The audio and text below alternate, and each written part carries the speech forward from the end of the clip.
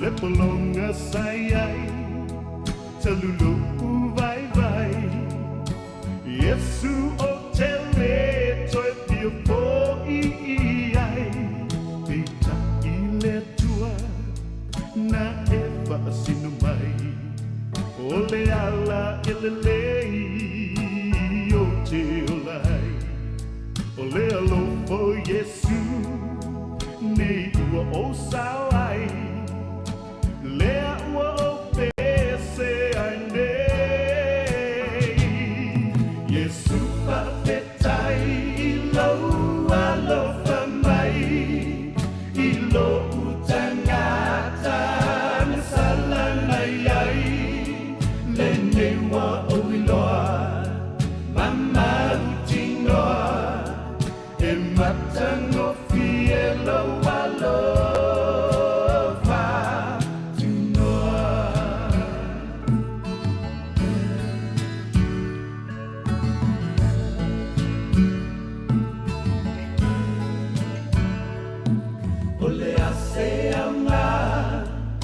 Te maua umai Le lalolangi umanei Ai tate whanoai Tune mawa ai I le unga e ai Pe apai tate tu mau I le o langa tu ai Uso sauia Ma ia Italia O le alofo le tua le newa faalia Namaliu Yesu Bo oe mau Ia tamaua le manui Oh Yesu papetai Ilo alo famai Ilo utangata Nasalanai ai Lenewa o iloa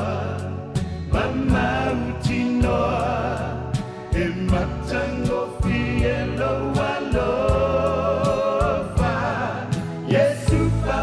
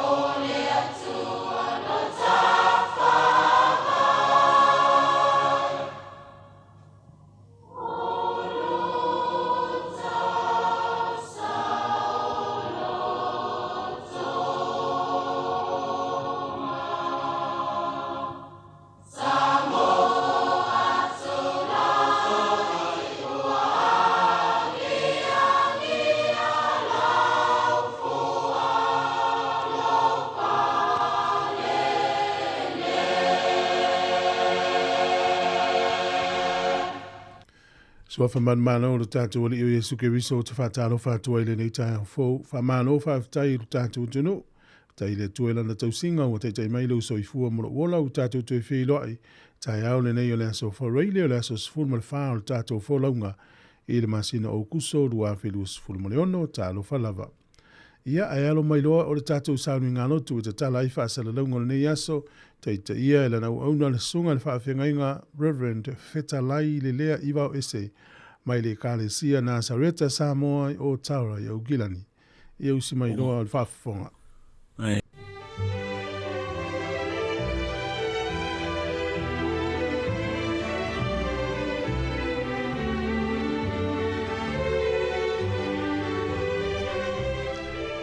E whaatalo whaatu i le nei fo i tae au. O le aso whareile o le aso muli o le nei vai aso. Ua, sa uni e wha mai a fo i whi au mga ruenga. Me se fo i o whanau i whale o onga. Ai o mai a se o tātou tapo i atu i le tua. Tātou tatalo. Ua mātou iai le whai unga o le nei vai aso. Au le ola fōu ma le mālosi wa e au mai amo i mātou. I le nei aso fōu le le i e lo mātou atua.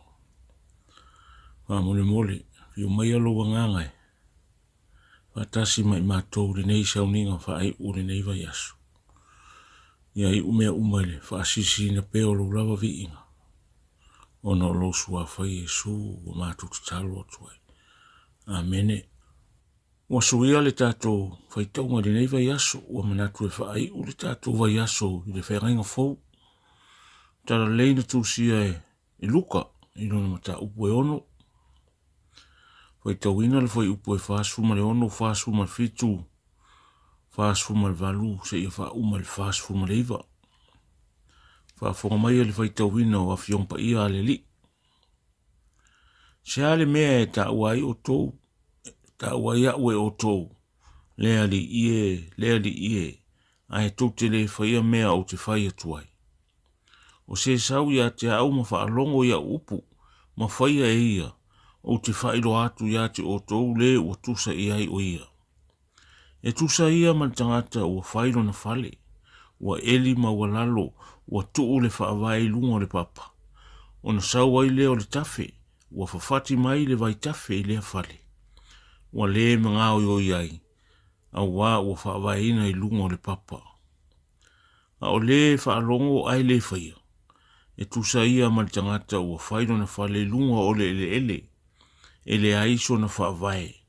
Ua whawhati mai ai le vaitafe o na pa uro lea o na matuanuti palaina lea o lea whale. Lofa mai lava lea nganga o le li. Whaamanamlama, ia ana fionga ua tātou whaitau ma whaalongo iai. O le manatu e whai waile nei vai aso, tusa ma le whaasolonga o tātou whainga lotu, whapea. O Yesu ke riso o le whaavae mausali. Jesus Christ is the solid foundation. Whai upo e whaasu ma le valu, e tusa ia ma le tangata ua whailo na whale. Ua ia eli ma ua lalo, ua tuu le whaavai lunga le papa. O na sauai lea o le tafe, ua whawhati mai le vai tafe i lea whale. Ua le mga oi ai lava, a wā ua whaavaina i lunga le papa. O le asfareile le nei, ua whai wai tātou whai ngā lotu i tae au, o le vai aso. O le manatu autu o le vai aso lo i ai pia, awana isola ese mai pōpua ngā ma whai ngā. Na yaso umwai nei sa tātou wa o mai ai le upo leli. E i lava whainga tā ma whawhita au lima rui tau. O lo tātou ola. I to tonu o tātou ainga, i to tonu o tātou nuu, e to tonu fōi o le kālesia. Ia ma so se mea lava tātou te iai. Sa tātou wa o mai ai le tāu o le tātou ta lia o whainga tā. Ma whawhita au lima rui tau ma pupua ngā. I le ola whaatua tua ma le whaalangorango atu i le atua. O ia tātou te maua ai le wheso soani ma le lawe ina. Sa o mai fo ia te tātou ia whai tātou ma wheso soani ma lawe a i mō nisi. A wā o le whina ngaro lea o le atua. I nei aso, o Yesu Keriso o le whaavae mautū ma le malosi ma le mausali. O le tala whaafata oto lea o loo maua fōi le mātai o e fitu whai upu e luasu matasi se i o le luasu man wha. Wa o mai a Yesu i le avea masoo ma ola i le malo le atua. Ma winga o le tangata o le malo le atua. Ma tangata o ta ua o le whanau o le atua. E te tau ana whalongo i le upu ma le tala le lei. Ma talia ma usitai. O ia whaamatala i le tala whaatusa i tangata e to o lua o whai uma o la whale. Tangata mua o le tangata e whaalongo i le upu o le tala le lei ma whai. Ua ia eli maua lalo ua tuu le whaavai lunga o le papa. Ua sau le tafe ma whati mai le vai tafe i lea whale. Ua le mga oioia i lava a wā ua whaavai ina i lunga o le papa. Tangata e lua o le tangata e whaalongo ai le whaia. Me mai ua whauro na whale lunga o le ele. Ele aiso na whaavai. Ua whawhati mai vai tafe o na pa urole o lea whale. Ua matuanuti palaina lava. E toi whamana tuatu e iai pēa whainga tāma whawhita uri o matangi maa whaa o vai tafe ma timunga o lo i tau ma pupua ngā o le ola. A le whesili mō tātou le nei tai au, po a mai o tātou whale. A tonu tātou te manatu o whale ia tātou te nonofu ai aso uma.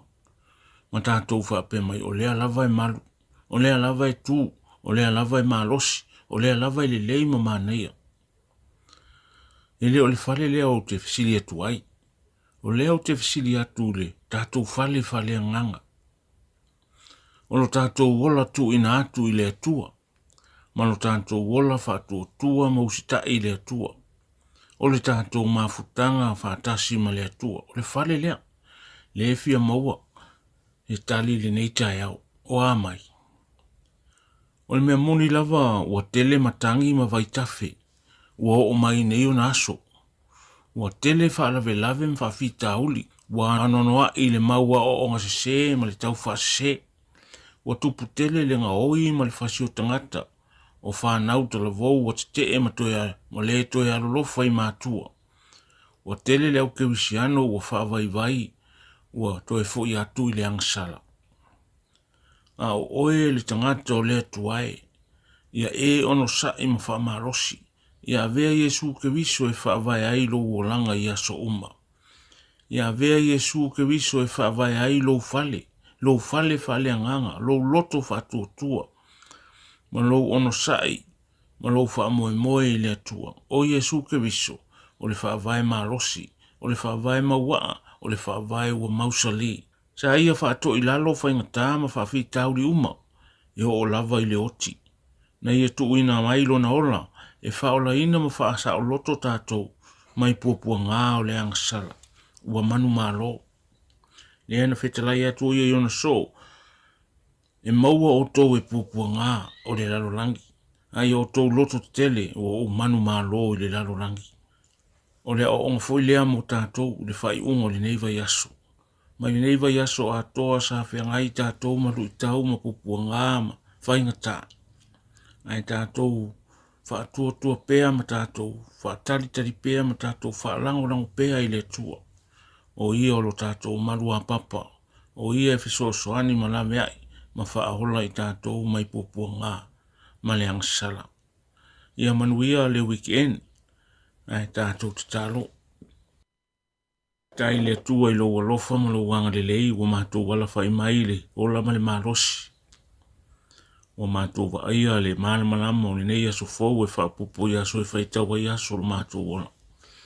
Ma whitai la wafio wa sa mātou moe ma malolo, sa ngalo i ola ia te mātou lau fio. Au lau fio e te le moe lava. Au a oe o le leo Israelu. E te whaamaoni, e te alofa, e te anga le lei mo i mātou lau whanau. Whaafitai te le lava ta mā. Whaafitai ro wanga le lei. Ia so taitasi o le mātou wola. I lau fua i ala i mea ai o vai e inu o lava mea uma. O le ea o mātou mana vaina. O lo walofa tu noa ma lo walofa fua. Ua le mawhai o na mātou wha matalaina. Tai o manui o mātua mātutua e o fo ia mātou whāna witi. Pea le lau tele o loa tunu o mai mātou. Wa tofusia i mātou iau whāmaungianga. Ia fo ilivi inga ia te oe. Whawhitai mo lau upu na mātou. Whaitau wai ma o mai ai neiva ia so atoa. Whamanatu mai ai a te mātou o tangata whātuatua ia mātou tāo whimau.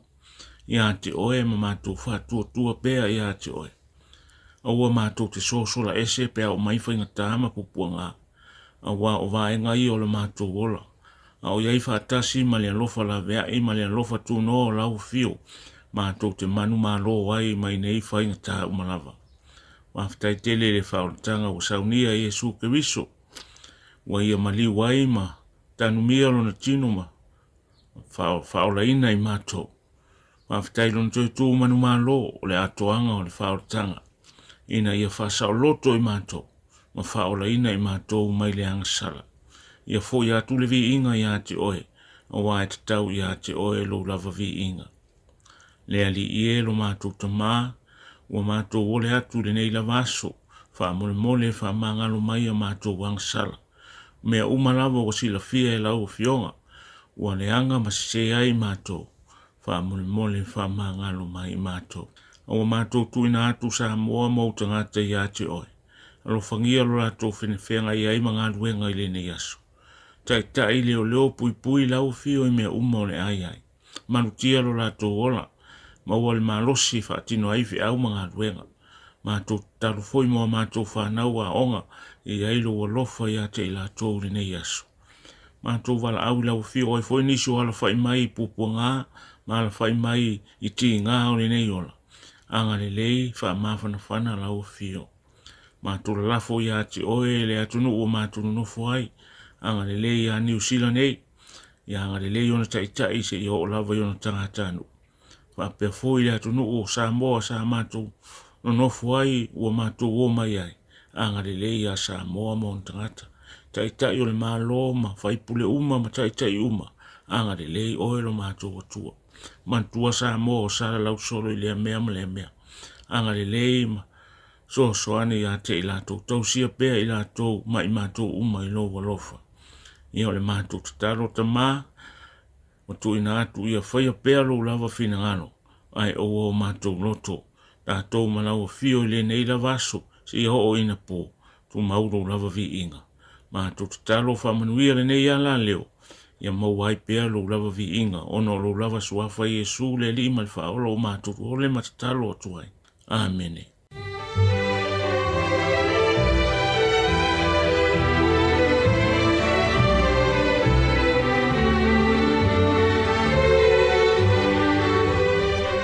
Le na ua whawhangana tino i te tātou sauringa loto le nei tai au na taita ia le sunga le whawhingainga le ngata o tai au nei au le nei vai aso atoa mai le aso ngafua o mai i le tai au le nei o le aso whareile. Taita ia le sunga le whawhingainga Reverend Fetalai le lea i vau ese mai le kālesia Nazareta Sāmoa o Tara i au kilani. Ia e momoli atua ile nganga o le whawhitai tele lava i lau sunga whamalo whawhitai. Whawhitai mo tā penanga mātango fia le upolofola le atua le nei vai aso. Ia o le tua o le nganga i ana le poto ma le whaalinga i whaawau pēlo na anga le iatu i lau sunga i whaatumuina pēr. I le tumu mai le li ina ia whaawau i pēr ngā luenga le lei o lo ngā lurua ai. Le ngata o lau sunga o le wharitua no whaalo. Ia whawhitai fo i le kālesia mo le tāpo inga. Ia manute le ina nei aso mlawasinga fuafuanga le awhianga iai. Whawhitai tele. O le teimi leo was 45 minute ua te ai nei ia le fitu o le pese po le viinga o le tua mai le kālesia Nazareta. A uno maia, ia le whangasolo le stasi o tātou pese whaaleanga luu. Tā pena le tātou porkalai mo le ata o tai au. Tā lofa lava.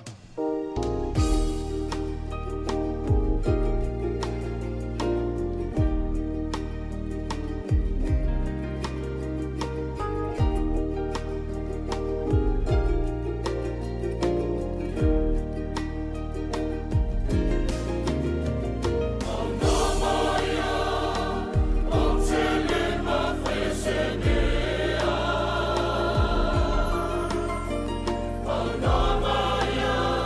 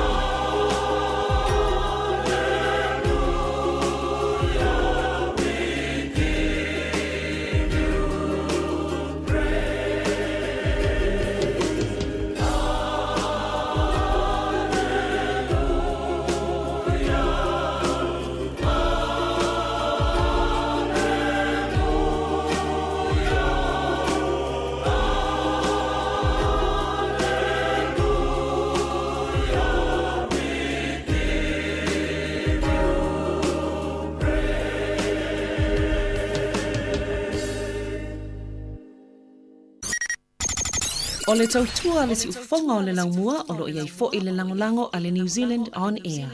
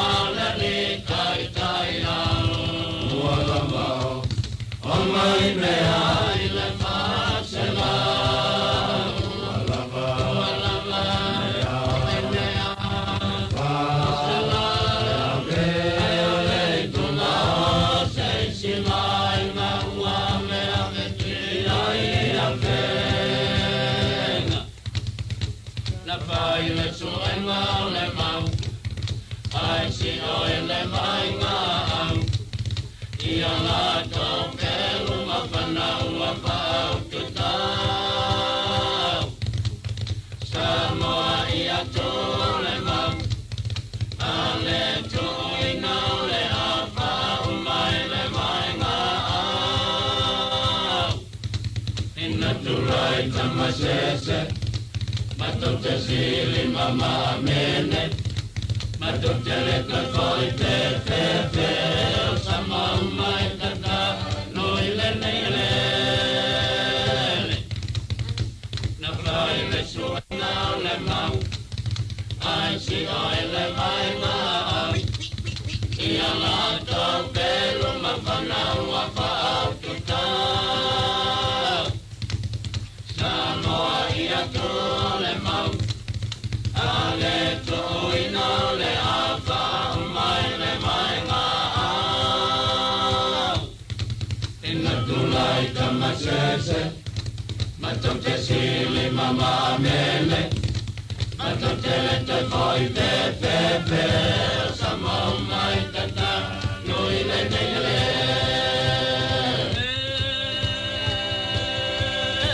Samoa filemu, Samoa whapena. Samoa filemu, Samoa whapena.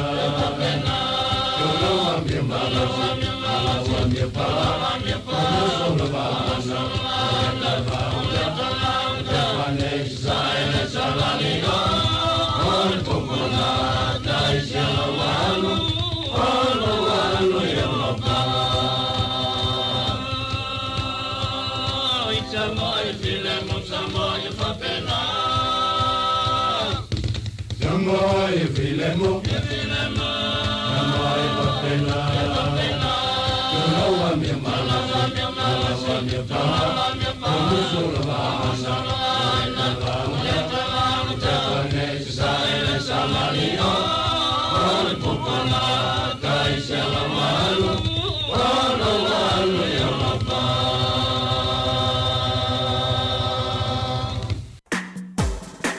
Ata o le taia, siu fofona o le laumua, aso ngā fua i le aso wharaile. Ata o le taia.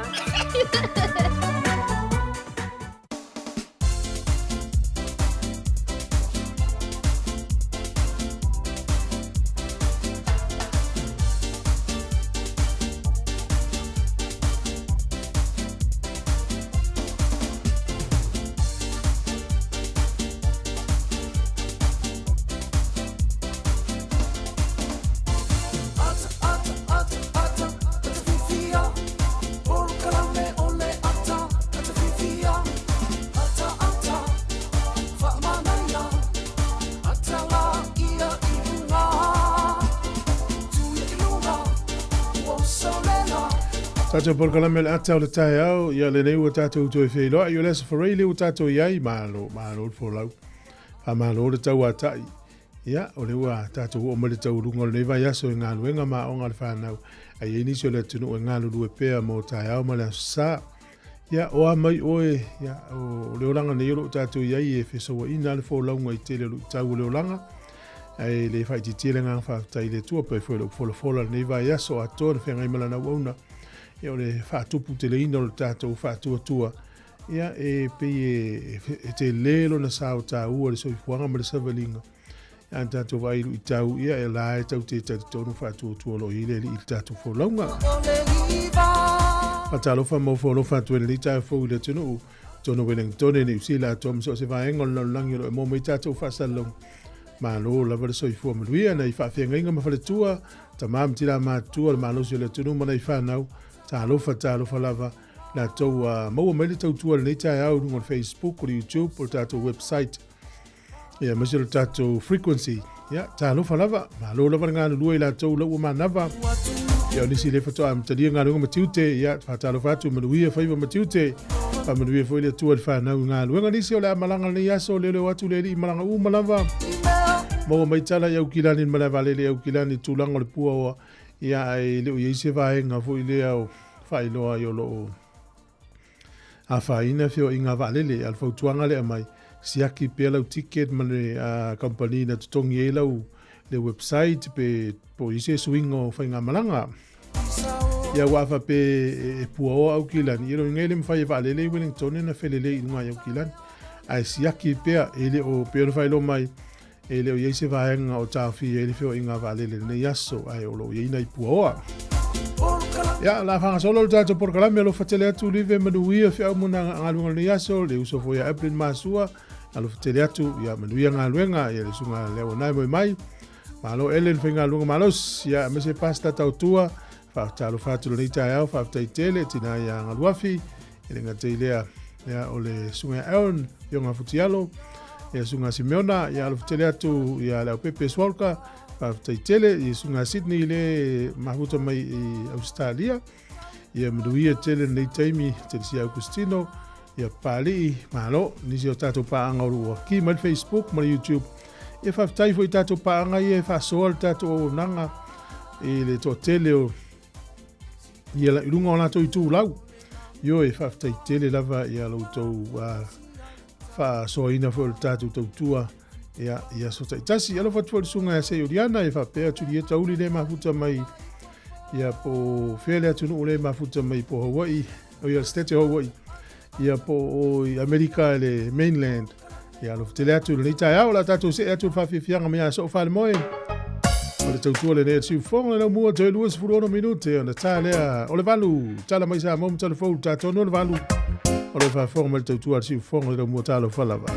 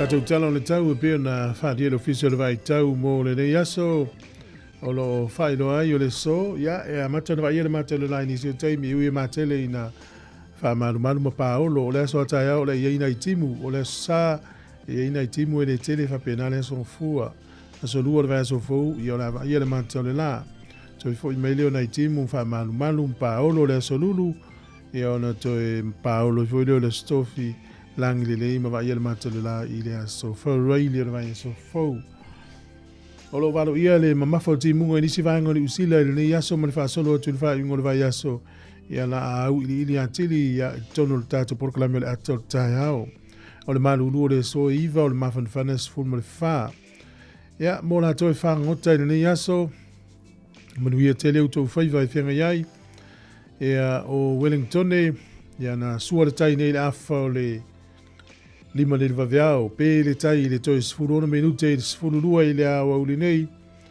ia pe o le tois fulona minute le fuluna ngele i o le awa uli ia ona tois sua le tai Wellington le toi tolu minute i le ono na le fiafi toi pe le tai te o le fululua na nei ia mo tai au nisi o whangota i Wellington te le titi le fululua pe le tai sua le tai la fole ono le tai awa tai au toi pe leo le tai toi furufito minute le tasi le awauli o le aso tai au toi sua le tai toi 5 minute i le fitu i le afiafi a tai au mo nei polilua ia o lo whaelo ai pe le tai nei le tai au la ta le 5 nei le vaveao sua le tai tasi le tai au nei toi pe le tai te o le 5 le afiafi toi sua le tai te o tasi na nei le pou Pasono mai le asto nai ia mo nei polilua luas fulua minute te ele 5 le vaveao pe ele tai sua le tai polilua te le titi o le afas futasi le tai au a tai au ia ona toi pele o le tai toi luas fulu minute i le ono i le fiafi ia ona toi sua le lata te fululua i le po tai au ia tala na le tau ma le tala o le tai mo le silfia le tatu tenu ia mo la toi lafo la tu seleni ia ma lo lava le anga le lei tasi tala ni usila maua usene Australia e valus futa sene maua usene Amerika e 5 sufitu sene ia maula utala fiti tala luas furfa sene tasi tala ni usila maula utupe Sāmoa e tala 5 sufitu sene le so pa angatonga e tasi tesi ma le lua iwa le pa angatonga i le asoro nei tasi tala ni usila maula utupe Sāmoa e tala 5 sufitu sene ia malo lava le anga le lei manuia tele le whaiunga le vaiaso e to tele o la ula futupe ia muia le vanga le Sāmoa la tali whamunianga o le vano whamunianga wa soifua mo ina tau umana soifua le iaso whatala whatu polokalame whamanuia lo uaso soifua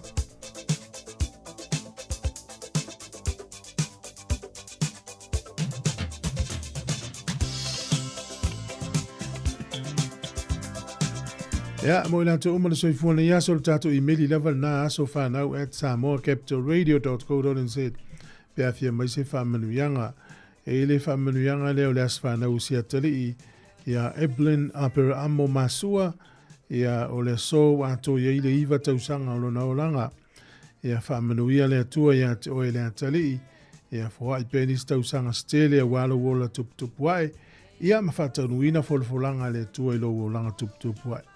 Manuia te lero aswhanau le so o lo whaanga ia o na iau mātua ia le sunga Evelyn ia malwharitua polo siau tua atina ia mana iu tei ia male ai ngātoa manuia tele le aswhanau o le atali ia Evelyn Apera Amo Masua i le so le wato le iwa tausanga o lo naolanga ia o le tusi whaitau o le nei aso o lo o maua le tusi e feso e luofa i upo sifulu wa o lana lava ngā luenga i tātou na whaia i tātou ia ke wiso Yesu ina ia whaia ngā luenga le lei na saunia na mua i le tua ina ia tātou sāwa vali ai. E feso e luofa i upo sifulu o lana ngā luenga i tātou na whaia i tātou ia ke wiso Yesu ina ia whaia ngā luenga le lei na saunia na mua i le tua ina ia tātou sāwa vali ai. Manuia tele utou wasa i fua e maise na swhanau le atali e al pesina nei mo utou mai St. Anne's in Newtown aftai le tua i utou wasa i fua.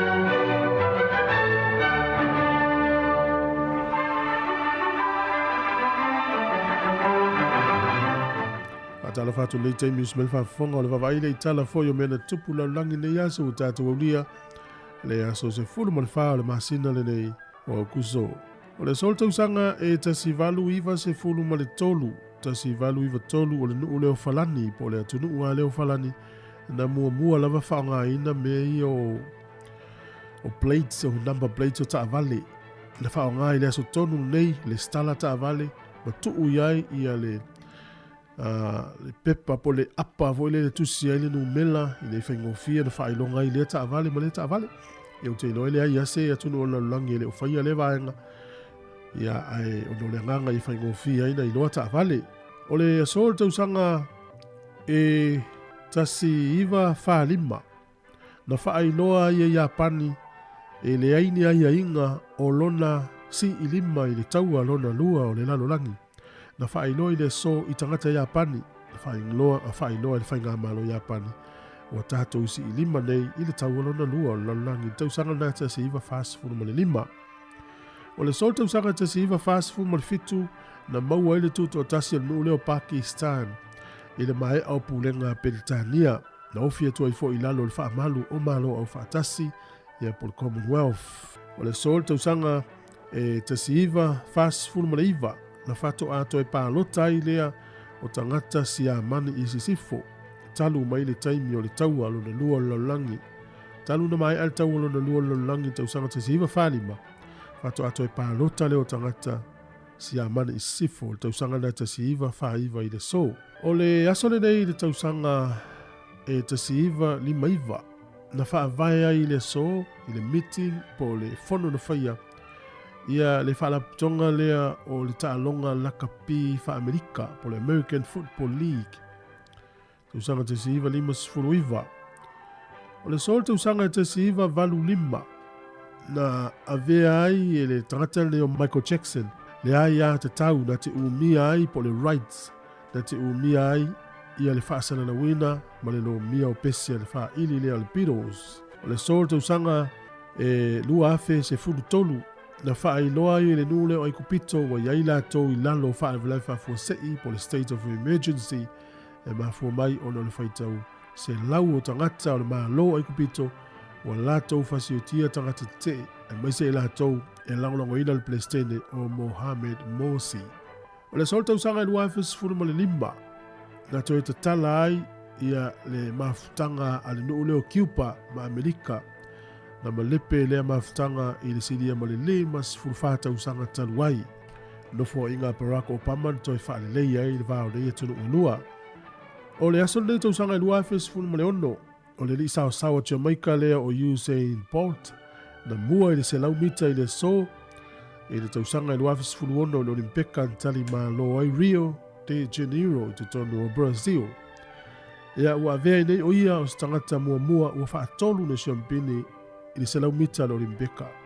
I New Zealand nei, o le so, ia na tu ina atu ai le saini ngā lima a tina New Zealand i le parimene e iwa afe tina na saini lima ai. O le nau lava leo tina ina ia langona o latou leo nei malo. Ia leo tatou loa, po afisili nisi po ai New Zealand. O tatou tali o New Zealand lea tunu na mua lava pālota whawhine po tina po le tūpā tamaitai i whainga pālota lau tele. Ia ma le tala muli o le sol tausanga e te siva o lima o le teitai o sia mani i Sāmoa i las i nawai tau po latou kovana o Dr. Wilhelm Heinrich Solf. Sa ia whaia se tau au fianga tele lava i muli nuu i le sol o le suia i loa lea o le tū mua mapule ia i le wala au fau o le fono o whaipule. Na ia ave sea ai le fuai tauna tū mua mapule ia e tuu iai fono o whaipule. Tausanga na tasiva o lima i le aso nei, tatu tala ia toi maua le whapoponga tai masani whaafutai.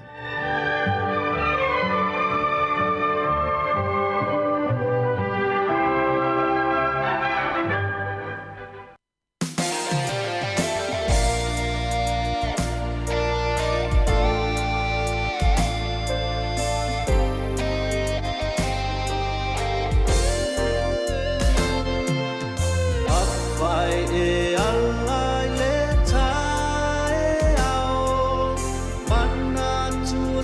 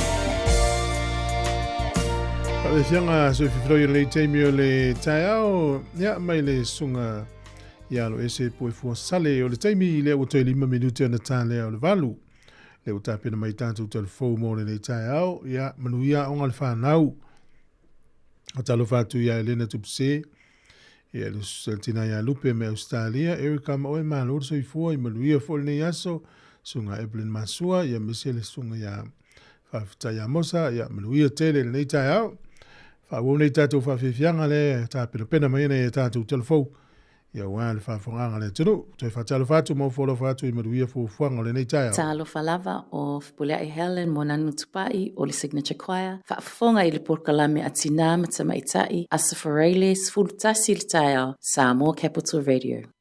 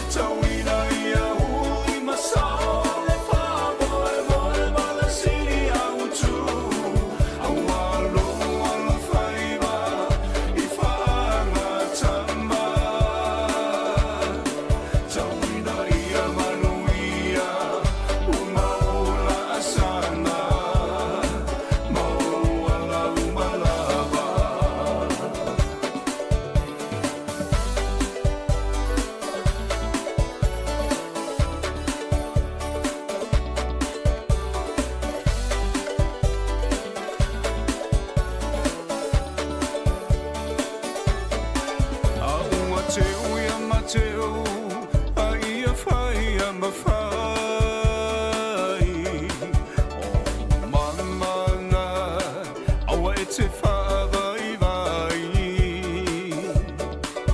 Aia mana Sāmoa, lau tāpua inga.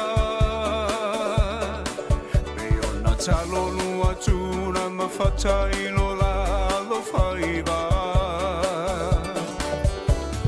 O se whaiva tāpua ia, le mea moni ea e manuia. Tauina ia e mana tua loa tunu, pele male tāpua inga. Ia polo tino a e malama lama o mata. O mamana, ia tawhe toto ala, manuia o la asama. Tauina ia e mana tua loa tā whaavai ia whamuamua. Sāmoa e ole tā masani o tā mana o matua tuile atua. Awane i o tā whamoe moe i le marosi. Mana tua au au na lea tua loa puno mai. Tatalo mo so taui.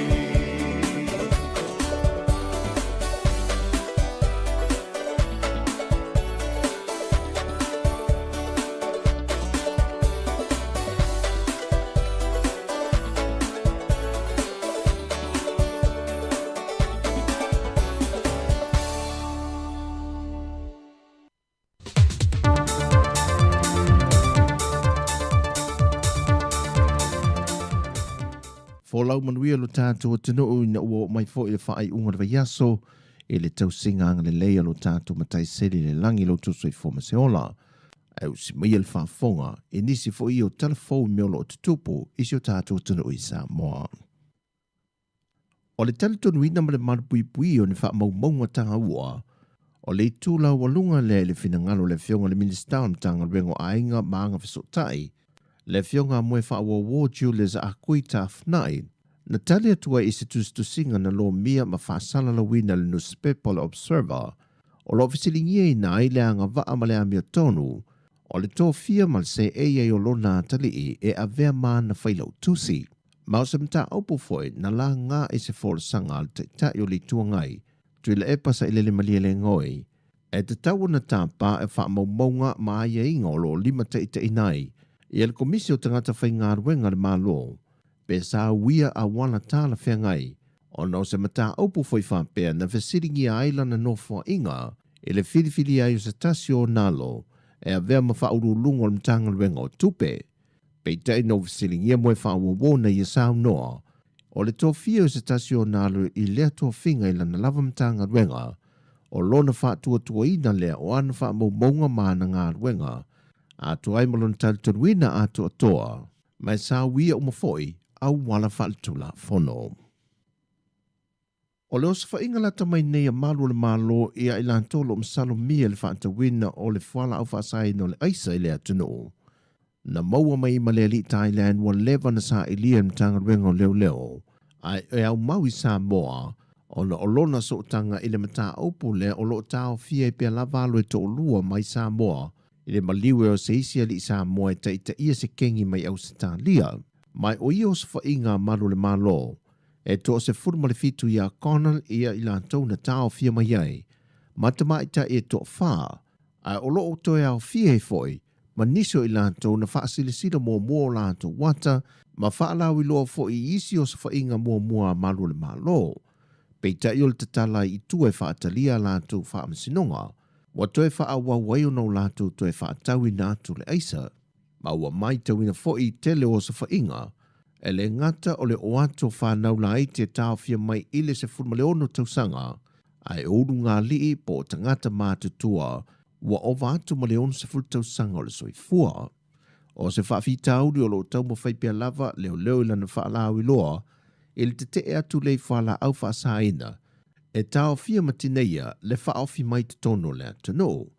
E na wafisiringia au telefon vaenga whaapitolo o ngafam whala au whaasaina, pe lei maua lava se wha maoninga ua kuka ma ngā o sia te tono le atano le whala au le aisa, Pei tai na whae loa mai o loo iei lava māsau salonga, ai e leo iei ni wha mao ninga, mai o loo li lifa fo o lātou talunga le moni o lea mau, o no to tele o tupulangu wa whaalanga i nai mafau fau, pe a whai e leo sao pe a to toa fo i vae ngai ngau siei whala au whaasaina, ai ua tūle i atu mole tupe maua.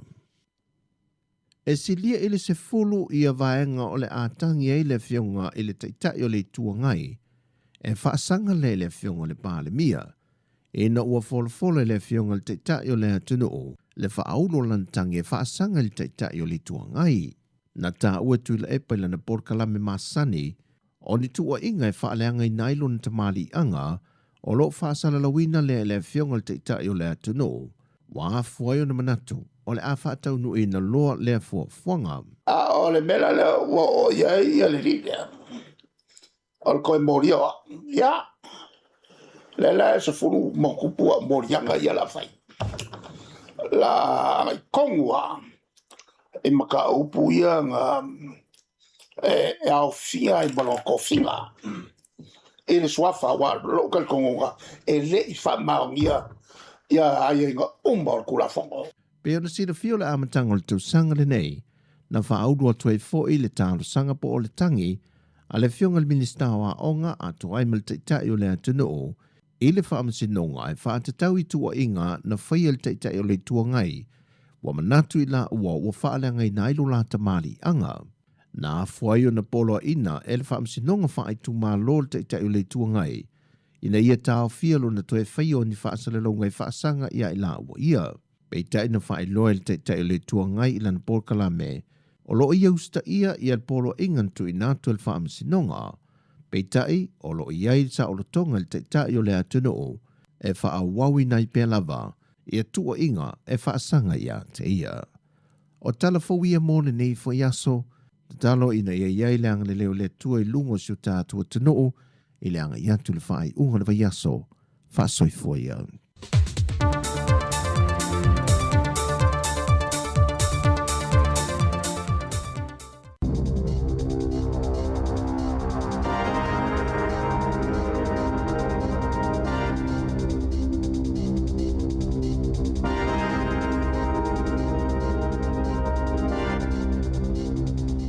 Talo falava o talafou mai le sifofonga le lau muai Wellington e mo le nei tae au, aso se fulufao au kusolua a whelua ono. O le atele ina o ina whanau i le pule ina le leo tupe, ma le amatanga po tala anga o tangata Moriori, ai o le alea o ina whanau i suinga o le tau po o le climate change, i totonu o le se fulutau sanga mua whaale awa onga, e tu sai mamata upu mo le kurikalama fau mua o onga, o kurikalama fau mo mata upu whaasayanisi ma le social science, na lo mia ma whaalawi loe le vai aso nei, ma ua whaititi ai mata upu, pe a whaatusa i ata whaataitai mua, le asa matua whaitio ina, ona sa tele na wamea sa wha moe e a o ina i tamaiti, o ave esea umamai mata upu e a o ina i a fianga mai le suinga o le tau, e ui sa iai i ata whaataitai mua, o lona winga, o le a le su e ina loloto i tamaiti lea mata upu, se i vangana o i vasenga maua lulunga, i se pepana o ina i finangalo i la tau na tu ina atu manatu. Na ta ua i nisi, e le ta tau na o fia swinga o le tau, i mata upu o le geography, a le vasenga 5, ona e whainga ta tele mo tamaiti, ona malama i ai. Na ta ua e se polofisa mai le University of Waikato Chris Ames, o le ave esea o le nei mata upu mai i kurikalama fau, o se vaenga tele lea o le amisia i o langa o aoina o le whanawa o ngā. E le aise tasi e talitonu sa alu i toa tasi e Chris Pink le taita inga atu i sinave maulu mo toa tua Christopher Luxon. Pei ona saunoa Ben Thomas o se tasi na avea mafau tua mo le National i lunga o le polkalame le breakfast a le TV tasi. Na tala noa Thomas e winga ilu i tau o whea ma le National. A olu mana i le whainga pānota. Le anai ata uai o le whate anga o Pink mai le kapeneta. Ua tu ufesilia i tangata, po o ia lea ua pau i aile mamafa o le lui na whaia. Na whaalia lungo le breakfast e Chris Bishop o se whai polisi ni ale vaenga wha upu whai. O le whono lea na whaia i le asolulu, na wha noa ai le loto. Ai ua mana o e awela na wha mua i matafa ioi o lo o nafa maia, o na o le ua ilano i fo le ivas fuluaso. Whaatau no le whainga pālota. Ina ua whesilingia le porkalame pena ia mautinoa o le tau whaamatau nao o le tofi taitai o le vaenga na sausao mai a Pink, ai Natalie Bishop, na whaia le whai unga Luxon, e wala awai se fono a le whaafale tui. Ina ia whaamuta ai tala wheawea ai olo o malo a solo ai tangata, ia ma ua le manuia le lu ia Chris Pink, na whaia le pālota e sa ili ai po o whaatotua ina Bea Luxon, mana manu malo ai, ma ole unga lava lea nao o iai, na whesilingia Bea Bishop e le porkalame pena ia mautinoa, na amata lava e Pink lea lui, ai Natalie Bishop, na te iloa o Pink lea na amataina, ma ole iloa fo ile na ole vaenga whaupu whai, ma ua sila fia foi ele palemia. E pea ma le lua se lau mona tupunga luenga ua fuafua e whaamuta i le Sky City au Kilani i se toi whaatulanganga o ngā luenga, a o whaia whaafinaunga ma le taungata o le soifuanga, whaapere wha le tonu i le tamao a ainga. E tusa ma le toa lua a whewalu se lau ono se furu leu whainga luenga a le Sky City, e tusa ai malana li poti wha le tausanga i le lua a whelua 5, na amatawa atala noanga ma le au whainga luenga i le aso lua, ma na li potia o le awha au au mo le isi lua vai aso o lumanai. Whailoi le pule sili o le Sky City, Jason Waldbridge e whaapea, o le si itia i le tau o le sua au ma le tau o le soifuanga, ma fuanga o lea fuafuanga e whaaititia ai tangata whainga luenga. Na whailo mua e le kamupani, le whaititia o ana tupe maua e lana li poti whaale tupe mo le awha tausanga, le ana whaalawi loa ia Februari, a o whea ngai matau whaopopo o na o tulafono whaatonu ai mai se suinga i ananga luenga ma le whaangai o inga peitai, na whaalua ina na polo fiti, ma o atuai i le silia ma le se 12 miliona tala. Na whaalia le WAMC po o au nanga ale whale mai Wellington ni e tatala i tua atu o taimi whaingaluenga po After Hours Medical Services. E le lava lato o whaingaluenga e toi whaopopoi nisi i tū la e tatala i le whale mai e whesosoani i le tele o ngase i le waitau o le tau malunu. O le taimi pitosili leo na pisi mo le itu e tau nua i ngase le whale mai tele Wellington ni pe ona whaamawina i le asonga fua pe a fua i le tausanga atoa ma e lua se lau 5 tangata na o atu i le whale mai mo ngase whaafua sei na ta ua i le Health New Zealand o le atoi whaopopo ni tū la i le au nanga o le Urgent Care Clinic o lo o whaatau tai e fo mai po GPs e tali ai i le lolofi ato ngase ma ua fuafua e whaatino ina i tutonu o le ono masina talu ona sainia le kone karate ai o lo o whaia pe whaatala noanga ma le whaala potopotonga ma ele i mawalawa se mali lienga e tataona i o ina whaatasi se whainga fau mo le au whainga luenga a ole i whaopopo ina i tū la mai ono o atu i le se 15 masina le umi o lea suinga. Ua mōlia se tau lea lea luas furuiwa tau sanga le matua i lona fola leo lona whaao o ina o le maliu i se suifa i pule le National ia Dan Bidua na mōlia lea li i o na lona la foina leo se whea tustusia tau wha matau i le whai pule o North Coast i ano vema lua whelua 5. O so se li poti e au fia ini fe autustusia tau wha matau ai i se tangata e su e ina i leo a wha amao nia mo lianga o lea tau lea o le a whale pui mo tau sanga e fitu e tu sa ai mali poti. Na whana leo le tau lea leana tau mawhai e tamo e tutono le tau langa whaatau i Sylvia Park i au Kilani ma se whana i le asoana nafi. Na whaamau nia e le taitai leo au Kilani Sani Patel. Na maua e leo whaamatalanga e tusau le lua i le awa uli e whaatatau i se whana na ngau ia mai le whale o loa le Gun City i Penrose. Na tuli loa i leo le taawale na aveina i le tau lea na ngau ia le whana. Mana tau mawhai leo e whaia se wheuta na inga ma se mali lienga ma lea li i peitai e le i maua se i unga lelei. Mana whanaina i leo mama liwai e ui na tau mawhai atu e whaialinga luenga lavea i mua. E tula i mai lea whaalave o lo o tatala i tua i lalo ai a inga alwha masinonga lea tau lea e tusai mali poti a le TV tasi. I taalonga, ua whaamao nia leanga i atua Richie mo ungai Afrika i saute e awa i atu i le awale o le peleki. Ina ua mawai ni vai aso o whaatala noa lona anga waa e taalo ai mo lea taamilo sanga. Ua whaamao nia mai e le lakapini usila na malanga mo ungai i Johannesburg i le aso tofi e whaatasi atu i le o le peleki. Mo le taalonga lona valu o la lato malanga taamilo. O le walawina o mo unga na tula i mai ina ua whaamanu alia Billy Proctor i le hawhai nai o le ponga iwi o lona tau au. O lo iai fo ipopo o lenga i manu anga o Damien Mackenzie pei ona sau noa le whaia o ngā ulu o le au. Tala fo ia mai le si ufofonga le lau mua mo le nei vaenga o le tae au.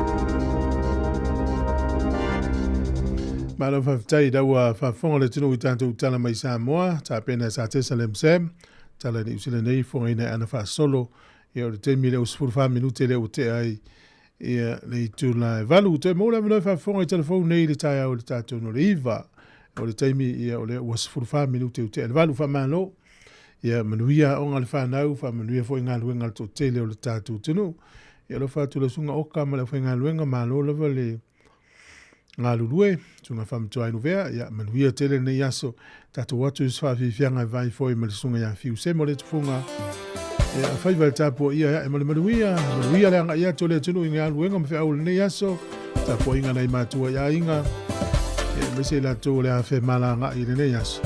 Sipuru lima minuti au te le valu tautua le siu fonga le laumua.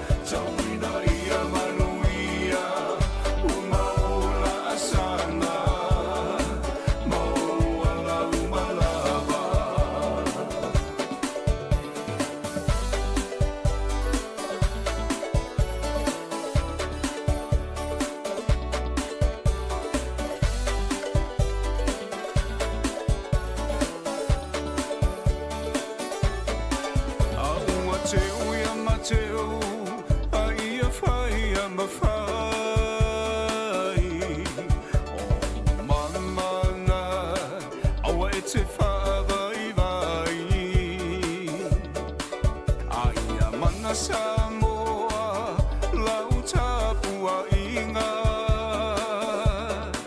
Me ona talo lua tūna mawhatai lo la lo whaiba. O se whaiba tāpua ia, le mea moni e manuia.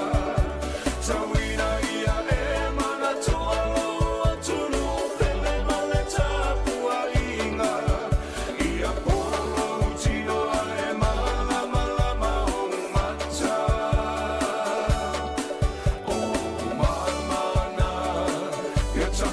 So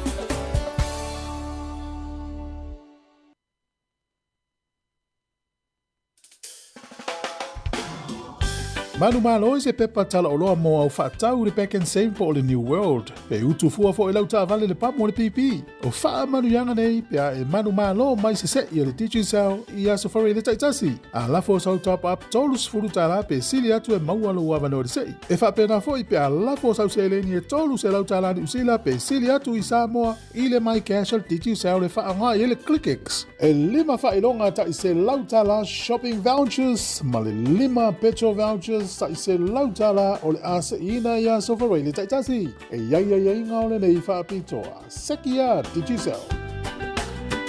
Lisi o tātou tautua e whanau loa, o le taimi ia o le nea ua 20 minute ua te ai i le vanu. 20 minute te le vanu o le taimi e tele na o aso i o tātou la iti e a mata o ngā le valu. Taimi nei ua tele na mata o ngā le iwa por to 10 minute le iwa. Ia aso ia o ngal whanau ia o ngalaiti. Ia o le maha nei e o lo ruatu ia o ngai alaiti. Leo nei tamaiti ia. Ia whape e eise si o le tātua tunu u. Wilele e eise vaenga o maftia i so staimi au le aso. Maisi ala le tai au ma le... Maisi ala le tai au. Ia, ma le fiafi fo.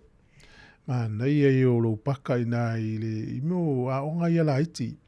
Primary school, kindergarten, se te whaalongo ia tua ia o ngai a mataua te whaalongo whatangi si tamaiti. Au tūlanga lua. E se le maa nei o lo whaalongo i leo tamaiti, fia o leo tamaiti. O la una me mai tau, yeso. A e sua se no fuanga te whaalongo i ni leo fia i le tai au, e te maua i whalea onga. Wai atu lo tamaiti, te mana tua le se senga wa onga Sāmoa, yaso tali titi mai onga Niusila, onga Sāmoa atu. Se hase ata maiti atu le tai au ta alo, e atu ai le tai au nofo, te wafu seisi. Awa o ngai ni usila, eu te le mo le mau mal to te le masa no ave tamaiti. Ngala tau nu o le falea o ngata alo lo tamaiti. A o le mana i o le whaalongo le tali e ma le fia o tamaiti. Eu isi tamaiti o le falele ia la tau mea i umale le aso na o fia. A wha pēla le soi fuanga o tātou i aso umana o le happy ia. Ia lo ingai umale aso le imse se fia ai. E mana watuan ngā luenga, ma so leo le aile i whangaina li kuka li ile, ma i ule langona sfi ai fia le wai. Ia ma se leo whai ngā luenga, ia malo ngā lue, malo wha malo si, te lolo to tele o tātou leo whai ngā luenga, ia fia le wai la mana wa ngā luenga. Ia o le tae o nei, na malo lo leo nis, ia o tātou le fiafi, e ui e ieila tō ngā lue i asto nai. Ole tala le na umai whai tātou telefou, ia, ole le fea ngai sa mo mo tau mo fa fita uli nei ole aisa fola o onna nei wa fa in nai u te loa e malanga i sa mo e va ile te lo istupulanga talvo fe wa i solo ole anga wa talo fa nei nei tamaiti mo nei tupulanga ya wata yu fa sa lau mtanga lo ngal mano pole va ngole ole matu tu o istanga to listo ina na wa yo no sfuto lu tau sanga mo ri ele isa matu tu atanga to lo fa ia e pe o le talene na mai i le fo e fasa la wina le tanga luengo leo Sāmoa. O liso i la tōna mōria mua le fo toi mōria fo. E le ngata umai e le fiu pe a mōria e mawile fo le puito me fo toi fai fo. Ia, ta ilo i ai po le ale le mea o mafua ai. Ia, po le tango lima, po le sua mali o tupe i e mo i awana nei. Ia, e te le a fai na wala telemonia. A whape isi o tangata ni le tango i le isa ai mawela na tupe ala ia o haila le no ingo le mawel tupe le au ala e mawhati ai tōtonga o seisi lau te whata wina i. Ea alu aso sau aso umane pe fia tausanga ia ua o tau lai vi o le ise me te mwhai ai. Ea mo tātou whawhanga mai nei tai au ia tala ia tu tala lei alo ese mai pe au le manulau ti o lo whanga solo mtanga luengo leo nei vai tau. Ina ia whaasao lea tunu ia mai fuala au ona. I le si tū mālo i Sāmoa. Na mai fo i li poti e tolus furu wafe tā la Sāmoa na lātou whaaluina e whai e lau papa o campaign, lau papa i tutu i solo i tū mālo lea. E whaai loa tua i te ea tu le aisa. Tolus furu wafe tā la na whaalu i lo lomi e lau papa i em whaatutu solo i tono i tū mālo lea. E o te loso se tu malom so se no Sāmoa ye ya e kalesia. Ya o kalesia te le o kalesia o la unga ina tala le. Te e tu i whinga sauani, wha le anga i le tino le tangata. Ia ma le anga i tu tono a inga. E ei le whasalonga le na mai le vanga le Toyota ni usi la whapeo lau ta avale le tuainga le Camry, Toyota Camry. O le whailo mai o ta avale umana whausia lua, ia Juni lua whelua wha, ia November lua whelua lima. A we whafonga mai o le tausanga le lau ta avale le tuainga ta avale le Toyota Camry. Ia le leona whafso ta ili te Toyota ni usi la. Ia ona o ta avale na lae ua toi polo ina toi whafo iatu. E pe amal se lau fitu sfuru ono ta avale whape tonu o New Zealand. A lau langi atoa ia ne epe whoringa mai ono se lau 5 afe ta avale worldwide. Ta avale e lea whaina i lalo. Ia ona ieina i vaenga o lai whaale tonu. E au fia e le software na e whaonga e soswani i ta avale nei. Ia, au e whafonga mai o lau ta avale o le Toyota Camry. Ia na fausia ta avale le va Juni lua whelua wha, ia November lua whelua lima. O e tonu ana sia ki lau imeli, te ua whaina lau saa. Te lo ta avale umai e toi wala au me Toyota avatu, se lau fitu ono ta avale whapena le ni usila. Ai ono se lau 5 afe ta avale lau langi atoa. Ia ute iloa le se tupea u tau e whai ai. Toi whaatino la vale Toyota, ona tau e ana le whaale tonu. Wow. A talo whātua ti resa ene, usunga asia nava, ma lo lavle soifua, lo whātua porkalame. Ia, sunga saulo whaia, manuia le tae au saulo, se yuli isi uta. Ia, manuia telefea mga luenga le yaso. Ele ua mata no va ia tu o tau manino mai whafol tato ofisa, wa mata no tau va ia le mata le la. O le ua whailo me tato au le blacks, ili ta longa ma le au le pools, ili aso a lesa. Lima le vaveao le salta alonga, ai le ista alonga tae au le vaveao. O le toi ta alonga muli lea le blacks, solo ma le testi le vaso lea. Toi pauleo lan ta alonga solo ma le testi le vaso lea. Ia, lea la e fōringa mai pēna mai tātou telefou. Ia, lau tau nuu kapiteni a whiru kei saute sunga ari sa vea. Ia, le fō malanga atu le lile o Richie Mounga. Ia, e suitu langa i lesi tamale o Billy Proctor leu toi fōi mai.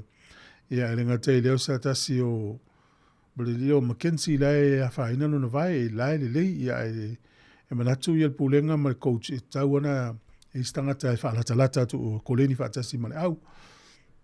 Ia, ole, msalola le lau apa tu e lau atu lisi pe au mastato whaafifianga, lau whaatu Rita, manuia tae au, whaafitai lava le mafuta mai, whaafifianga su whiwhiloi, ia saa ane i nai lumo lau TV, po lumo lau le tio, ia mawhailau malu o le tae au, tato whaafifianga, ia maya Annie Grace.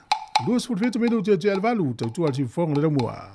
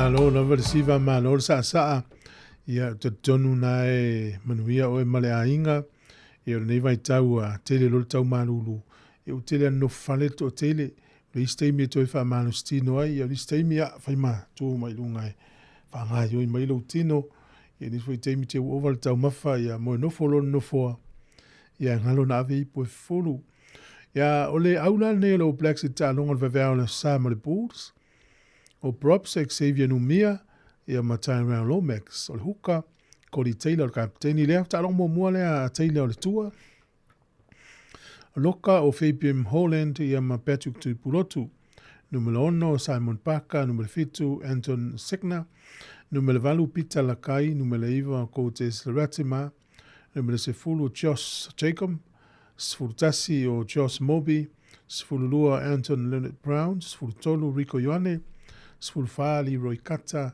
Sfulima Borden Parrott Lau whaleo leo Samisoni tau kei aho George Bauer e o Siale Lawaki Josh Lord e o Wallace Sititi Kylie Preston Timosi Tavatava na wai ma e Moni Narawa ia le tatou aula nai ta longa le whai unga le wai asone nei ia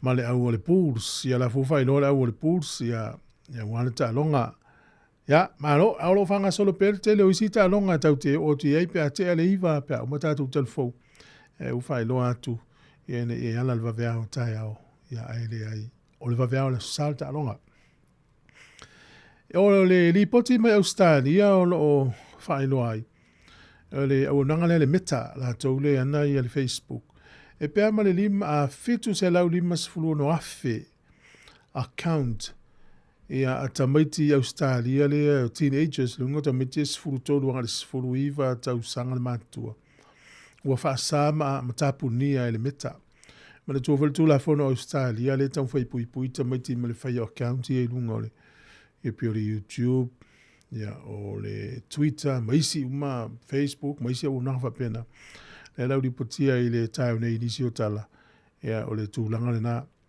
ua ta pepo ave ilalo e la wangane le meta fitu se la wonos fulu ia le au fai o account le tupuranga tala vau ta tau ni uzila le na fai el fai ngā malo le iei nei ia le tula fono ina ia tau fi el fa ngai na tonu a onga ia e te ilo ala fa ngai lo wata li po lo fina la telefoni lana telefoni na onga pe text e te mi a onga na text va pe tangola o e va pe te le lo wata li po lo fina po ia fa ngai na telefoni la o se te mi la fa ila onga tangolo le text e sa no mai oi tali mai lo pe o te po mam ne man wi fa tai na lo le ia la na fa ngai na telefoni te mi la o ai ale tali mai to tali mai le fi te tu wala o ngai na ilo le o le ise o tali le ise o tali na tele o fa ngai na telefoni le o ya le mo meo o fa matalanga fa lilo tato mai tau ina le tai mi lunga social media e manuia lo sta fai nga se si po o maua ia po le halava o ile se ne ta vale ni fa matala po lo le ata po stus fo la usila po lo le ata fa sa la ya e ila le mena tupu le wa fa ina ia le la se ne fa ya onga vanga le la haiti kindergarten na mafu mai ina ye se fono sa fa ya ia o le lua tasi le fa na fa ye me le ale o mai tato lua fe lo no na ia ila le fa ya onga le I se onga mata sa fa ye le fono ia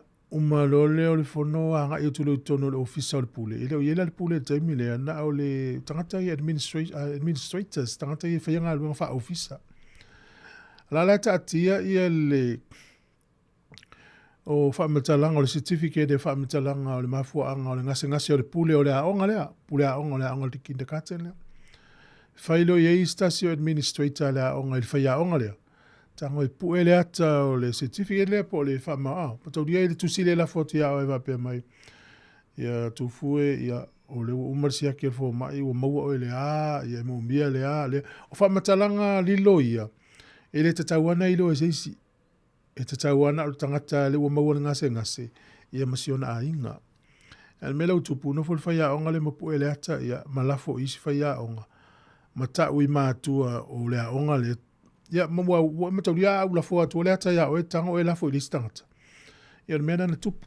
Ia o whamatalanga I le tatauna I loa nisi. Ia ua pu e le whaiaonga le ata malafo solo. Ia whaasala I loa. Ia ma le mawhainto I le stala me whaiaonga. Ia ma ia tutongi le sala ia whewhase lau sifulu. Tau le whamzinonga. Ia ono le a mio le tau pulea. Lapta ia I hoi tātou I me whapea. O alavani me patino voi lea si o ainga, o ngā luenga nei te iai, o ni whamtalanga I winga I seisi, o mea whaile to e kālesia. Ia, awa lava le pueina. Ia tātou me voi le pui le leine I liki I whafu. O anana I lunga social media, maua le AI, ia maua le lalangi atoa. E le ise me to e whai. O lea lava tau te whai lunga social media I fusu angai se kālesia. Ma fu me ono tangata ntu ua I lunga. Ia lea ta milo ia I lunga I ata ne. Mea na tupu isi au lotu ia na wapu e le tangata. Ana winga mo le anga I luma ia. Wa mai mo tātou. Aua lava le whai ele tūlanga na.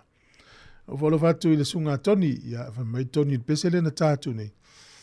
Ia matango fie spese le pa o vale me wha ili toi mana ia le anganga le pese. Mano whaftai toni. Manuia le tai au lo fte atu. Ai tamam tina matua umalawa le tono. Ya, manuia lava le tapo inga. Whaftai mo ngā luenga tatalo ma le tapo inga mai lava le songfue o manei taimi. Ya, o ngā le whanau ia ele ngatai rea. Ya, o mātou neo mai whai ngā luenga I la toi whiwa I lunga awala. Mai tau wina le tele o whanau lawe I lunga awala. Ya, nao le lapata ia tua mātou. Ya, ua tele na ua. Atu nei mātou sa vale tu mtamaiti o mori le aonga. Au vai nei leo langa I nei polilua. Pea la tate I Sāmoa sole.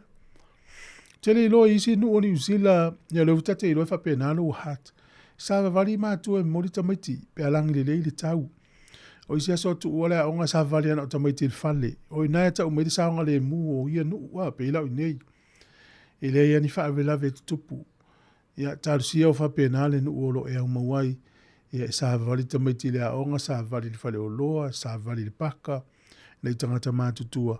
Ia wafa penalo ia no winga na saunga le mulu no una te au lo va tu le sa tui ma lu ia tele tai au fa ma le li o fanga le tai au la tasta to pese vai foi o tele lo ina ma le pese le puni ala va o le taimi to lu su tasi minuto tele iva to tu ati fanga le mua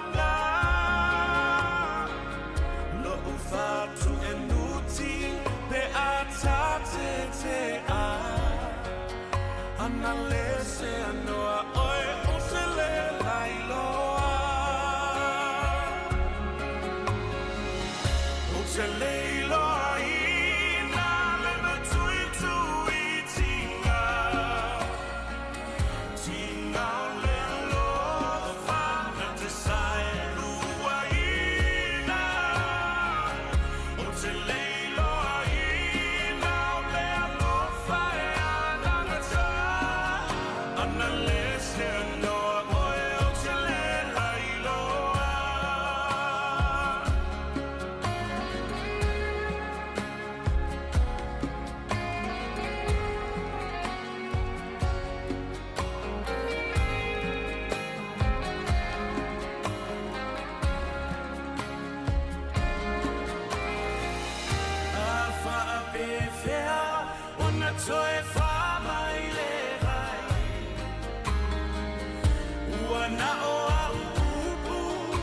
te tō manga ia.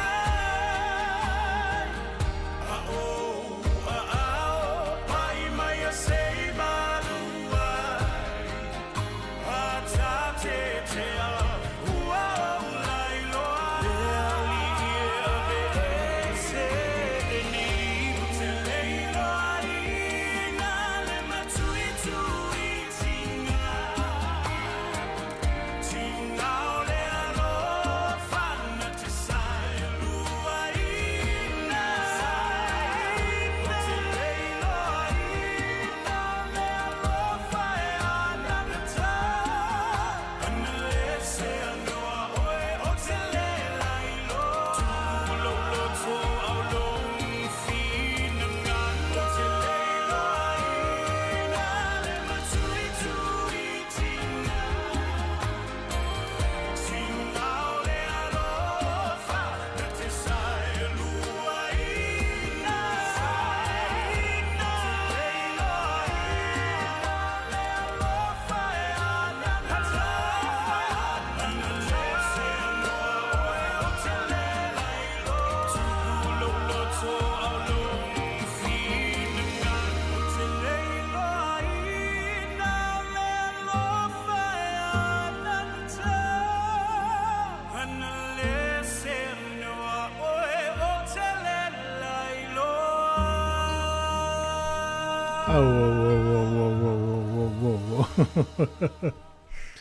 Ia, lele, pa mai ti vesa le pese le fia e sion tu amatu alof tele atu.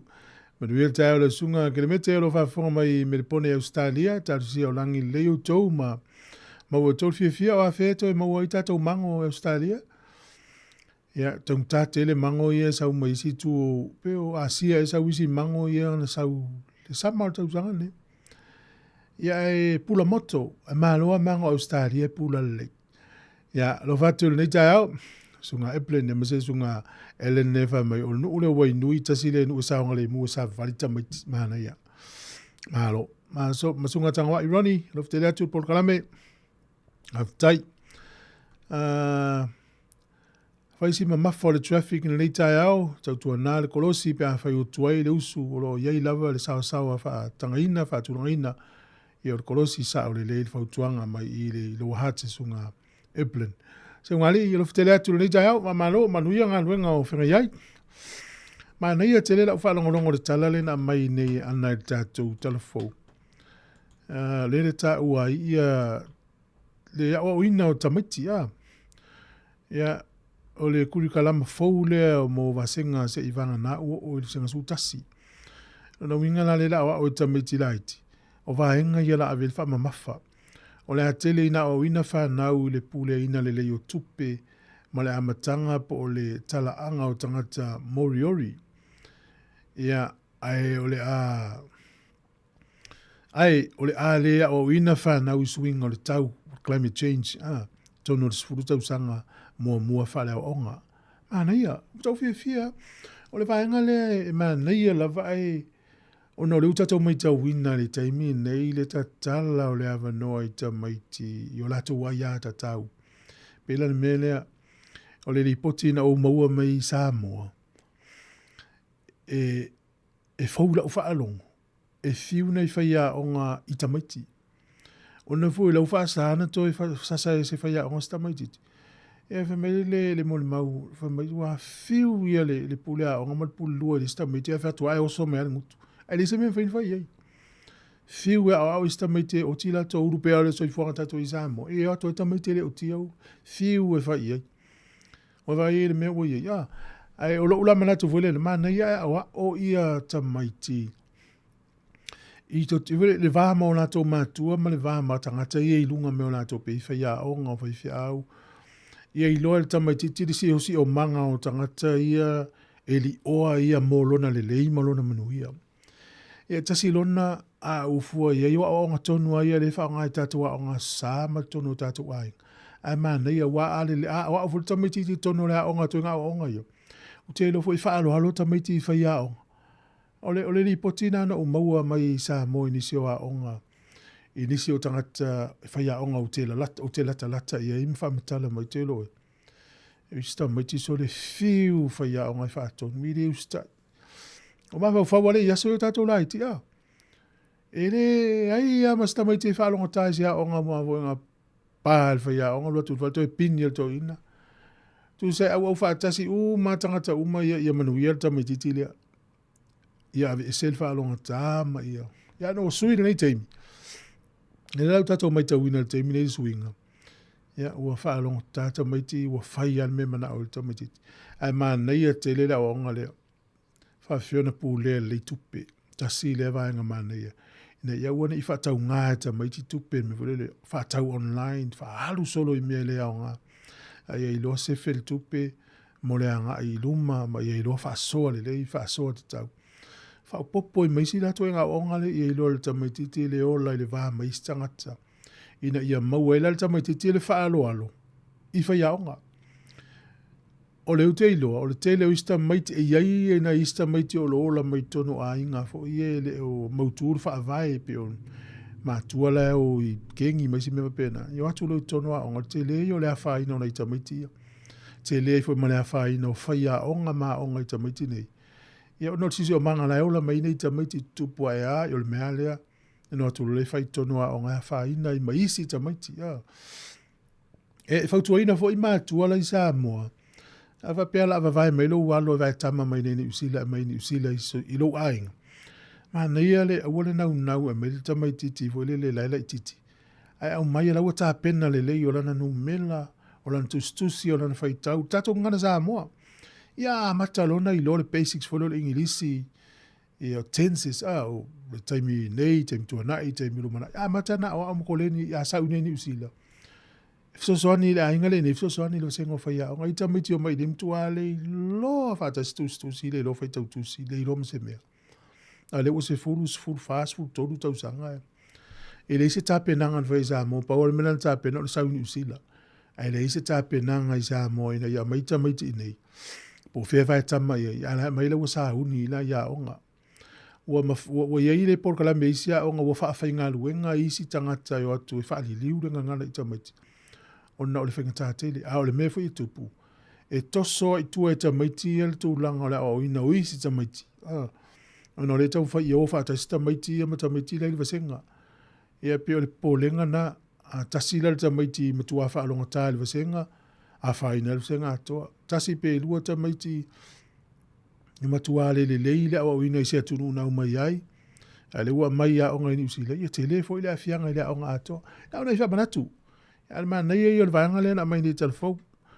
O al time foi na watu ile o nga le swing o tau. So o fainga ta ia ho ile ya le uma nei ya e ya la sanga o me le o langa e fata tainga o le time nei tamaiti ya. O le mena na email mai le o nga ia lo watali.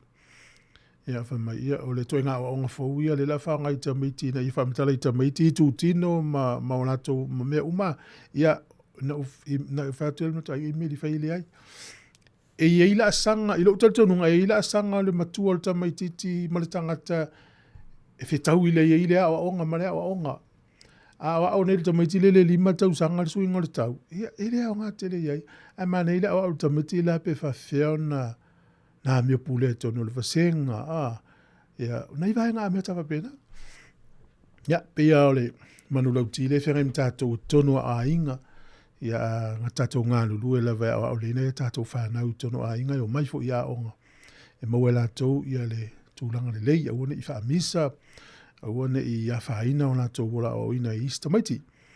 Ole nuu Papua New Guinea, o le swinga o le tau, ia pe o le El Nino, ia le utatou lo, tasila ia mea na o le taimi o tate iwa pepo, ia mea El Nino. Ia ole o onga le taimi na o le afu le si o ia le lalo langi. Ia ua malosi tele le susuru o ave le lasa uloa maasae le afu-afuna. Ua yeila ua vevela tele le lalo langi. Ia le whamaile ma le mau la usu. Ia matau ni matala i papa aisa te tele ia le North Pole ma le South Pole. Vaenga fo ia i lunga ma lalo langi le malulu a matau ni matala. Si ile o le suavai. Nga va ile inu mau lalo pe lau tu valu to ke lau. Nu uyo Atoll Islands po motu e fausia mai le amu. Ile ini maunga. Wa matau na lo fia suavai. Pe fo Sāmoa. E no fuanga sa ye fale ule to ini fale wo ile vai. E o tatununga na swing o le tau. O Papua New Guinea la. O ile swing o la to wa o ngai le ne tau sanga o no swing o le tau. Ia le ua whaali ai ua matona po u taimi o vasenga. O po u taimi o vasenga. E mafua mai o no swing o le tau. Ia e pe o isita mai te pe la le vangala o le early childhood. ECE. Ia a mata i le se fulu. Ia o isi vasenga e o le sefulu lua. O le wha mai were to finish at 10 a.m. daily and primary school classes at 12 p.m. O ngol te mina wa matana o mai vasenga o le sefulu tai o ma sefulu lua le auli. Ta mai ti kindergarten ma primary schools. So ingol tau.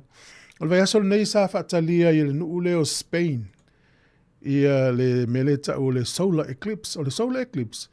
E tupu le au. Le au tea. O le la. O saule masina pupuni le la. Ona maua i lole o le vaingana ta o le solar eclipse. Tu sa wa saule o le la. Ma le lalo langi a wa saule masina nofo le vale. Pupuni i lole le masina le la i le aso. I le au. I le tupu le po tupu le au. Ia, ona pong sa i leo lalo langi mona i minuti. E te ilo. E fai tau fia se lau pe fia se furu afe tangata ue whaatali. Ma su e le se no fuanga i va ai lele ia i lunga i lefo i va inga.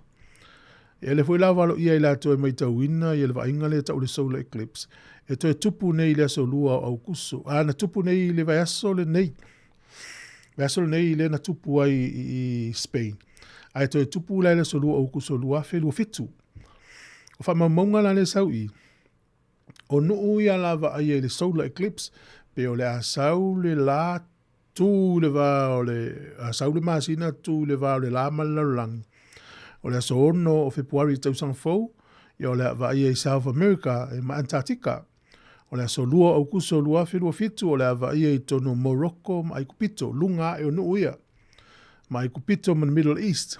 Ia o Januari lua ono i le lua fe lua valu. O le ava ia le va ingale North America e au fia ila ma Amerika. Ma Europa ila via i Portugal ma Spain. Yu lai le aso lua fe lua valu. O le ava ia i Australia ma ni usila. No minga la o tu te mina so i fua pea o e maula pea. O le aso lua o yu lai lua fe lua valu. O le ava ia i ni usila. De va ingale o le solar eclipse. O le ao tea. Ia ai le la sau le masina nofo i le va o le lama lalang.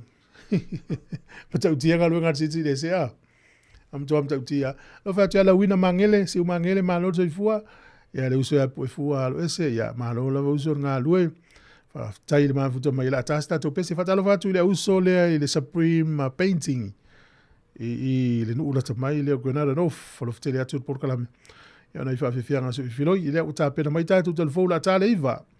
A fa leiva por kalame o tala lo rungo le neiva yaso. Ia ta pena ne fianga le pule fa pesa vedina kasiano le sunga ya vili le lua yeru. Fa ta waino le tato ngana Sāmoa.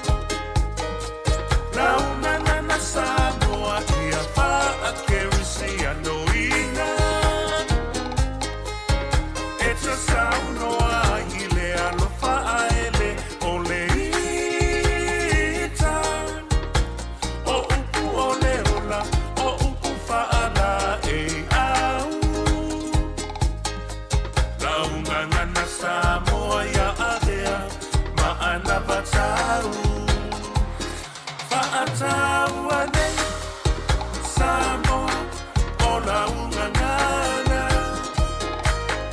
e loa ai oe i le lanolani ma le nei vasa le ava fata fa'aloana o au tu fa'akerisiano fa'avai le atua o le manuia mo i tāua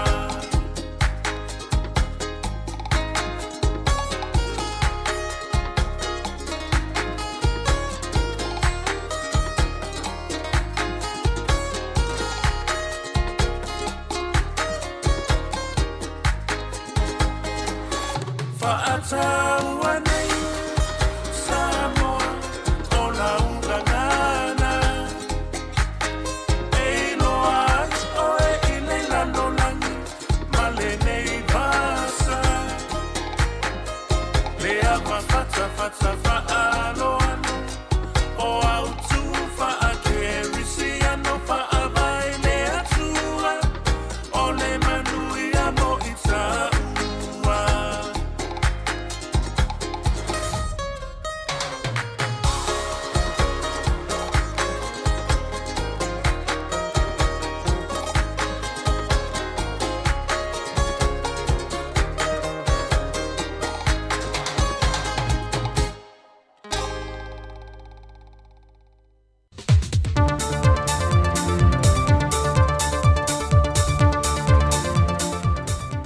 Folau manuia lo tātou tino ina ua mai fo i le whaai unga le yaso e le tau singa le leia lo tātou matai seri le langi lo tuso i foma se ola. Au si mai le whaafonga e nisi fo i o telefou meolo o tutupu isi o tātou tino i Sāmoa. O le teletonu ina ma le marupui pui o ni wha maunga tanga ua o le tūla walunga le finangalo le fionga le minister o tanga rengo ainga maanga fisotai le fionga moe wha awa Julius a kui tafnai, na tali atua i se tustusinga na lo mia ma whaasala la wina le newspaper le Observer, o lo fisilingia i na ile anga vaa ma le amia tonu, o le tō fia mal se e o lo nā tali e a vea maa na whailau tusi. Mau se mta aupu foi na la ngā i se fōle sanga al te ta i o li tuangai, tui le epasa i le malia le ngoi, e te tau na tāpā e wha maunga ma aia inga o lo lima te ita inai, i el komisi o tangata whai ngā ruenga le mālo, pe sā wia a wana tāla whiangai, o nau se mata aupu whai whapea na whesiringi a ailana no wha inga, i le whiriwhiri ai o se tasi o nalo, e a vea ma whauru lungo le mtanga ruenga o tupe, pe tai no whesiringi a moe whaua wona i a sāu noa, o le tōwhia o se tasi o nalo i lea tō whinga i lana lava mtanga ruenga, o lona whaatua tua ina lea o ana wha maunga maana ngā ruenga, a tu ai malon talitonuina a tu atoa, mai sa wia o mafoi au wala whaalitula fono. O leo sa whainga lata mai nei a malu le malo ia i lantolo msalo mia le whaatawina o le whala au whaasai no le aisa i lea tunu. Na maua mai ma le li Thailand wa lewa na sa ilia mtanga rengo leo leo, ai e au maui Sāmoa, o na olona so tanga i le mata aupu le o lo tau fia i pia lavalo e to lua mai Sāmoa, i le maliwe o se isi ali Sāmoa e ta ia se kengi mai au se tālia. Mai o ia o se whainga malu le malo, e to se furma le fitu ia Connell ia i lantou na tau fia mai ai. Matama i ta e to wha, ai o lo o toi au fia e foi, ma niso i lantou na whaasilisira mua lantou wata, ma whaalau i loa foi isi o se whainga mua malu le malo. Pei ta i o le tatala i tue whaatalia lantou whaamasinonga, wa toe wha awa waio no lātou toe wha atawi nātu le aisa. Ma ua mai tawina foi tele o sa whainga, e le ngata o le oato whanau la i te tau fia mai ile se furmaleono tausanga, ai ouru ngā lii po tangata mātutua, wa ova atu maleono se ful tausanga o le soifua. O se whawhitauri o lo tau mo whaipia lava leo ilana whaalau iloa, ili te te atu lei whala au whaasaina, e tau fia matineia le whaofi mai te tono le atano. I na wafisiringia au telefon vaenga whaapitolo o ngafam whala au whaasaina, pe lei maua lava se whaamauninga ua kuka ma ngao sia te tono le atano o le whala au le aisa, pe tai na whaeloa mai o loo iei lava masa au salonga, ai e leo iei ni whaamauninga, mai o loo li lifa fo o lato taltalunga le moni o lea mau, o no to tele o tupulang wa whaala ngai nai mafau pe a whai ele o sao pe a to toa foi vai ngai ngau siei whala au whaasaina ai wa tūle iatu mole tupe maua. E silia ele se fulu ia vaenga o le atangi e le fionga ele taitai o le tuangai, e whaasanga le fionga le pāle mia, e na ua folofolo le fionga le taitai o le atunoo, le whaaulo lantangi e whaasanga le taitai o le tuangai. Na tā ua tuila e paila na porkalame masani, o ni tua inga e whaaleanga i nailon tamali anga, o lo whaasala lawina le fionga le taitai o le atunoo, wa fuayo na manatu, o le a whaatau nui na loa lea fuanga. O le mela le o iai le rida. O le koe morioa. Ia. Le la se furu mokupua morianga ia la fai. La kongua. E maka upu ia nga e au fia i baloko finga. E le swafa wa local kongonga. E le i fa maongia. Ia ai nga umba kula fongo. Pe ona sira fio le amatanga o le tausanga le nei, na whaaudu atu e fo i le tālo sanga po o le tangi, a le fionga le minista wa onga atu ai mal teitai o le atunoo, i le whaamasinonga e whaatatau i tua inga na whaia le teitai o le tuangai, wa manatu i la ua whaaleanga i nailo la tamali anga. Na afuai o na polo ina e le whaamasinonga whaaitu maa lo le teitai o le tuangai, ina ia tāo fialo na toe whaio ni whaasalelonga i whaasanga ia i la ua ia. Pei tai na whae loa le teitai le tuangai i lana porkalame, o lo i austa ia i al polo ingantu i nātu al whaamasinonga. Pei tai o lo i ai sa o lo tonga le teitai o le atunoo, e wha wawi nai pia lava, i a tua inga e whaasanga ia te ia. O tala fawia mōne nei fo yaso, talo ina ia iai leanga le leo le tua i lungo si o tātua tunoo, i leanga i atu le whae unga le yaso, whaasoi fo ia.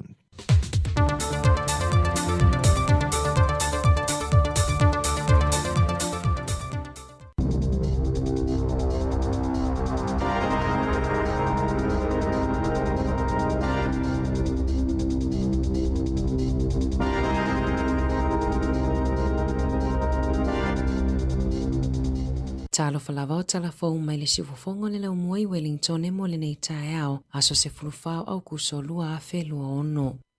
O le atele ina o ina whanau i le pule ina le leo tupe, ma le amatanga po tala anga o tangata Moriori, ai o le alea o ina whanau i suinga o le tau po o le climate change, i totonu o le se fulutau sanga mua whaale awa onga, e tu sai mamata upu mo le kurikalama fau mua o onga, o kurikalama fau mo mata upu whaasai nisi ma le social science, na lo mia ma whaalawi loe le vai aso nei, ma ua whaititi ai mata upu, pe a whaatusa iata whaataitai mua, le asa matua whaitio ina, ona sa tele na wamia sa wha moe e a o ina i tamaiti, o ave esea umamai mata upu e a o ina i a fianga mai le suinga o le tau, e ui sa iai i ata whaataitai mua, o lona winga, o le a le su e ina loloto i tamaiti lea mata upu, se iwanga na ua o iwa senga maua lulunga, i se pepa na o ina i finangalo i la tau na tu ina atu manatu, na ta ua i nisi, e le ta tau na o fia swinga o le tau, i mata upu o le geography, a le wasenga 5, ona e whainga ta tele mo tamaiti, ona malama i ai, na ta ua se polofesa mai le University of Waikato Chris Ames, o le ave esea o le nei mata upu mai i kurikalama fau, o se vaenga tele lea o le amisia i o langa o aoina o le whanaua o ngā.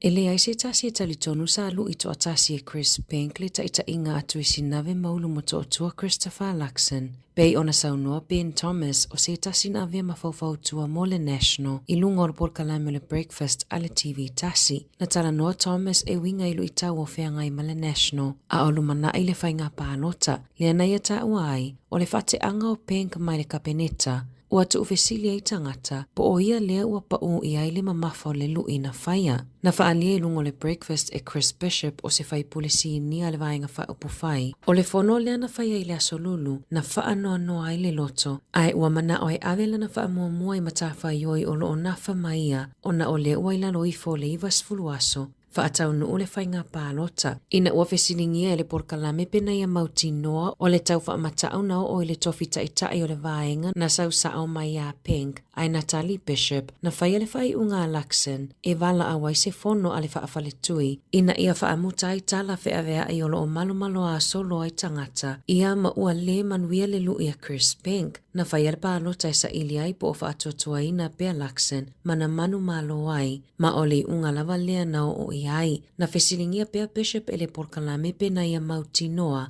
na amata lava e Pink lea lui, ai Natalie Bishop, na te iloa o Pink lea na amataina, ma ole iloa fo ile na ole vaenga whaupu whai, ma ua sila fia foi ele palemia. E pea ma le lua se lau mo na tupunga luenga ua fuafua e whaamuta i le Sky City au Kilani i se toi whaatunanganga o ngā luenga, a o whaia whaafinaunga ma le taungata o le soifuanga, whaapere wha le tonu i le tamao a inga. E tusa ma le toa lua a whewalu se lau ono se furu leu whainga luenga a le Sky City. E tusa ai malana li poti wha le tausanga i le lua a whelua 5. Na amatawa atala noanga ma le au whainga luenga i le aso lua. Mana li potia o le awha au au mo le isi lua vai aso o lumanai. Whailoi le pule sile o le Sky City Jason Waldbridge e whaapea o le si itia i le tau sua u ma le tau soifuanga. Mafuanga o lea fuafuanga e whaititi ai tangata whainga luenga. Na whailo mua ele kamupani, le whaititi o ana tupe maua e lana li poti whaale tupe mo le awha tausanga, le ana whaalawi loa ia Februari, a o whea ngai matau whaopopo, o na o tulafono whaatonu tonu, ai mai se suinga i ananga luenga, ma le whaangai o inga peitai, na whaalua ina na polo fiti, ma o atuai i le silia ma le se 12 miliona tala.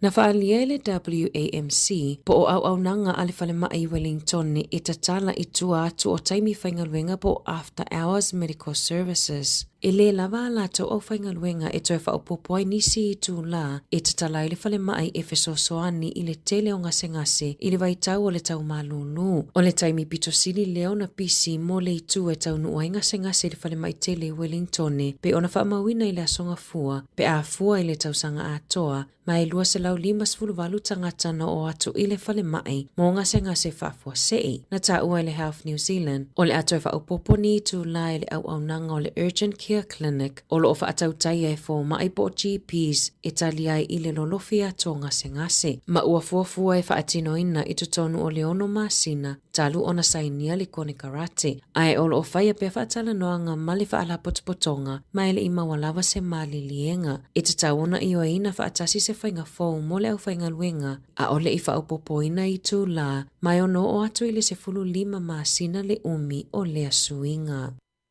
Ua molia se tau lea lea luas furuiwa tau sanga le matua i lona fola leo lona whaau o ina o le maliu i se suifa i pule le National i a Dan Bidua na molia lea li i o na lona la foina leo se whaau tustusia tau whaamatau i le whai pule o North Coast i a Novema lua whelua 5. O so se li poti e au fiaini whaau tustusia tau whaamatau ai i se tangata e su e ina i leo a whaamaonia molianga o lea tau lea o le a whale pui mo tau sanga e fitu e tusa ai mali poti.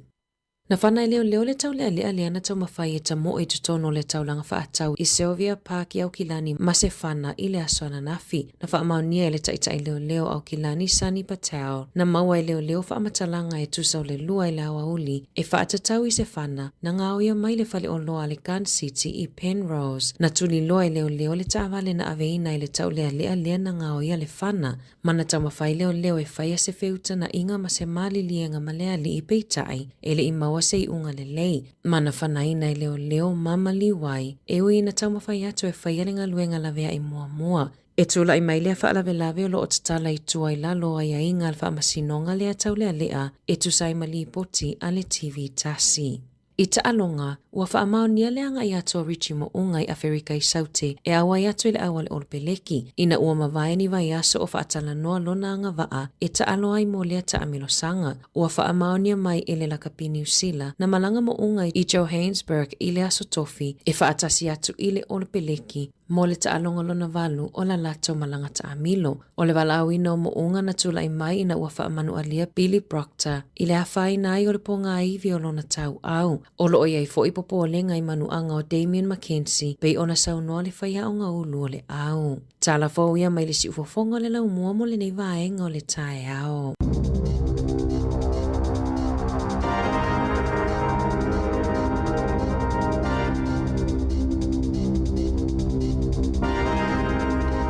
Mano whaftai, ia, tātou telefona, te mauna, no whafonga, sifunu ma le rua, te mi leo sifunu tonu minutu e te nei, ia le iwa. Ia, manino le lei le tātou telefona. Nafi ne sau ele breaking news, po le tala fo ile au whafo sei mai. E stasi o tangata le ito tono le mall, te lele i Sylvia Park i na Mount Wellington. Apea le hal me wa tupu wa tate le mana wa me tupu i Amerika, le utau te vai Amerika, mai sinu o lang ia. Pio Thailand, ele na tupu e wha le vasa na te ene ile na latu le tamati ma le whana, o kan whaia o tamati le na mana liwan. Ta te le te tei, e tau te le mana na o tupu ia me le langi, e mai se tupu ni atu no tau te nofua. Ia le o manino nei, na ngā o ia le whana mai le whale le whaata wai whana.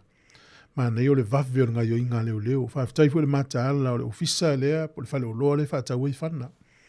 Vafe na longo leo leo, ta umal ta avale, tūdi loa leo leo. Ia le la mo ele ile i tonu o le mall. Ia me le tuala tonu o le mall. Ia tangata ese o to ina o lo mātua o ta maiti o whae lele mana tau pepe. Tumu i le ta whao ma fia fia. Ia lua tula le tangata le ma le whana whae lan saunginga te le la le whae le tonu. Ia na whana i leo leo ma maliwa ia nafi. Ia alo ta tala i tua le tangata nei whae tali e ia taimi o isi fo iona whae mzinonga. Alo whae mau o langa o lai tangata le awha ina i meo sori ngātu la wholu.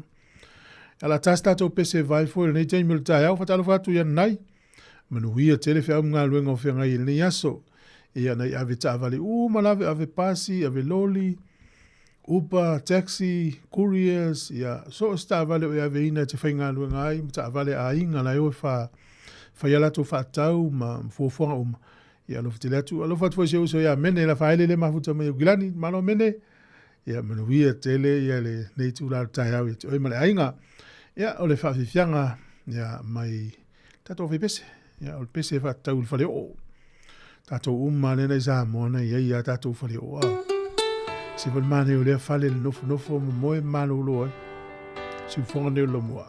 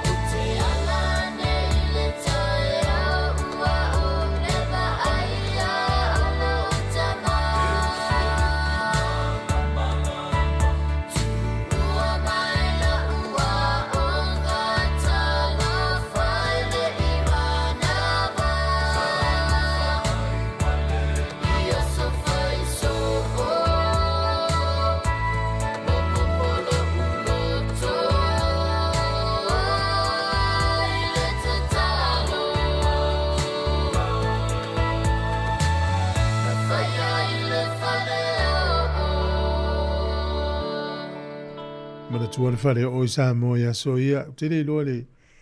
I lea ngā tupulanga lea tātou peto i loa whare o tere i o tātou vaenga nei lo ia so ia o tere lo peila o le langa ina o le pola vai, o le pola sisi, o le lau lau i mea ai, o le ato, o le afo i le ngō le vaenga wa ia le vaenga whai pitoa le la langa, o le mailo le si vaenga le langa. Ia o mei o lau su ingo lau, ia o lau pola le ato ai, o le whaingo su ingo le tau alunga. E le vaenga le wha o ngai tu o tonu, ia le pua atu loa le ua vela a. E le tu o le ato ia le vaenga nai, ua ngalo tia. Masai no vai lau to ina ia so ia e la langa, whatoa isi e lo lapa nao na mau e leo au e lua, o lapa o na au e lua. E vasi si o na wha ilo mai lunga i. Ia o nei vaenga na tatua o ina so ia peila o le whare o, te le lo lau ngā tupulanga le a tātou peto i lo sisi whaisi whare o, whau se whare o. Tālo whai nei mātua, swinga. Ia malola val sunga maua i tawati, waina fuwai, tail mafuta mai, sini Australia lea e mafuta mai sunga e whaalili tui, malo whaalili, pua Maris, alofu tele atu porkalame, maluia tele nei tae au. Ma nei e fo ile tala i siari pai late lea Australia sa malanga i waalele le Jetstar. Fast furu tausanga o malanga le tangata nei le Jetstar. E lua se furu li maafe i tu la o lana logbook, mana tua tātou drivers ia ave loli, ave taxi, Ubers, mata ava le tawana i lau logbook e wha amau ai. Swingo teknolosi leu i mwhana wha amau lau telefonia. Ua ia le mena ta o le lockmate i lunga o le app. So soani la le wha amauina i tū la whenga ruenga. O le tamalola lea. O le taimi al COVID, o le pola, sa o le leifa taitanga ai. E langa le pola to ina ta o le leifa. Ina i tato upu ia ni te ua ngalo atu. Lo fatu sunga so alo vai lua, ya faftai lava malaki faftai sa o lea o le au pola. Ma lo se fua tavita mila, lo ftele atu Davi, ya sunga so alo vai luanga, Milford, fatala fatu ni tai au faftai. Se i fatu tala ista maa loa lea. Ya luas furu wa feitu la na fe lua ia i vaalele, fast furu lua tau sanga o malanga i vaalele tu loa, fast furu lua tau sa oka. Na vaea la te Mirkoviti, Australia. Ne lua whilua tolu na toe mawela na ngā luenga. Mana tula ta māloa lea, o lea whaise swinga. Ea, o lea lau whainga luenga ta māloa lea i se whale whai ia mo me ngausi e mo me o whalawa. Whalawa o mea uma tau bakery ia, tatu ol whale whalawa te lea tu tele i o variety o me te whiri mai ai. Ko ngakti, o masi, o keke, o pai, mea uma, o pani. Whainga luenga lea sta māloa lea. O mawhau ala ia i le whaftai lava so walu. O whasau sa wala uloli le aso. O lo whatu sa o le lei o le pola, au pola, ia pole ato na ia whaftai. O mawhau ala nei tangata fo ia sui mai leisi to mai au ina sa ia sui anga leisi ia. Te mana tua ia whafonga mai siu se a Joe lai tai, whailona whale intinia i tai Wellington ia. Si so lea o lona to mai na u vai i Sāmoa so i whenga lupea le whasao mai au tio pe whafonga mai commercial bank e pole central bank e sai me tau tupe. Ale usau nene usila o avea ma mechanic tangata engineer te leo swinga sui mai a i leisi anga i leisi. E lopo e whafonga mai ia pole ala unga luenga sa ia o sui. Ma nei fwe to inga to mai na e whasoa mai tatu li tio. Pole ala to whana e na mafuina sui la unga luenga. O le afo ele mafu anga na sui ai, e pe whaingo fie o na sui. Ia pe afua si o uso le mate mafu te eso oma. Sui mai ai le lau whali, ia avea maseila, te le lopo le a. Ia lo inga wa o seila vui wha ngā wha ili lungo wa a si uso le mate mafu tani. Ia, le leta manatu lea u te talau ta alonga wale umilne i aso. Ia, whai inal matu au ana po le Penrith Panthers. Ia la wasili e le au lea, e whimo le au, Roosters, le teimine le teipo le NRL. E wal pole, le tālonga i toe le Panthers, au te lore la manu uma. E le alo tonga le tangata le sua fea sione foku fuka. O lea le avea mawhaia o ngā ulu o le auateine, le Wallaroos Australia. Ia, mo le anga i atu le World Cup a teine luafe luaiva. Mana i fo isi ali, ia. O ta'alonga nei teine ia tātou o le Black Ferns, o le te le, o le lisi, te le, so le o ta'alonga Black Ferns. O nei rea so lua au kuso, e o nei rea so fia sfurfa, o le vaso la le ta'alo e ma le au o le Australia, fe ta'alonga le au kilani. Ta'alo ma Afrika i tono Afrika i sauti e lea so 5 o Septemba, ta'alo ma Falani, i lea so sās furu tolu o Septemba, ta'alo ma Skotilani, 2 o Septemba, ta alo ma Engelani i le lufurfitu o Septemba. Ea ona whaia i leo test nei ma whalani e whai nei New Zealand. O ke topa sufitu, o ke topa lua wha, o ke topa tolu tasi. Whai nei New Zealand. Hawa ila le tele o ta alonga le Black Ferns. Ea manuia ta alonga i umaso leo langa o ta alonga. Lo whanga solo ta alonga le NPC, ana pōna whai i nai le aua Wellington ne. Ile au malosi le malunga i North Shore. North Harbour. Mela fela utala le au North Harbour. E ta alo melta mati poli lua leo Israel leo ta. Alo ta mai ziti lea. O lea mana na o le tele o wali i coaches ia. Eva aise supara kapi le i nei e sainia. O le nta. Na alo umanga au mai o pe o le anta 18 na le Broncos sai ai. Alo tana umanga au mai e fata alo i le au le moana. Ia, le laua maua e North Shore, e North Harbour. Ia, le lai manatu. E ta tauna saini e se supara kapia ni usila. Ia makoleni le lei. Ia wale anga i luma. E manatu tasi ni tamai titi le lope te ua manuia i. I le opereki luma nai. Sifuru walu e on tau sanga. Nei poli dua ia i whaasa o mai au. Te ua se atu sfamtalanga i whai atu i na yalo neo le tunu. Ia e fsosoni mai au tau na tu silvia. E ala tasta to pese vai foi ta pena por clame o tala la ulungo nei vai aso. E al si fonga ne la mua lo e fa fonga mai e fa tai tele lava. E sa o le au pola.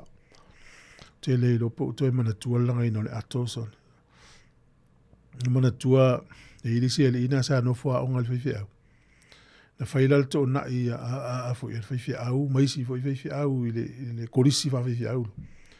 Ele lo ala ile langa le ato. Ia te ia si vai au lea de watu la tamma le fu longa mala fu atu tanga pepa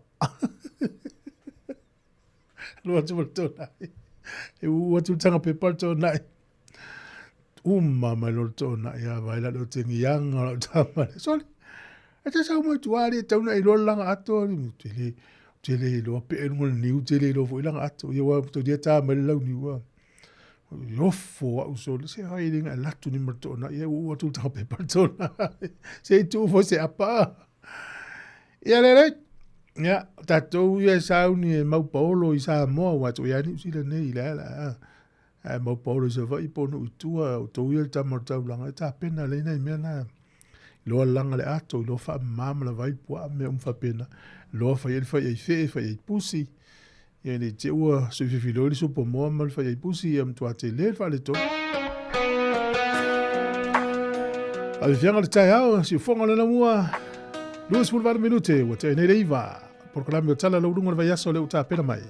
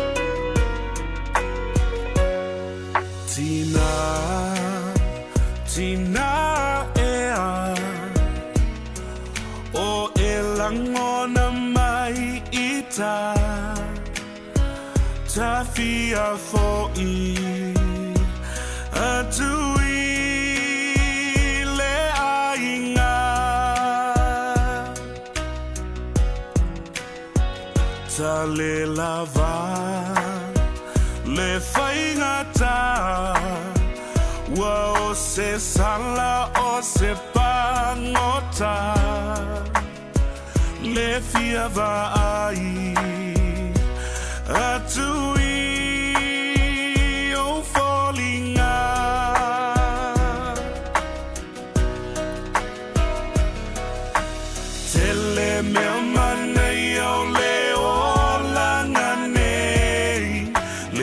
ai lava o se lelei o fia na winga e se malasi ai lesu ya hai se tali tina ea o elangona mai ita tafia fo'i atui le ainga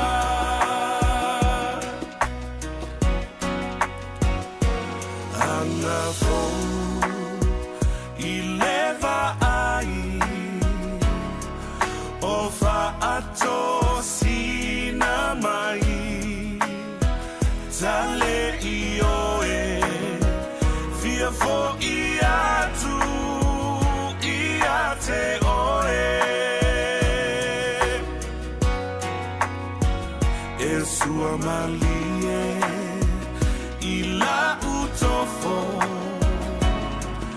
ai le suia i lo uloto fia fo'i atu e le mafai ona onofo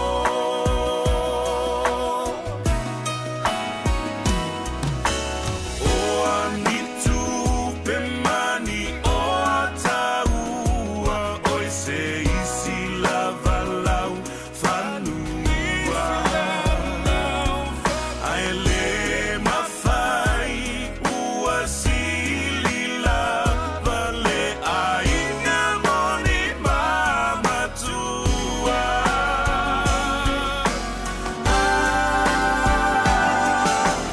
tele me manai au le olana nei le ai lava o se lelei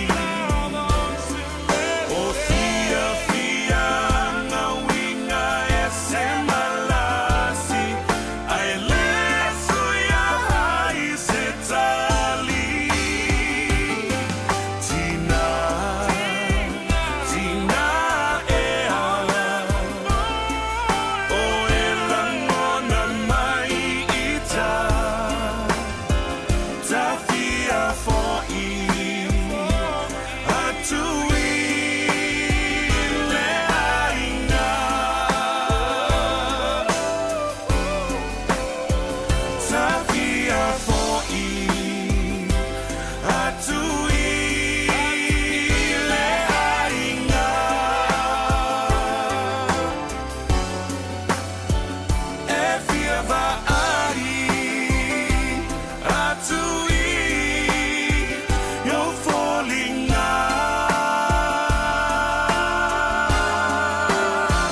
yo fallinga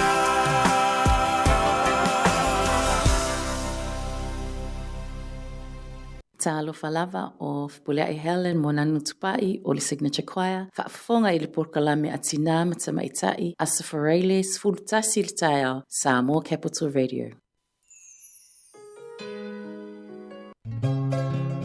Moso oi sili sili le manongi ta utino mai lo ta ofi mausalino fa amaoni tu ma pe se io o ile oti ta la la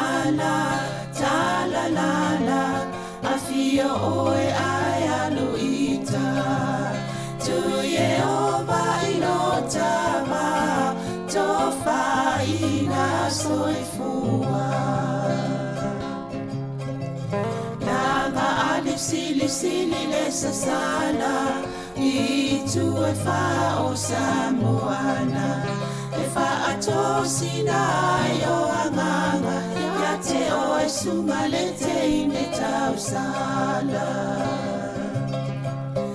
La ula fala wa avea Talua o e sunga le mana mea Pe a fai ua elekea Tu ai pe a sia mea e ta fea La upua tau no fone nei so se sili le la le le ma le fuaro sa mumu e te whaata patima e tuli usisu ta la la a fio oe ae aluita tu Yehova ilotava tofa ina soifua ta la la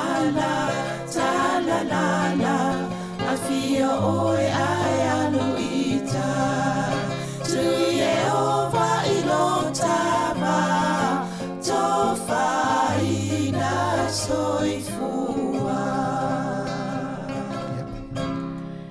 e whatalo whātua nei tai au ma lo lava le soifua ia te uta uma lava o lo mwhai o na whaafonga mai bele tau tua masani a si ufonga lau mua talo lava ia be lava na masani ai o tai au asfaraile li taimi le nei por kalame o tala la walunga o le vaiaso o lava ni tala sa auto whaafonga i tala fou manisi o li poti i o avanua whape nei e masani o na whaalau wai tele atuai, pe whaalau tele fo i whaatasi atu e male fionga i af masanga te alu moresi o le li pule o tatou li tio nei ia e tala noa ia vaenga whapena fo i poani ngaluenga le si fonga lau mua i o avanua nei o lo mwhaina moli atuai mo le malo lau whaafonga ia ai malo le soifua af masanga malo lon sai mal nei tai au ia malo whatalo fo i Saulina whape fo le pa i mon malo le tatou whaafonga masani si fonga lau mua malo lava le soifua e langi mani tai au. Malo fo. Piu mafanfana mai piu sa male vela. Ini tai. Yo, piu to e tau malama mai fafu tatu fa malama na o mai le o ni fo i. Tu la lo si la na falala. O nei titi fo mal tato to tai. Sal. Tire laula au le tai tato pe au te me. To o le tau malulu. Ja, malo, o lea sa, ne fo i vai aso, le sa iele tau whaatanoanga le na whai male sungaile. Pule nu o le, ne fo i tu malo pori. Mane ia le matau tanoanga, tanoa fo i amisia ia vaenga te tele ia o loo mulmulta ia i le ngata i nei porua. Ia a o le atunu ato e i nei New Zealand, whaatatau le tu whaatasia ni se pule ngā nuu, tu se mal whaatununga le malo.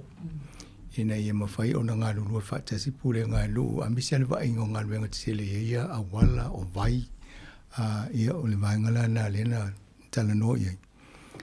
Fōringa mai la wa le so le masina o le amatanga o le masina nei lena tu e o mai e wa.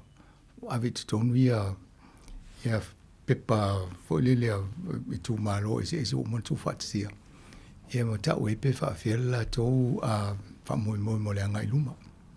Ia o nei lai a tātou pea pi whaatasia po roa Wellingtone ma utau le Hutt Valley. A peo apahata le fia tu ese. Ia la foi lai wa i pe tauna toso mai ma wai rapa i tono tātou. Ina ia iel tātou nunga a ho whaatasi tō tere. Whaingo fia fo le malona whaatupe mai e pol kalame whapena. A whape tō whaare tu tono o se ri o whapea. I whainga tā o na tuu mai ni tupe wai i tau ngā rue whaatasi wa tato vai le vai. Awa pe ta whea tu le vai nei la tu aru tau apahat. Pe sa voi apahati nei. I au voi lai leo tauta. I au leo tauta lai whai mai o apahati ai tia i mai lo hat.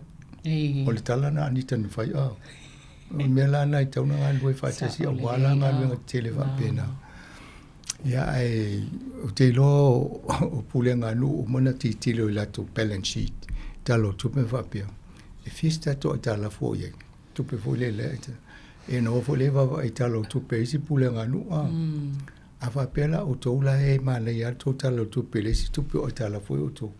Ai saule si manana 12 miliona, saule si manana 10 miliona la i tala fo.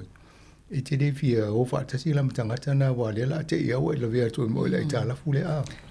Pe o isina wa inga atangata nei ai tauna wa ai lau tele ma mamau. E mo ia o lesi la e tau i la i tala full time nei. Ai au whaatasi te lea le suinga la i ai. E pe o vaenga na tala noia. E malesi vaenga o e le whaatasi ngā onga i o primary ma au ngatulanga lua len whai pōrua. Ana la ta o pe o wa ai ale whaatupula i e tausanga uma o isi ia onga e whaia la tō wā whawhiwhianga ma me whapena le nanga nuuma. Ia isi ia onga wo mai whatasi, wo ngā lue whatasi, mani e lo whanongo atu. Ia tala noa le vaenga na e peia e lua so whapitoa, ia peina vai aso atoa, nana whaonga e whaimoa o ngā o siva ma me whapena. A e la isi tala vo ina mou mai nisi o mātua nei ei. Pea o whaisinga taunta. Pea o lesi vaenga nā tono e a whanongo mai fo nisi o ieli tautua ina le wha tinongan wha mui mui ia. Amna ia o nisi nā o tala wo o mali tato le ti o whaisinga taunta se fo stemi na so taile nisi e la tō vai. Ia ma vai e vai o lesi a wala le e whai fo i o leo e tangi malo e maini tupe whai mea. Ia e a wha pela e a matana wha se ata ngata i o taunta.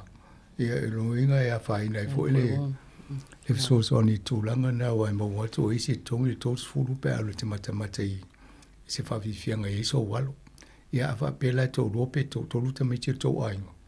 Ia e le loinga tongi wha tō lupa e se tani e whai e ia. Ia awa fo i o isi lai le primary o le au maulalo. Ia e se isi lai lunga kolisi. Ia o le tūlanga nā la vea isi pe o nai tala nā mane e fo le watu nepo kala me. A e ni mātua o whaangau le mali e tūlanga lea e fia tano mai mta upuia. Ia mai a tonu e ngā fo i e o mene ngā lue whatasi o mai tātou wai a fia o mai al Pasifika. E le whapea nao tātou e ai wawa se awale e tātou ngā lue whatasi ina whawhaingo fie. Ia ma aune tau tātele mo tātou a. Pawala le mene mane e lo wawa i atu. O le fia to me to ya o me ni tau si fa pena fu fia o me aunga. I te o tele te mi alu i ai uma fu i le pasi ai le mane le tūlanga na pe o le si vaenga na va i tātou ina ia paleni uma ia vaenga i mo le ngai luma. Sao le ya masa. Sao le lava. Ya o ats foi se tau sanga fa me ni sui foi se fa. Ini me foi pe fa te e whātau wanga i le whainga ia, tau mwhai e la lenga ngana pe a whai o le nai. Ina ia, wala wailu o matamai te siva. Ia. E whai fo i se si tu e whaatawa inga ngana e. Pe whai tau wanga i Numera. Spelanga o Sāmoa. Nā tono. Me whapena i loe. Mai e vaenga la iti, mara whiololo, mātua.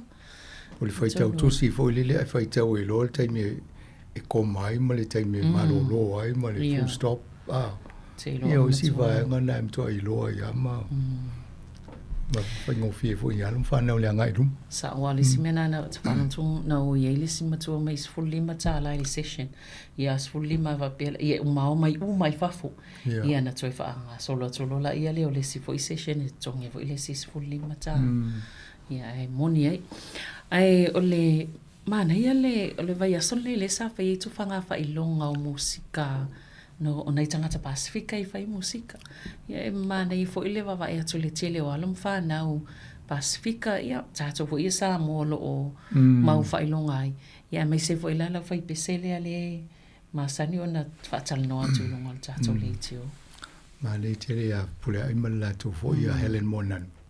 Ia tupai. Mana i tele wawa i atu fo i la toa le vo amna ia nei mafai longa ina atonu le ai fa ma ni la to fo ta mo fainga na ia ele va fo sa fa ta no fo ile si a foi pese ta to le nei porua le fo no i america le tu to lu mal ta vanga na ia na wo lo ia le mo lunga fo yo o to inga ta le ni le ta to a foi pese Pasifika me sa ta to sa mo le to tele e mani tele va ia to le anga i pe lunga ia le fo i wo mo i nei le whai longa lea tātou. Ia, tātou no na o muni mawina ia le le ngata o le whatulanga o le musika, ia o leo fo i mo le whatingonga o le usunga o PCA. Ia, ave pe whapena whamaloa fo i le finfinaua a mese ia fo i pula i Helen ile foi vai ia maltou a foi pese anto foi pese o le mai la to lango o mai ila la to foi pese ele ngata na sai foi na yalo ia tapai tai pori rua talavo ia le e fai ngola to foi pese le e amata itu si amata o la to Na fo isa mo fo ila tau whailonga le tau sanga te nei toi mo fo ila tau. Nei te mai tai tala voto o tolu ia ole art, ole ART la tau.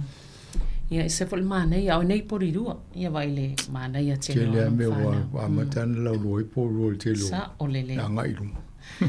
Ia mani si lava o la e mau whailonga ai ni si alo Sāmoa wha malo fo ila tau.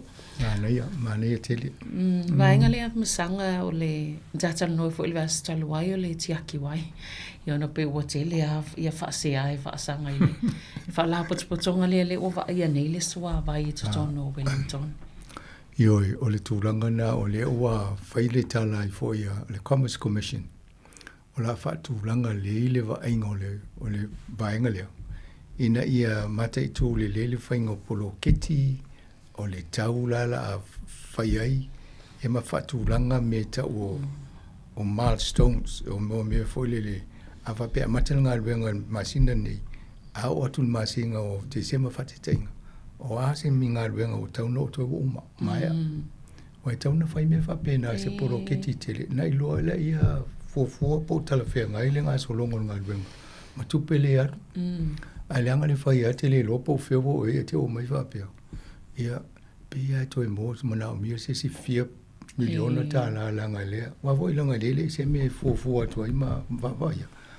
A tau no isi mena leva e a voi tinga ai nei tātou ngā alwenga. A whai mo le project.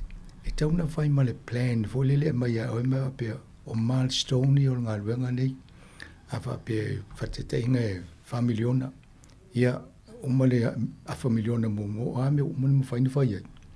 Ina ia ilo ela ia o mewa pena whainenga polo kiti sa u vai voi. Te ilonga wa mai a le mea wha whaina tatongi e vai ngā tupe. Na ilo voi le lau vai ngā le whainga alwenga. O mei e tauna au sia. Ai le mo umale vai ngā tupe lea. Ia wa a le whai whapena. Ia nal sa wape ia le wha umla o mea mātou tupe. Ai le te le ilo po a me lau.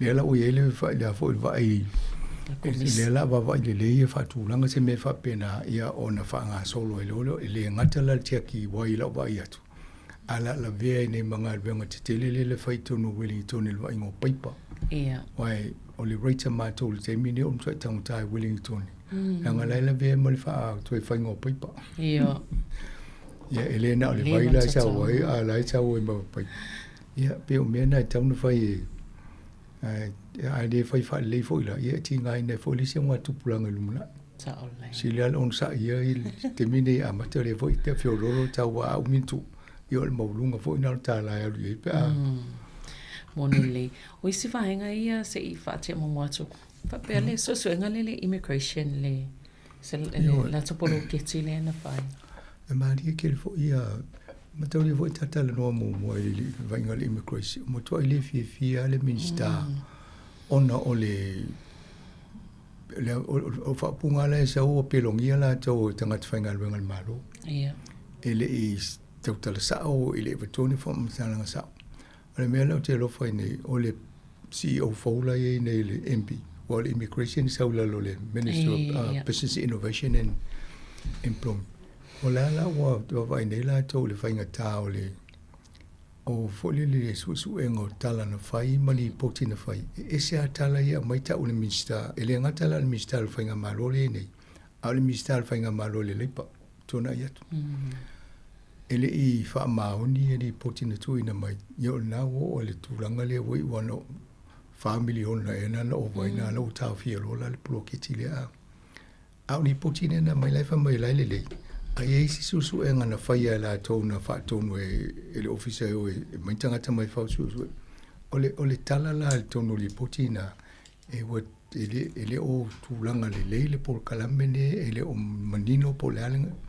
e si le to va va pe fa wa ya la sa li potil mi sa mai o la so longa le ya mai vai la le so le tala le na fai le ya na la wa la fai ne su nga ale officer eva ianga venga malo le Public Service Commission e o to ilo po a tonua e o tanga tana fai to nga tala se ya e fai te o avenisi fa msinonga le lumana I to nga mene o fa le o to telo tanga tana nga lulu ai o le to ye to no officer O sila o se atu fafo atu mo New Zealand.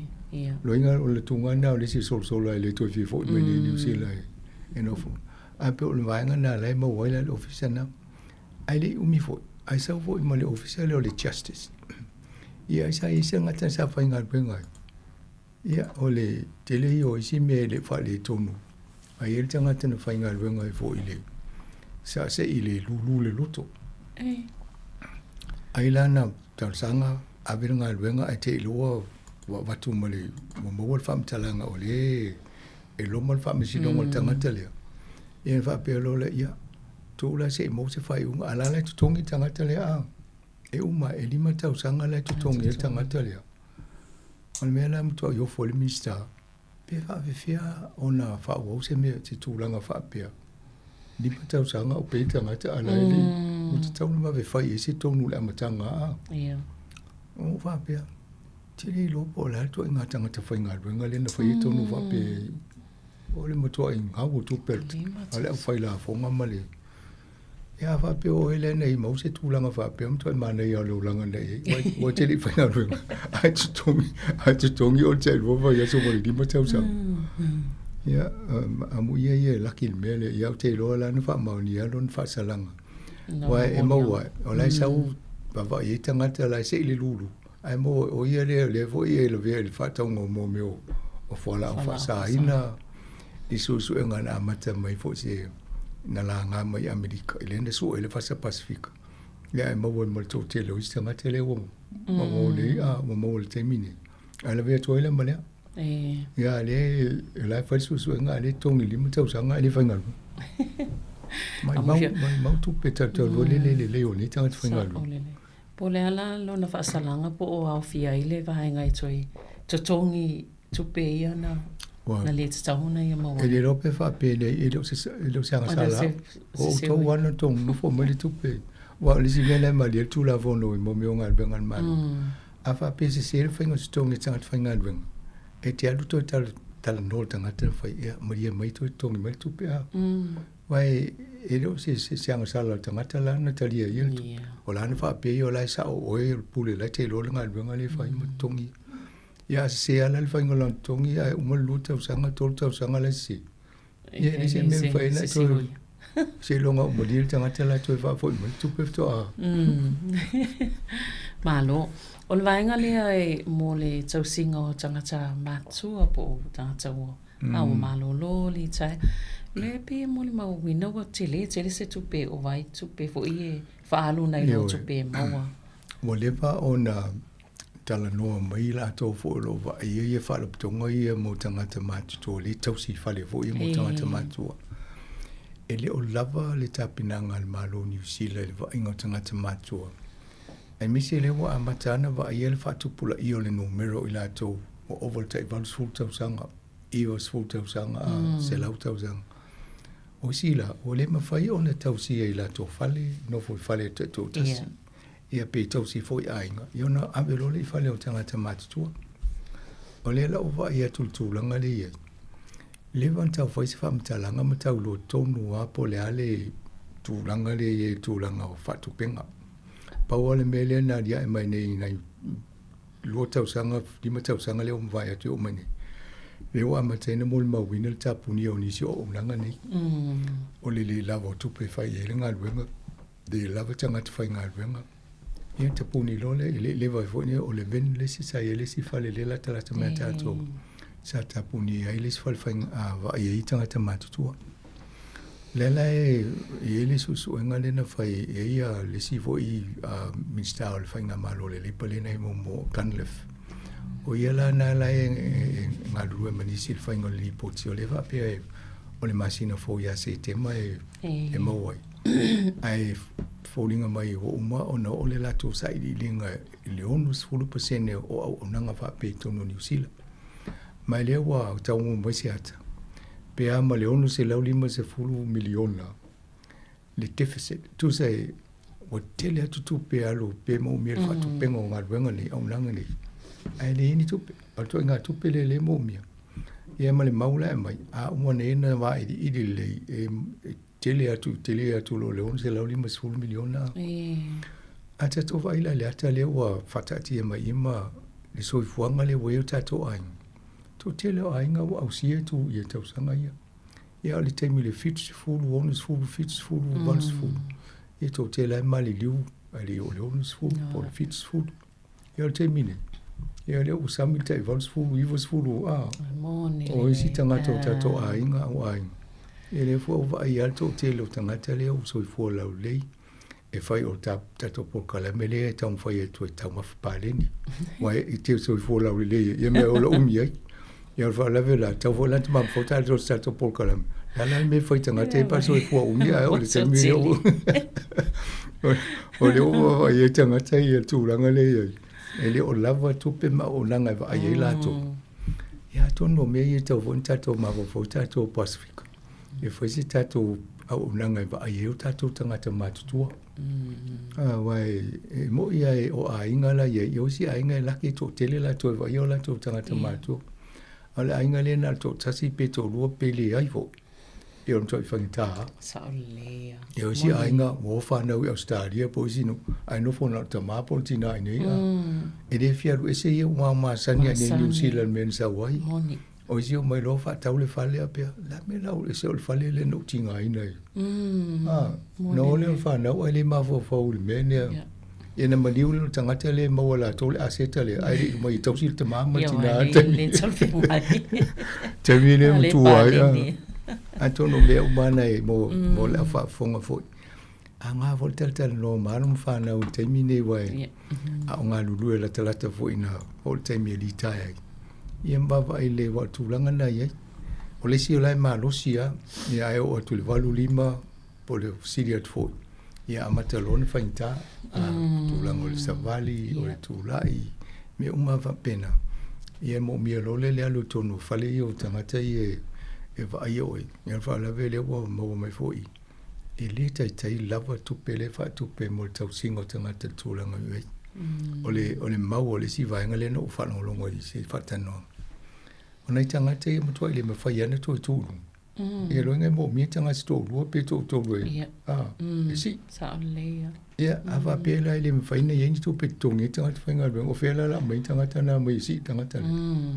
E o le te lena e roinga pawal me so ai o le tāpuni o lola unanga wai.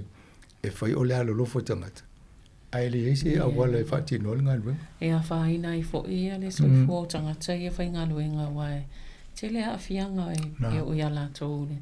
Tau, pe a whai o ni tangata i e mamafa tangata i e a. Mena tau mwhai wha mamalti noa ka. Whamata, wai e aunga tāle si, ngā ta whainga rewa e wai mero la po pe a, televia so so. E ngā wai lo tu ai. E sa lea. Wala lo sila fia i le app le whapeo le check my trolley. Manea. E ei mo meo app si e mo whawhonga sinu o le check o le CHECKMY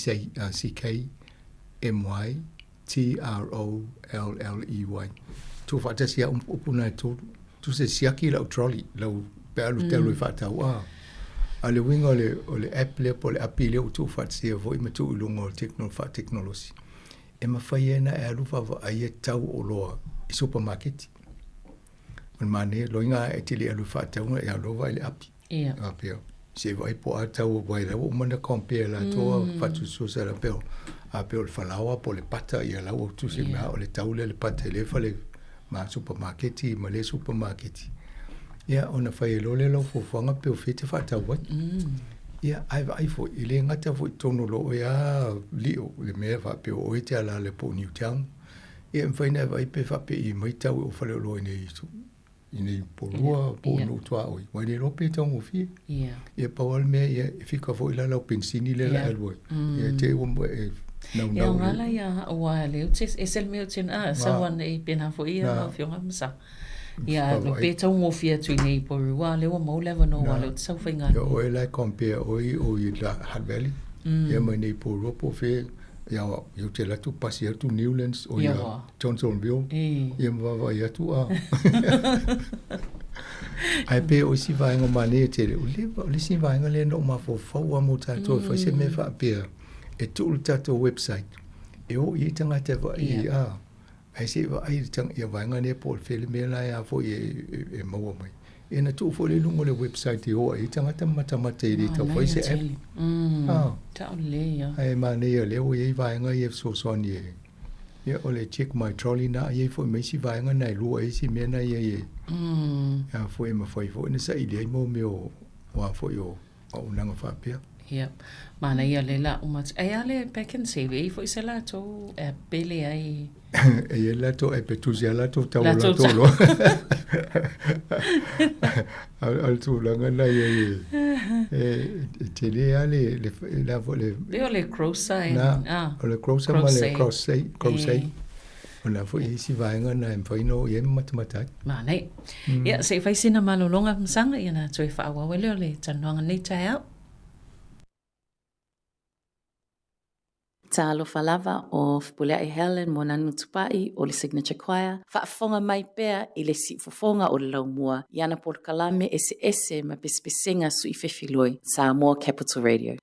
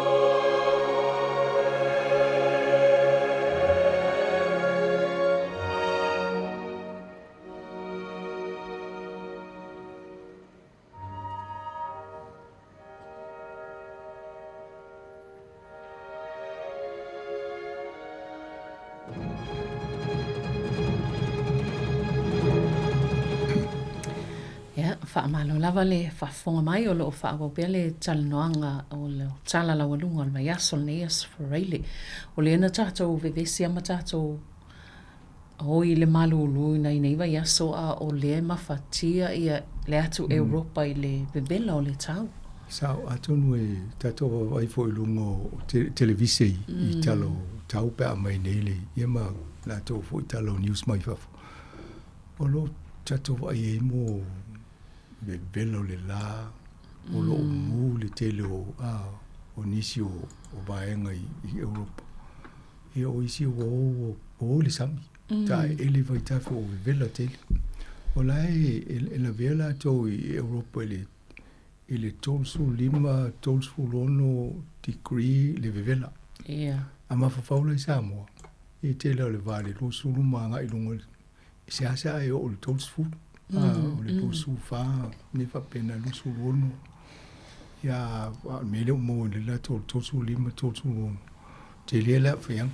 O le mera la o tala noa inisi o malo. O popole la uilo ai ale va inga le swing o le taule wa afia la to. Wa amataina fa ititia le loto vai sai ai. O ilo waru la. O isi vai tafe e telefeo e mo va wa la o lo me. La wole mfainto yo i va tele o su ye va la iti fo ilo vai le mfai ona. O le tūlanga nā la upopole ni se wa afia mo te mao ainga. E le lopo la me fai wa ya ngā renga la titiri e se o le ali tau e o mai a tātou le so o le mea nā whianga i mi tātou. E le mwhai se si unto e lufa peki la lo la se. E tau wham. A tūlanga nā iei. O le fo ina walo i e patu mai la tātou le tātou fo i tau malulu le iei. Ia le sa valo ia nei le fa le tono le tau e ono mawelunga le pito i matu o le motu nei i matu. Ia la pe o to e tau fa ala i tia le valo la fo la to valo ngana na mai. Nei ele fo fo ngal motu i te leo la fianga o la to ia la ufa pe na leo o tu langa na. Ala e fai ti a fo e la pata ia tangata. Ina ia mata i tu. A wole o le vai a misi le sami o lo ia ile tu langa na o le to inga le timu mafa. Ia mai onu solo ini se vaenga o lau whanua. Ia atonu e manangi fo le wawa ai le mata i tū te sisi wa fia i tūlanga na o le hiri tau nei vaenga. A bēna te vai fo i Asia, i sia tunu Asia, la fo i e mawhatia. La tau lai lolo vai. Te maua e se o isi matua i ti bunga malolo vai. Ia a tatou vai fo le mafui e le na vei kolompo a. Ia te le fo fa le tono la mafui o lai tau sa iliani si. Ia le va fo ile si mafui fo ile ntata le noa. Ia mutua te lea mene i fai tupu tatou lalolangi. E tate nofo o tau iu te nofo mo mafofau. Po le ale mele tupu le lalolangi le telo pomu ma meye tau la fotu le sinu, pala la si le sinu. Ia matau dio mene pai lunga le atawa tu nei se omo vo po se lua. Ia longi o lai fa pena ma le tino tatou lau le tate nofo. Ia. Ima tō wai te wai atu ai longo whamomo i o mafui e ai tonu an lawa i o New Zealand. Ia e mo ia e le malosi pe whāte si malefia. A lea lawa pe whaiama luluina ma ia fo isi wainga mo le maunga isa po mongo mule i tonu i New Zealand i Mount Ruapehu le fo te wai atu i ila pata inga i a matulanga whapena. Ia tonu paon me o le tusa nawa mai a fo ia lapta inga ia tatou Sound Uni.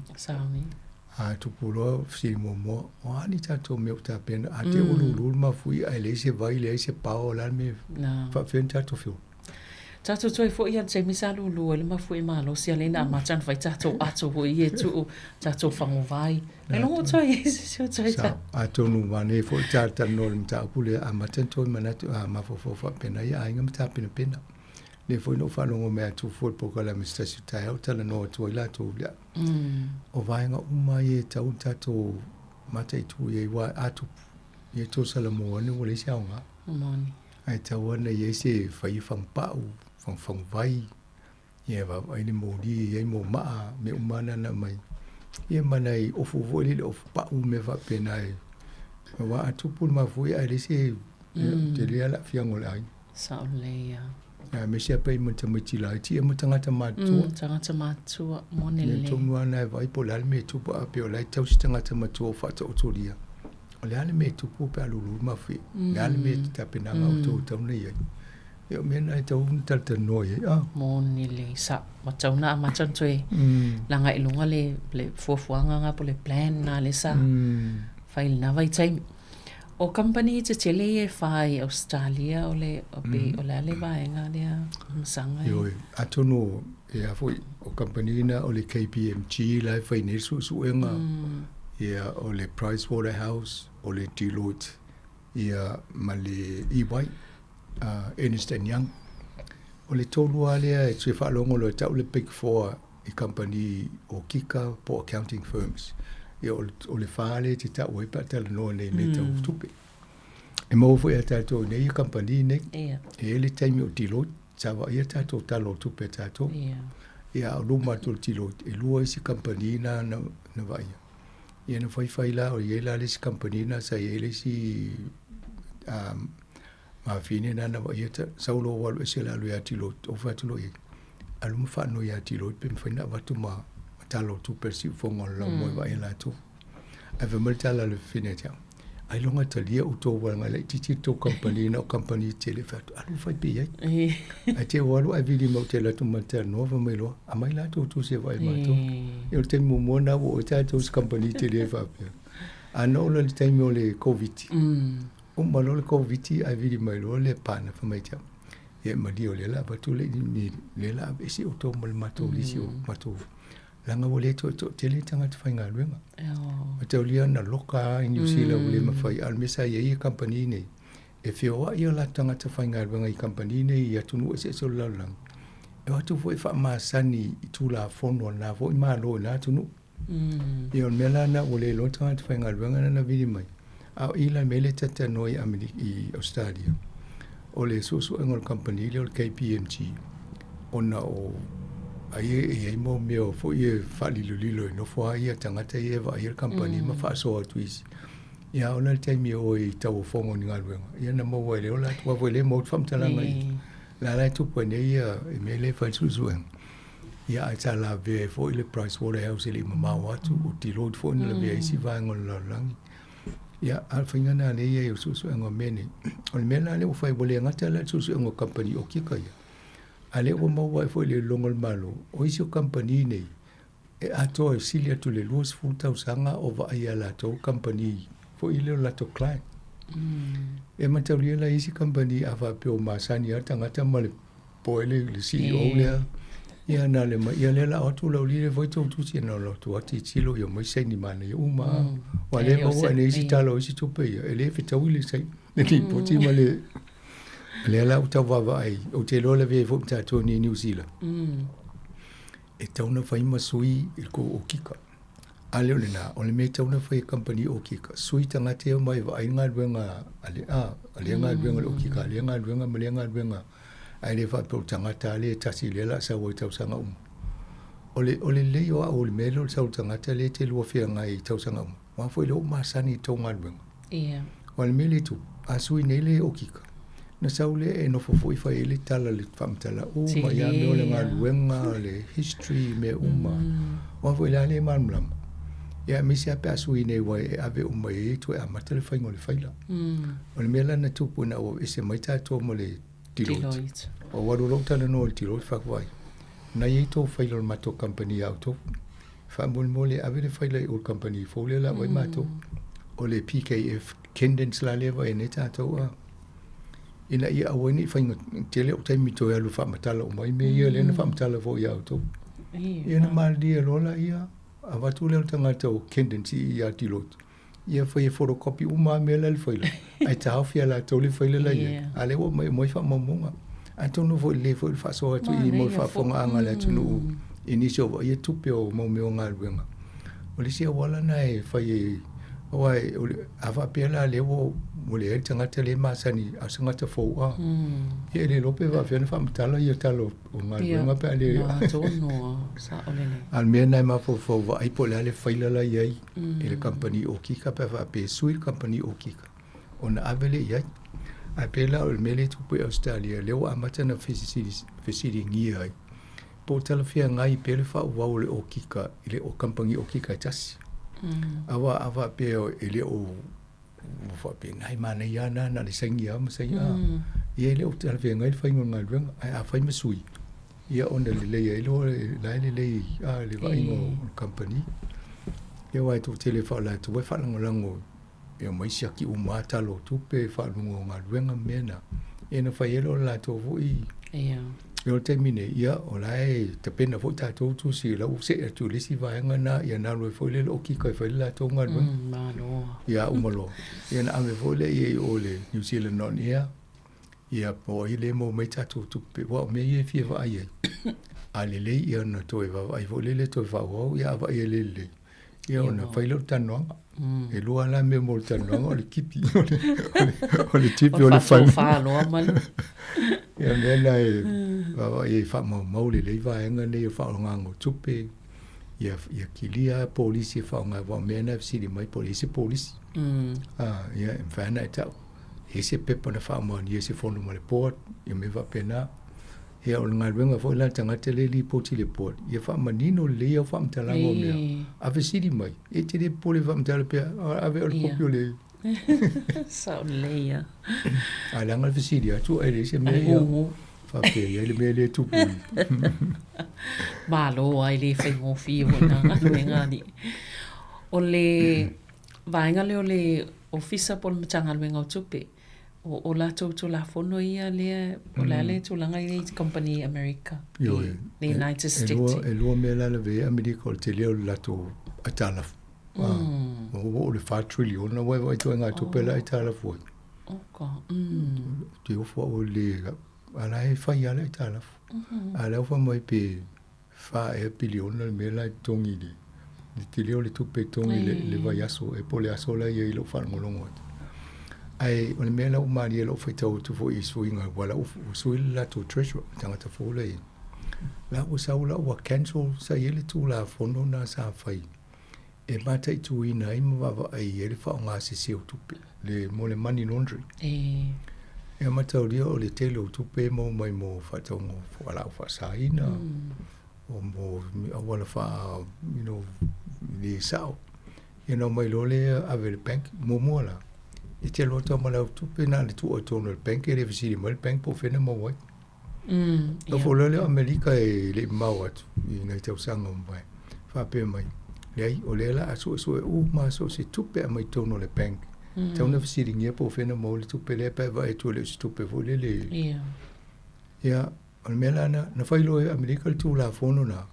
Mo o mia lau fo i la to mana o mia fo i la to isi fa le tupe umai in the Western world ta le me New Zealand Australia e fai fo ni to tu la fono e fa pe na va va ele e wa isanga te e so le tu pe America i wala fa pe a mai te uni e na mo le to e fa o ia tu le bank nei o tu e lo mo ma fo la o ia tu le fo tu e fa sa fa lo tu la fo o ni la ya ta to sa fa e fo le ma tu langa na o va i me ina ia va ai mate tu ina na e foi mo meu tupe e mo ne money laundering mal mena ale usu i nel tu la folo mai o tau fia le fatonunga le la mai o tele ia ngā ruenga fale tupe tau fai ia mea le va ingo mea o lo inga wa ata ne i to e ne tangata i e fai e ngā ruenga le sa fai mo tupe e whioa iso o le la to i halu fo la to i le to i fitiri ngia la to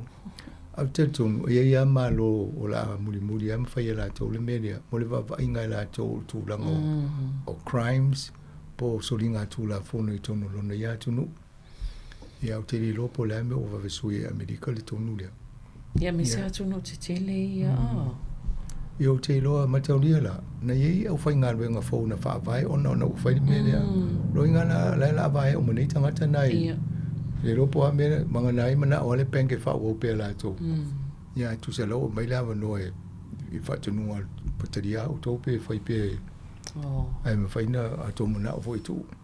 Ia, loinga o le penke la mua whai loa, la le tō, iei me wha pē, la tumu le tanga tō, e teo le tu pēr. Ai le pole tato wa le tato tupe a vitu. Ai le pole ai le tupe. Malo. Ya, o le mele o te loa le na vivese ale nei nei vai aso no o upu fai o malo ni sila no le toi talo fa topi o le fono le vai ngo fa fai ale national ya te loa le o ai te le so finalo o le me mali mo mo ina o toi talo le fono le o le temi le la na malo lo tu sai ele toi fio e o la to electrics po la malo lo mo fai pul ya ai talo le fono toi fo u mai le so bu ya ne fai ya mo se talo no le fo pe fo dinga mai tanga ta ye tau fo vole ina le pe tau fai le no fo o le pale mi ya na mai mai le tanga ta wa talo lo se fono fa pel tai e se longa moto e mai after alim faina sa ai tau na wa uma ya mai lo ai te o le o vala mai nei la le atel niten e ai sa lu ye si minsta le pale mi e tonu o sko o pink ya o ye le va ye le fo le defense o Chris Pinkling PENK ya le la va pe ai no fai le fondo na ya ai na tu la i lunga mo fai sana e lo po le fam te langa si sistemi mo ta to fa lo ngo ya la no fo mo tanga te ye le na ta la no fa tas ai o le te mina o fai si nga li ma le mo se sin si amo so ta si le vengo la ve lo na Chris Pink ya no fo lo pa le mia ma fa te ave ese o mo na to fi ministana ya e la muli ane o mun tala no le minstale mo lo na inga sa mo la ne fa ling o ye fa ma vai le to tamo ene se fa nga palo to o lo mane ye o fa nga o fa lu ai le ona o tupu le mele fa nga ma lo le ne ya ta inga laksen ya ai ma fo le termina i Simon le si le sa ye o le tele vo yo termina fa ye la to sa dinga fo le ta ya ai le mawonisi o le la vele to mistal to malo mai si mistal na pe ona to na ta wo ya banoi o le fala vela ele ta pen le mele sa sta o ana level ta penanga e o tu o ma tu le numero tu uma va ta si lunga ya I refuse a Chris Pink le mo se tu o ya voilo a ele me mo na o ele la ya wala kia ya malo ine e le ona ta pulenga me va pena ano malo la ia saina mo si a va pe tu puse me va pe o ye vole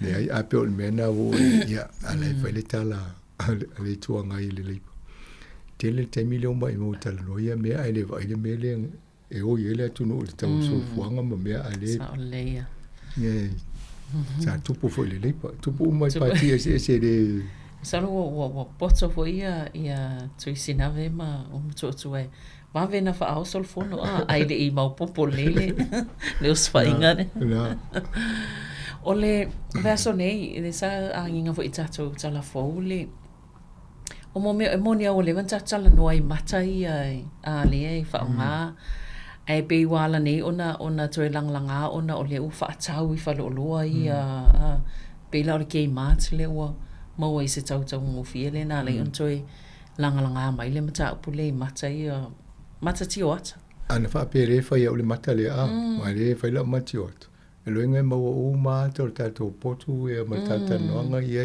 so se me ala o te ia akile me pu atale e mo o ma to me na ya foi le fono to ainga po la se me fai o le pu o mo mata le no winga fa fonga mata no o to ye mo le tala le ya fisiri te la to lo tanga mo le mata e se me pu te lo matiota e wa o me na fai fu e fu tan no I te o sa le manu liki tu ya me tan no fa lo to fa le ainga no le mo ya ke mat na ne va ina le vas fulu I va tala o le enco camera glasses le ngole o le o mau le kei mati ne New Zealand. E o te lo la vo mau o le fa fonga mai ni si Australia ma Amerika. Ia na o ai o le vanta na fai o to ia mata ia ma ne vo fa so mo le to por kala me mata o mai pe fa pu fa ngale mati o Italia. Ia pe o le vainga na o lo popole ni si. Sa te tau na fai ni tu la fono nei mea. Ai le mai fa Ia le fo sa lona winga. So se mea po te alu le lotu. Po se fono le mafutanga tina. Po le hase fono o toi fai. Ia ana tua malau me po ata ki. Ia ele ngata le mawa yo ata. Alai mawa ima pu engo tanuanga. Ia. O me umana e tono. O la lai fa pele mawisi. Ia o la ele hase isenga le mati ota malau telefoni fea bea ile e nei. O en fene la tutu la le telefoni e kango le ki la audio. Ia mtala noa le e po umata noanga ina e ulule mawe ia le na em fai fo ia na tu se mea ki le camera fa longo mai tangata ia alai po umata ia pala le se sengo le mata le e ma ia fo i taimi le e tala noa ia fa te ia fo ile te ua awa se no mui se sia awa va sa utala a te ua le fa sa interview se ngal benga ma vai po le mata awa ta voi le fa sa o mata po mai me fam talanga i lo le mela tu o le mana ile va ngale msanga ile tangata le na ia fa wina le me o le fa ngol pisini si le fa wele po le maa le alo ele mo ele tise a tonu wa vai le mele tu ku Sāmoa e fa ima pele power ia pe rua mela wa tau o anga inisio ainga o le fa tau o le generator le afimoli le ki alu le swa po le ia pe tau faila to panel mo solar panel wa le fo mai fu na va ngol technology le wa matana te le Australia mo sinu ia ta to Sāmoa la fo faile si te le farm na te langol malai va le pa sa wa malai va le te le mena solar e fa tu lungo le a tono me fa pena o le tau fai alfa le o tau ta o le solar panel lai nei pa fa yanga in mena ni New Zealand e te va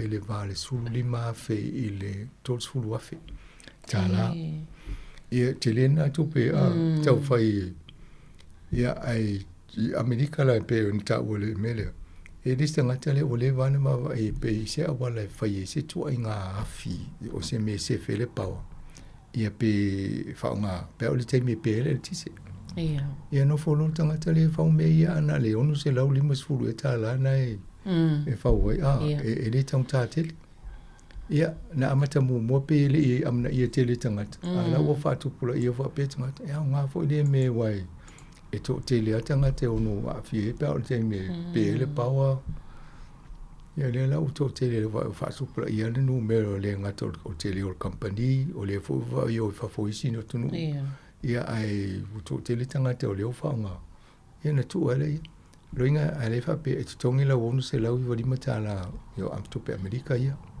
na fa ilola i o le melia pe se ma ai tu mai tonu ia fa puto le pao o le te me pele ti se infant fa nga mai ai pe na le tolu waso le mo le ava no le fa ia te lo te le te mina fa ye fitu na inga ai nga pe fa pe ia ile mea on me le o tongo fie no ta sia la le si me le te va to le fa mai sulu i fa la le tu pe tongi tai masina pe uma e maintain la to vai mai la to ia tonu ava ile si pe na e fio lo o sulu i va na masina ia ava pe tonu sulu tau sanga le tongi sulu i va le ai le pe al me ale pe ala le paolo na winga ia la mai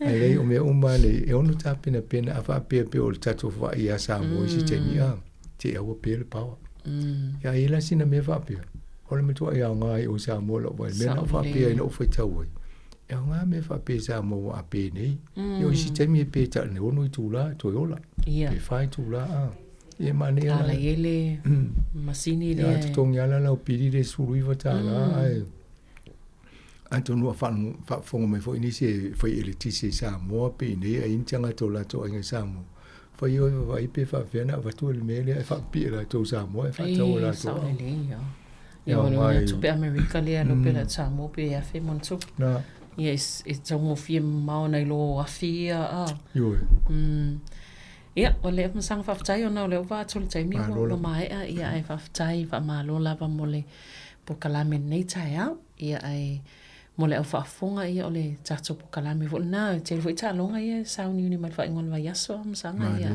Sama na ia vaso le tia tu fa ino le o Wellington pe o tu fa no. Ona po. Mana po vo. Ui sa o I. Tu fa no a tato au ia e ato nui.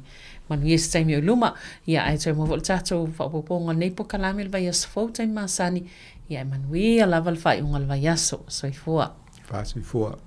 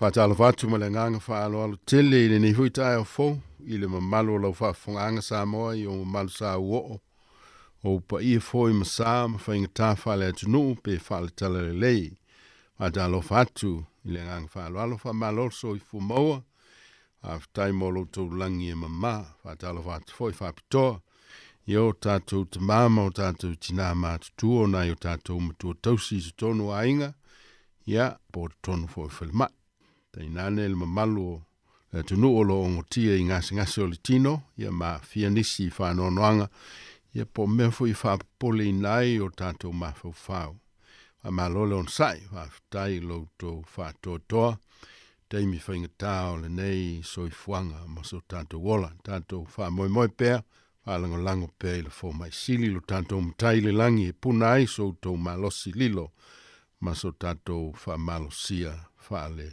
tino fa le mafo faum fa le nganga ale si fonga la vele nei o le lau mua I Wellington malana polkalame fa le nganga o le hasi singa ngase yes fraile te tasi mai le tulais fulu tols fulu le tai au o atu le fulu male tasi ia e alo maia o le atato tapo I atu I le tua lo nga ngai e fa manu atu I le li o me umafo I tonu ia te au ia fa manu lo na swaf pa ia lo nga ngai e fa manu atu I le li a ua fo I nei ngalo se mea e tasi o ana mea lofa si o tātou tatalo le tua silisili e se le te male alo ma le ngang pa ia o le so I fua e fa vavau le aiso o amatanga e fa pe na foi ona le aiso ngata anga a wa o le tua oe mai le vavau e o atu lava I le fa vavau na e whaia le ao mea umai lo wata mai pa ia o lo mana ma lo silisili ese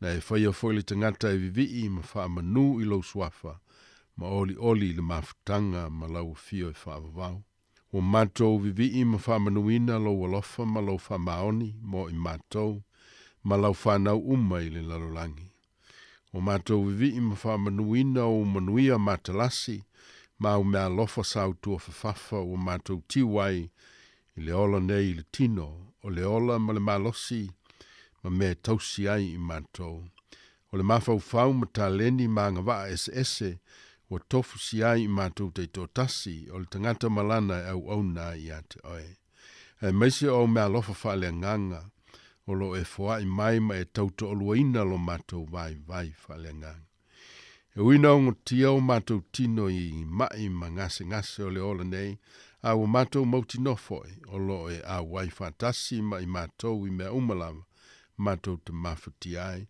e peio na e fola ina e ala ia Yesu Kiriso e te iai fatasi ma I matou yaso umalawa o I le ngata anga Whaafitai mo lau whamalolonga, whaafitai mo lau whamaisenga, ma lau whamawhanwhananga, whaafitai mo lau whamalosi mai teimi umalawa. Whaafitai sili ona o lau lava lofa lawe ai mo I mātou ma le lalolangi atoa. E ala I le taulanga tongi ola wa saunia mo lau whanau whātuatua. E ala ia Yesu Keriso ma le taulanga tongi ola wa ia liu tino tangatai. Na maliu matoe tu manu malo wa fio I le langi. Ai awina mai le mana o le anganga pa ia e tauto oluaina I mātou. Tu mauia I lo suafa le atua tolu tasi pa ia le tama le alo ma le anganga pa ia. Le vi inga, le whamanu, ma le whane tanga. Nei se ia o le whawa vaulava. Amene. O le atatou pese le vi inga o le atua.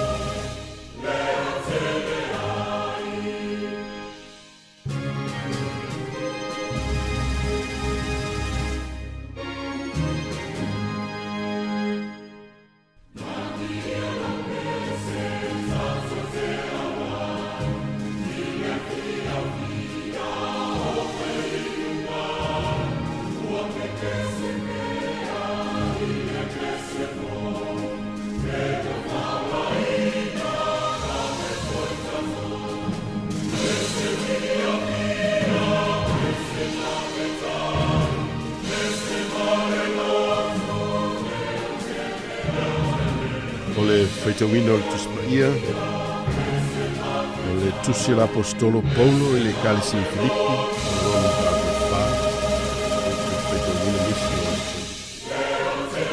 whale mai, o whionga paia nei e le atua.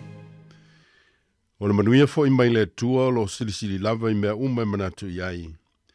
E leo leo inai o tau loto a toa mautou mawhawhau ia Keriso Yesu. Leo soe o le toe upu le nei, o mea uma wa moni, o mea uma wa tau le leia. O mea uma wa tonu, o mea uma wa mama. O mea uma wa matangofia, ma mea uma wa longo le leia. A whaifoi o seisi ami o le lei, po se tasi mea e vi ia, I autou manatu natu ia lava mea. Mea foi wa o inai autou, mautou talia, mautou whaalongo iai, mautou wa aima iai I a te au. I autou whaia ia lava mea. Ona ia te outou leo le tua, e ona le manuia. Ia whamanuia le tua e lu tātou whaitau, ma lu tātou whalongolongo ia nā fionga pa ia, pa ia te ia pelo na vi inga e whaavavau. Amene. O le manuia foi mai le tua, lo silisili lava i mea uma e manatu i ai. E leo leo ina ai outou loto ma outou mafau fau ia Kiriso Yesu. E feso mta po fau fa yu po fitu.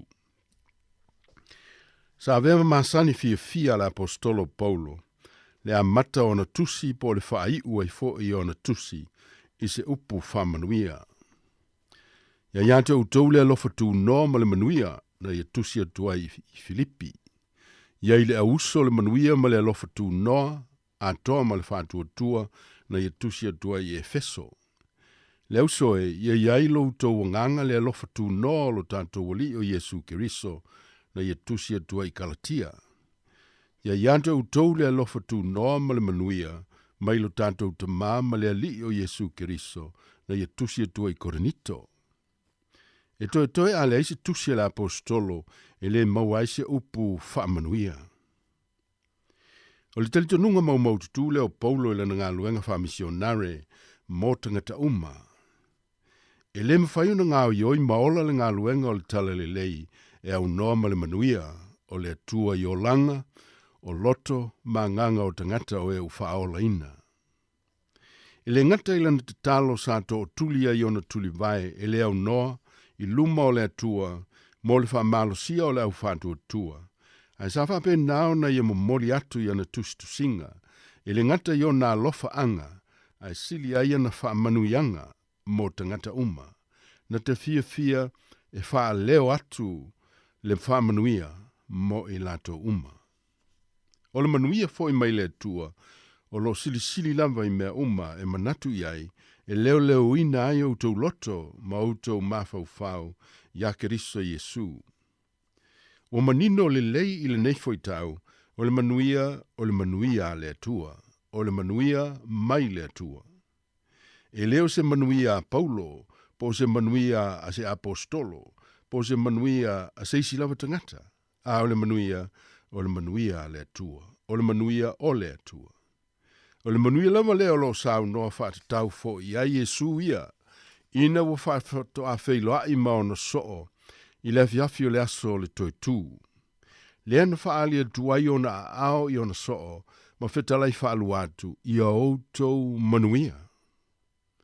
Whai maili tala le evangeli a Ioane, o ia whetalai atu le mea, o na maa nawa atu le o ia iante i la tau, ma whape atu i a outou talia le anganga pa ia.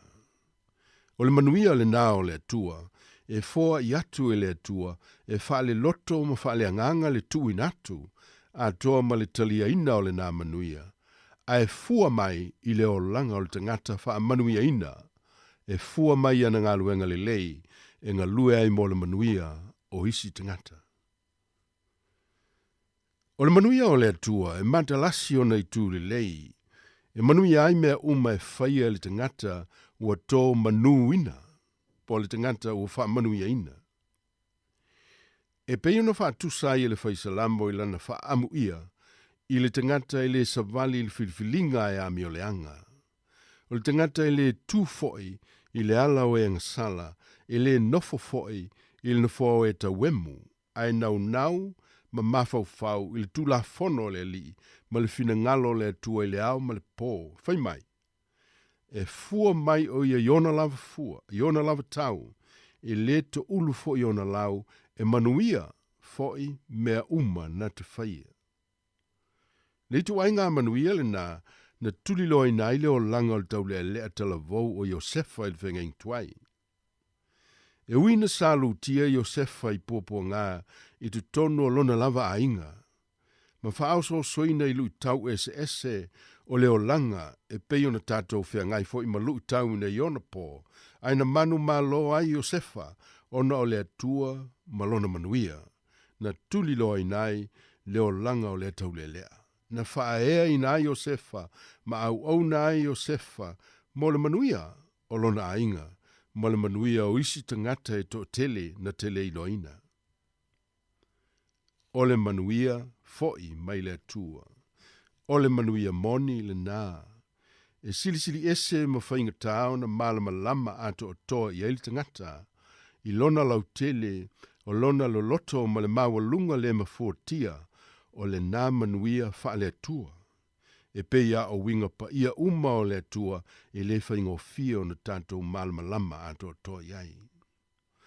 Ai o le manuia le nā ma le file mua le atua na te leo leo ina loto ma mafau fau tangata o e o tali tonu iai.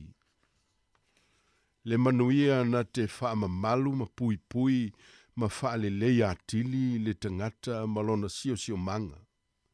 E le ngata i loto tangata ma mafau fau tangata ina ia le lei ia ma mama ia fia loto ma ia sanga tonu mafau fau. Pe a iai le manuia o le atua le tangata. Pe o mai foi le popole, po le mautonu, pe tutupu mai ti ngā, ma pupua ngā le neiola, e toa file mu pea. E sanga tonu pea le vaai wha le mafau fau, ma le vaai wha le whātua tua le tangata, ua tō manu ina e le atua lo naolanga. Pe o mai foi tu lapo ngā ma langona le loto vai, o le manuia lava leo le atua a vea masulu, e wha malama lama ina ai, ma wha malo si ai, ma wha tupu atili ai, se wha moe fau, i le aue mai o lona manuia. Le manuia leo le atua, i o tātou loto, ma o tātou o langa. Io e le mamalu o le au whaafafonga, ai maise le mamalu o whengai ma ngase, whaafita auli ese o leo langa, o lo tau ina i pē tātou i asu taitasi, e leo noa. Manatua.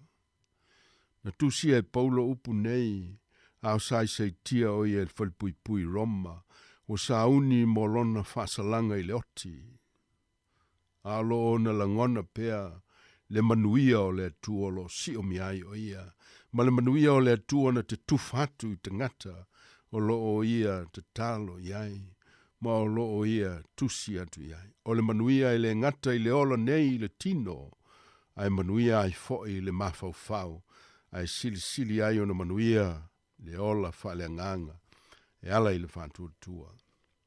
I manatua foi le au soe, o mele le uma ua e manuia ai le ola nei, po mea whale tino, po mea whale mafau fau, ma ouanga waa ma uto mai, ma usi la fia ese o manuia umandlava na mai le tua. E au ina e langona matatu ilo ai le loto whaftai i le tua. Pitai, o lou whaau ngā ina o ia mea. O lou whaau ngā ina o ia manuia i lou lua vama le tua, ai meise lou lua vama le sio uso atangata, e whaalango lango i aile moni ma le wha maoni o le nā manuia.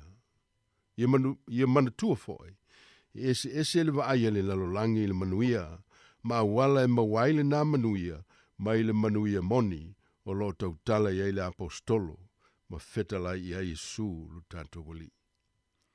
O le manuia o le atua, e tū ma waile oli le ali i e le au noa. O le manuia o le atua, e tupu aile anga maluma le loto maulalo, e nauna wai e whaia le mea moni ma le mea tau le leia, o mea wa tonu ma mea wa mama, o mea wa matanga fia ma mea wa longo le leia, a tō maisi a mio le lei uma, ma mea e vi i ai le atua. E le ti ona sa afi le whaisalamo ana mua, ia i ai le manuia i tu tonu o pa. O le manuia i tu tonu o maota, ona o uso mau au mea mai, o te whapea tua i lava ia ia te oe le manuia. Ona o le fale o le ali ilo tātou utua, o te sa ili ai le manuia mo oe. Il suafo Yesu, i autou manuia. Amen. Tātou tutano. Lo mātou te mai o ile langi. Ia pa ia pēr lava lo suafa e whawawau. Whawhitai mo o manuia, ma au whamanuianga, wa e tō manui na i o mātou o langa. Ai maise o manuia e maua e ala ilo mātou whalongo, ma ngā wai lo whetalai mai e ala ilo tuspa ia o au fionga. Soso ani mai le ali ie, ina ia mātou whao ngā ina le o manuia mātalas. O lo mātou maua ili tino, ai maisi o le mafau ma o mātou ola whaleangang. O mātou te tālo ma le loto whawhitai, o mātou whawhitai alo walofa o no ngā luenga so swani uma, o lo whao ngā ina e fo mai, o lo lato poto ma le ata mai, ai maisi foi o tau la sea, mo le manuia, ma le whafo si o le malosi te ngata pōpō ngā ina.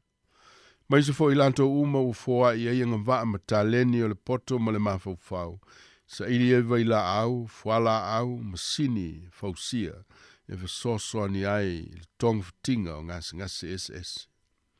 O mātou te talo i a tō manuina lanto ngā luenga le lei, e loa lofa tu noa, mo le whai tia o pōpō ngā tangata. Wa manuia o mātou te mamti nā mātutua, tonu a inga po whale mai.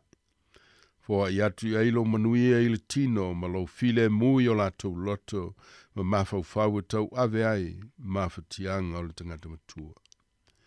Wa manuia tangata o lo tau sia i latou i le lofa whamaoni. Wa manuia mafasoswani mafatianga o e longo noa, o e tau waso o e pipili mai ngungu.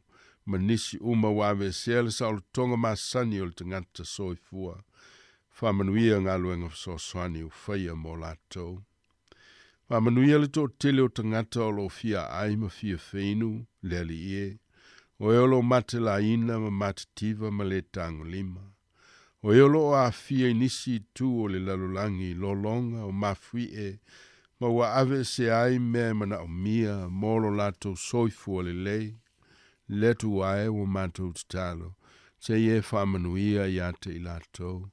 Ai meise i lātou o lo whaia ngā luenga o lo sosoani ai, mo le manuia o ia tangata pua ngā tia, ma sos tangata o lo mana o mia lo sosoani. Wha manuia ngā luenga le lei ma ngā luenga sosoani o whaia mā lo mātunu o whalapa putonga i tele i le lalolangi, o lo ngā lulue pea mo le whaiti tia o pua ngā o tangata, o mātou tatalo le ali ie wha manuia a lātou ngā luenga le lei. Mātou wala au mō whamanuianga, ma lau whamaisenga, ma lau whamawhanwhananga le ali ie, mō le tō tele o tangata o lo ongo tia i whanoanoanga, o no pelenga o e o ave sea mai tono o mawhtanga mawhanawhana i ainga, o atu i ai lo file mū le ali ie, ma lau whamawhanwhananga i lo lavanganga. Mātou tatalo le atua se ie whamanuia whainga malo, tono le nei tunu ai meisa foi o lo mātou o tunu o i Sāmoa. Ia iai lo manuia ma lo file muie o teita ina o lo nganga ma lau whamanuianga. Ie ua whaia upu whai o malo. Ai meisa o tangata lau tele o tunu uma ma lo mātou o tunu. Ina ia iai lau whamanuianga lele ie. Mātou tatalo mo mātou a inga. Ia iai lau whamanuianga i mātua ma whanau. A tia e a inga i me manuia ai. Ia maua le alofa moni, e soifua maola whaatasi e tangata i le whamaoni, ma au nai i lau fia mola manuia o tangata uma.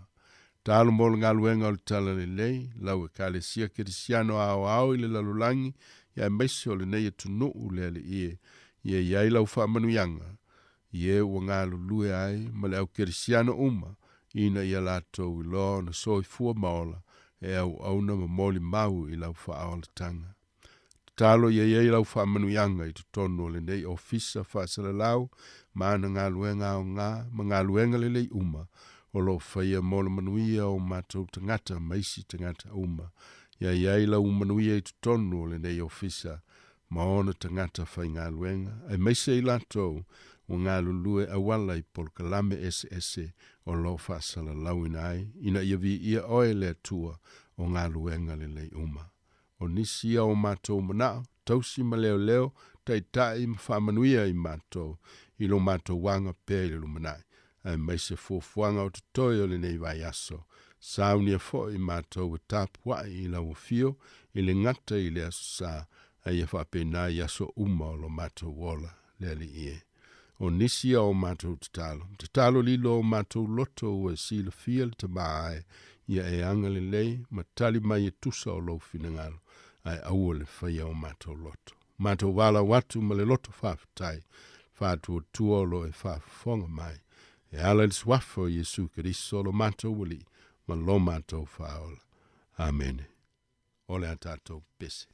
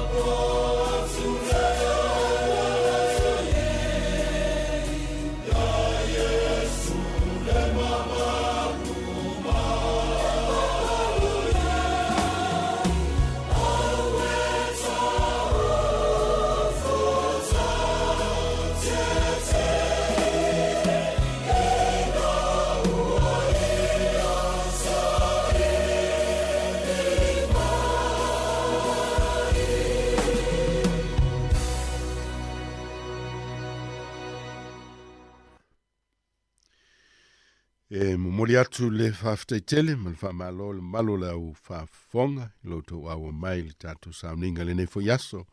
Moli atu fo le whawhtai, o na loto ngā luenga whai pēr, o te talo, mo le manuia, o ni stingata.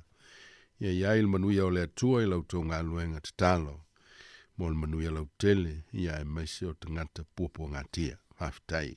Whawhtai fo le sunga atu fue, ia mo le whaso ina mai o vi inga o le atua, ma le Fatino ina o le tatou polkalame nei futai ao.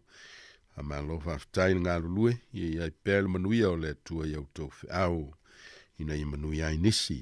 Ia mesil mamalo lo tō ofisa, le fionga ia awhamasanga, o le sunga ia mani, ma le tamaitai ia savalinga, ia tau tō manuia, ma le file mua le tua iau tō whiau mga luenga, ina i vi ia, le swafa o le tua eona le vi inga. Ia manuia le nei vai aso, ma ona taimi o tutoe, i le lofa o le tua. Tātou whaiu, ili te talo. Tu mau mai o mātou lunga le manuia, ma le file mu, ma le oli oli, o lau fio le tua le tamā, o le mafutanga, ma le loto vivii lau fio, ma le loto whaftai, ma lo mātou wali o Yesu Keriso, meise le sotanga ma le angang pa ia, ia te o to le manuia, ma le file mu le tua le tamā, le alo, ma le angang pa ia nei, se ia o le whawavau lava. Amen. Amen.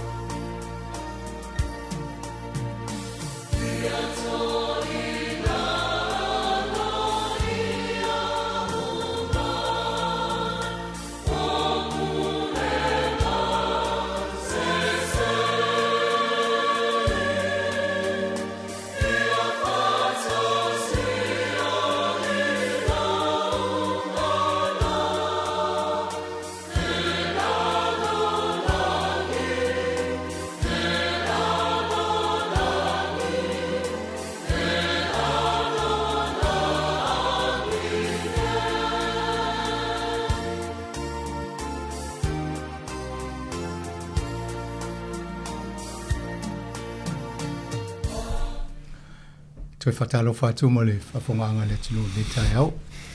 swing o tato o kalambe o le uma fatasi male songa ya fam tuainu Tino Pereira e tata no fo ita manga o ngā ruenga le CPC po le Collective Pacific Central Collective Pacific Collective yo la to le nga fa fo ima ngā ruenga fo le fai wonga fongo fale mo tatanga te Pasifika i nei po rua ia fatalo fatu sunga fam tuainu ya malo ni tayo malo so fo mo la ufionga masanga ya va penga fo il maltele o le tio le la mua ya ambeze fo li fa fo ngana ta tu no na ya so bala neta mata mo fi era o ma ya o sula wa fo ta to ya so ye a malo ya ko so le ya fo ka ye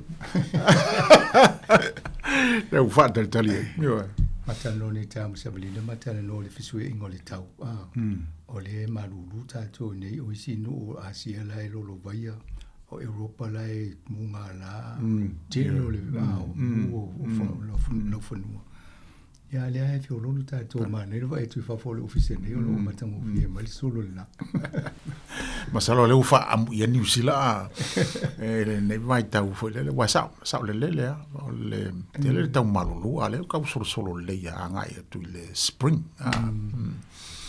o le mania tata no I vaenga fo o tonga ringa ma o mana sami fale fo iene tala lo ia tau sanga vai ia o la tata no muli o la wa amata na fai fausi fale ia mania fo itawa va I po fe wanga ia ile ai se temi momo ai ma fa momo ia me o tu fa manu ina to fa la tonga le I fa longa fo itawanga ia na tu I tonu o to I ngā ruenga lo ngafa mo to a pena mo mai o I Harvard le na fai e vo to fa la ulo I ngā ruenga lo to fai mo to fale e fai mo tanga te Pasifika.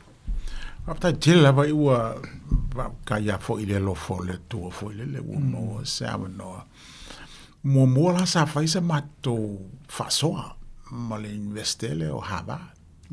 Na ia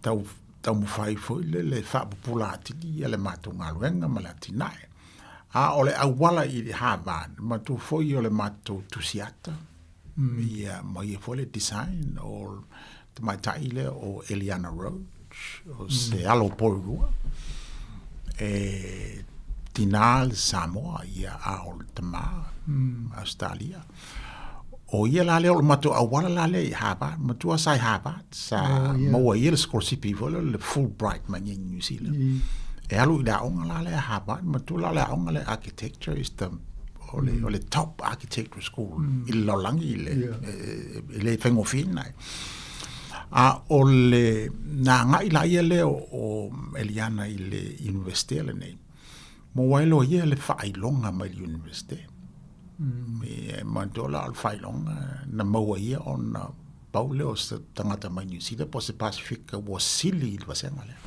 ele au mo tu lang pe ma to la ol vasenga le ol top point no one a top architectural students from around the world on mo ele ia le failong ale al university al sa I foi le la langi ato po ani si to ainga awala foi le fawai ya tina fa pene ya o a wa na faula lang ilan na sa ilinga ile moro le mato na wa fa ngalo la le mato wa ngai fu la ile atina ile na fa mato e fa ma awala ye fu le fa pulati e tu la langi o fausanga nei tato fausanga mai anamwa na vole ta ole ancient wisdom la la u fa pula e mo ana mwa ia a ole anga ole la ba anga e o matemble nei so we have used the ancient wisdom for le fausanga ole malai o ngaton na si ola ia le lawa fo ia mal faltele ia man tu langa vai nei o fausanga pa Sāmoa ia o matu fa nga la le tu langa la le e fai ma awala so ese fo o le housing crisis in New Zealand in nei ona po so we have used the ancient wisdom for le fanga tato to apply to resolve the crisis of housing in the 21st century. Ia vai lale ila. So ole matou maulana na pe. Le fa pe foi le se fausanga fo. Me ole mau ole vana ya tato. Ole mau foi la na malanga o tato tanga te o mai nei foi New Zealand. Ma au mai. We didn't leave it back home. We brought it here. Yeah. Ia ole matua tina e la e fau lunga ole manatua tili foi lele ole reimagining ole Pacific Village ia te ro New Zealand. Ole no wingara ele ma fa pe la fau winga se village. Pa wa ma tu ia dimensions ole village. I Sāmoa po Tonga e avele mata yala. E fawela ia a ole a anole e fawela le latina le ole ano fale ia o mato fa nganya la le a fo le tomai le mayanga moa Sāmoa ole ano fale lo no winga ele ole fale a o la to no fo le fale e fa befeo na la to fa nganya ia le fale e fa pefea ona whaanga le whale a wale tausinga o nu, tausinga o ainga, le wāwhenga ai la tau tonu. So it's not the house, but it's the people living in the house. Ole matu maula le nawe.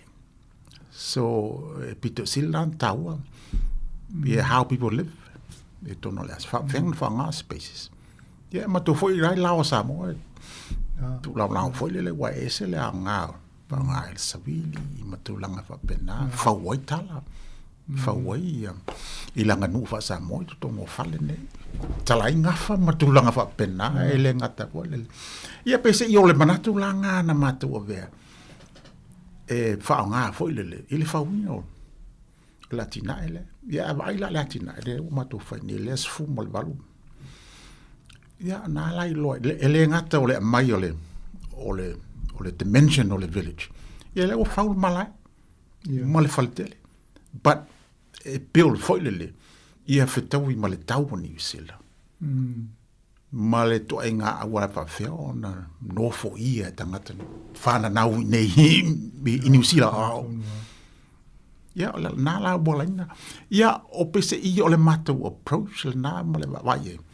Ia le lana na fautoi na mato e mawhai na mato o fiatu I tawanga la ia whaine ole award mua ole award la le mo Wellington e au ole architectural awards mai le Institute of Architect ia na mana ole submit le mato latina ele au fale ia ole la na manu malo ai la ele mai ya le region ato no to foi mai na mai oi le yo mo le Harvard al matu foi mai o si o Harvard la na matu anga ie ia la na sa failo la le ol fam talanga il va senga for ia va to foi mal le lota tala la ufionga masanga ia po o te meia foi mo to professor top professor o mangi ile universite le ya ale o ma wala mai taile o Eliana le matu tusiata na faile presentation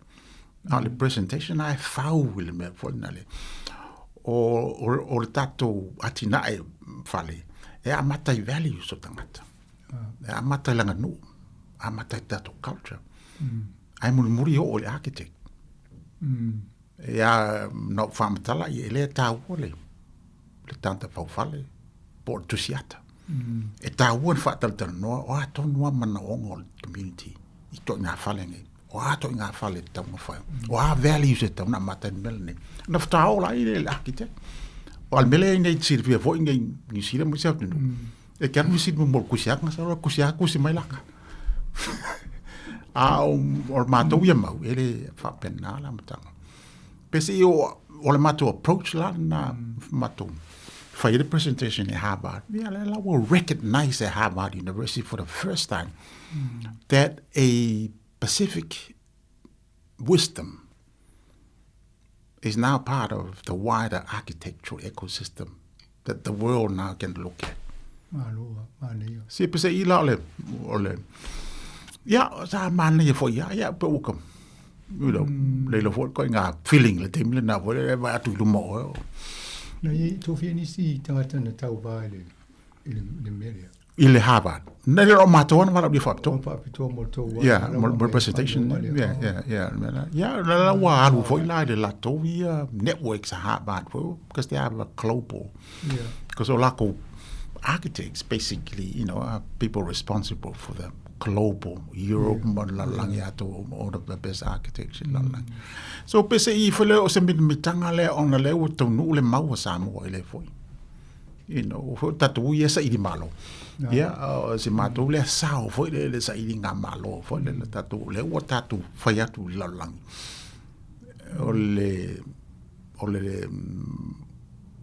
O tomai ma to fa ya so anga moa ne wa fa wa fale moa so ne ya ma lo pam so no le tan noi moa ma ne te le to presentation ele ngata ole ele pitu Sāmoa ole to tu sia na no wa tu e se vole va i tangata lo tangata lanu mal Pacifico tu vole presentation me na pala langi ta wa mo i to nga no fanga ia. Yeah, all generation le tanto fan now ne. Yo le va ia tu. Ma no wa mi o me umane ta ulele ia ta to Pacifica ta ulele ia New Zealand. Ya me se foi le va ia malo New Zealand de fa pe o ia la mana ia mi po kala me le foi o to le amna ia. Ya o mo lunga ia mo tu singo wa ta o fali. Ya, pe o ben la foi le wa fa ngofia si tu. I awards ne mato submit ia. Ele la wa fa ya fo le wa mo mato le award o mato man malo i le region. O le la wa o le la consider mato il national award al Institute of Architects. This is the top institution in New Zealand. Ale mato award lo na lo. O le national award. O le award ale fai el New Zealand Council it's a New Zealand Property Council. Yeah. O le award ai because Celia vala on ta wo foi nationwide. Yeah. Ya o matola sa abel fas submit foi malauria mato submit. Yeah, na we for and then we became a finalist. I took a lot of full finalists from around the country. Going out developments kele for you know. Yeah, I prepared to le mato. Yeah, till la wo le pola na. I vai for I malo mato. My major development for you know. So the first time le as a Pacific for ngale development I tau for some fale matulanga pena o malo is award for pena. It was a national to nationwide award. Na ese si o le committee le lo ia me fa pene na tu la inga fa fa mita langa ma ne ma fo anga fo ye ta wa la ina ma wa to fa no na ye fa mita langa pipi fo ile decision ale panel ya na ali umala le pola le ya na fa fo le tala le CE le Property Council o le fausanga le o fata tia mai le CPC. Ele o se fausanga fa pele na tanga te Pacifica. O lana mau. This is a model that can be used by the whole country. It's not just for Pacific, but because all the effectiveness of the model, my values of the model. Na faile lato mau o Property Council. This is something for in New Zealand or other communities. I don't know most thing at for masanya la told fata o le fale na fale motu ia lo na ye fanua mo le I for see no long it any fale fa pena na fale fa fata si o to le apartment so at all poroka ia na fale pi uma te vai tu fai to le si ainga le pe o mel na fo do motete ila palangi foi le fowinga ole pois foi se pitonu le mele mo fa mato o no wingala or our houses full that don't face the street. Yeah. When you see, you have to face the street. Mo ko planning laws. Yeah, finga wa ye foi le no, ko planning laws. And tau no muli and how people live their lives. Yeah, finga wa, yeah. Fakura le ye. If karia ko ko kura fo, but we're going to build our village. Yeah, ko e mari mala. Foi a finga o Sāmoa. Yeah, ole se senga la na mo wala ni foi le wa vai mai la para wa no mai sa iri. Be fa do no mai ya au judges for you mai. Yeah, ele on mele CDL Property Council Award. Ele ngata ile assessment or le build, pava fenga build, assessment or design, assessment or ko inga areas ko ngofale, but also assess the financials. So include financials, not just the thing. Yeah, for us to win, for the award, the national award at the Property Council, including all of those going metrics for you. That's a big, because this is not mere for you. No farm talanga for you, this is specific wisdom. But also because we came ahead of schedule, quite under budget. Yeah, yeah. Pacific Wisdom is operating. That's how Pacific Wisdom operates in action. So, Olisilana me foi le I tu fa ka yalo de lo foi le wa mo ne ya no foi le fa west tu lang fa peni o le la wo yo le temile ya o tele tanga tu para o finance companies wo line up na finga lo mato matanga lo ngale malo developers yo foi na o foi yo Maori. Leo po wa vai mai la banga le mato moro fo le la o le plan. Bo ye to tele la to fo le o mai mana o. E va vai le site. Mani. Yeah. Bo ka fiu fo ngai vanga ye no fo sai nga e. Ale mai so. Mai so. Ole fai ole sko nga me to tia pe e vai ale la fai va ko se la ta la pe ko. Ya vola. Fo se tia va pe nga fai ngo fi. E no pe ke ye ye vanga le pure ke o charge and I don't blame them. E malo so to tasila le sita vanga na le tu e o tu tono. Ole I take the board on the national board for ya topa yo. O le tata no ma fo ya so tu la titi Sāmoa a fai ne se ko se falsa ko se falea ale tu o tu funga vole la pe fa tu ale pona tu va pe pa sa ele sa te tu e fai uma ma fo me la va e la to ai uma le fale ma le le tu la e le fale ma to poi a sonna an mo ai tu funga e fu le lima ele fai ni mesh ni ya fo ni rulas foi ya fa nga e tino vole le fuai e na umo le o fa o le o mai se nga lo ngo le fa tu le pese se io le fu ne o fale la ba uso mai le fu le fale le fa o le ese le mawa ya le mawa e fo tu pulanga ta to fa tai fo ya ali ana ye mo na ye fo i sao e ta uli le e fo ile ngata ya ye mo na ya ma tu mo le ai ya ale le ve tu mo Pacifica wa le o nga fa tonu mo tu nga lu yo fa la lo tu fo ile ngata me to tia ta to mo le ma fo ma tu je ne me ya wa fa tu Pacifica ya le ve tu mo ni usila le o Taulan na fifian ma lo tu opportunities tu pe tu fa woni fa ya avo la nga ya fu nenu sile uma le torta usanga sui mai si malo ya ora si mai si malo ya ai pa wal me mato po le fai ona le fau le io fale ya fa male le tu pe ya make sure for le ya fa tonu ia mato fenga ia sa fai fu le malo ia le ngata le na fenga mato mo malo tato no e me se la to le mo no fo ia Pito silen tawe la to yo no foi. Ina wa fai le finalist or le award I Wellington. So we took all of our households. Oh man. Uma ia van e no foi fa tau nga fale nei. So we took them ile award. It was really nice. But I foi ma tu fai le tanga ia o.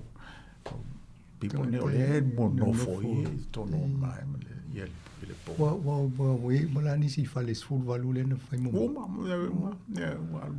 fale nice fu mal malu ya ole la wa e to lo isi mato site le na mata la matanga to sa ne fa ute ne Te lo ai toi foi mai a leo tatu fa solo tol fai mo tau sanga. Ia e tolu suma le lua la fale i site se lua le ia ne. Wa le mo te fai mo site o pitonu. Ia e lua la site le wa mata na fau. E umala le fai mo tau sanga. Tolu suma le lua ia le fai tau fai o fale. Ia e sale uma foi le fai mo tau sanga nei. Moma. Ia na mo le fai tau fai 5 ia fale over 2 years.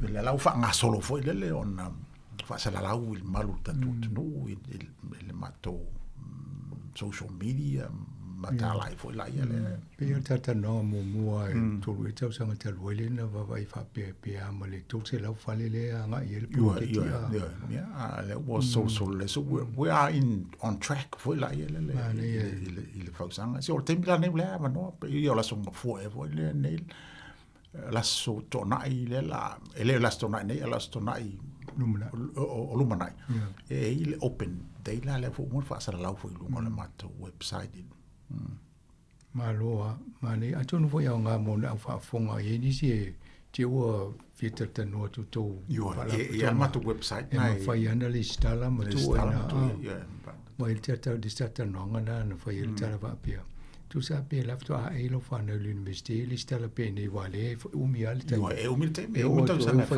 vengo to miti ne ia wa a ele mo wa te ne ia fatati ala la volo no swa fa fo le wa le fa wa si fa le va pe fo wa mo te mi fo ne fa to ai no pe no tanga to po rua le fa le wa fa to ia tu langa ne ma to yo o le wa fa pito ya por do ma ne o le lei tata no isi vai ngal fufanga o tō mo walela o manela fale i whai mo tausanga nei. Lo inga o nā fo e wha mo to e whau nisi fale wale si fu tausanga e pe fie tausanga le whai le pauketi. E umolo fo nei ia na wha tata no fo e po aisi ele la wha awa noa mai ka inga ora mai le mātou whenga inga manati toa. Ia o na wha solo a fo le mātou por kalame. Me whau inga o fale nei. Ia ma ia matanga I foi pofele wanga ia porua. O tu foi fale ona o kainga o matana fau. Le la ia mato.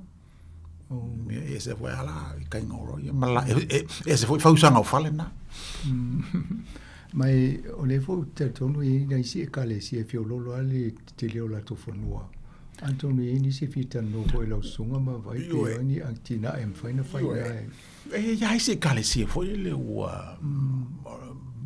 fatal no mai foi le o ia ele foi le ja se kale si le o fatal no mai mato foi le ni fo fuanga mo la to foi ele was ni atina foi le melenga ta fa le le tama ai o kale si ja so sone foi o tato malo tato na lo il napitenu mo napitenu vai mantua foi o CPC o le mato region foi le amata mai Wellington City, Porua Basin, Heart Valley, Wairarapa.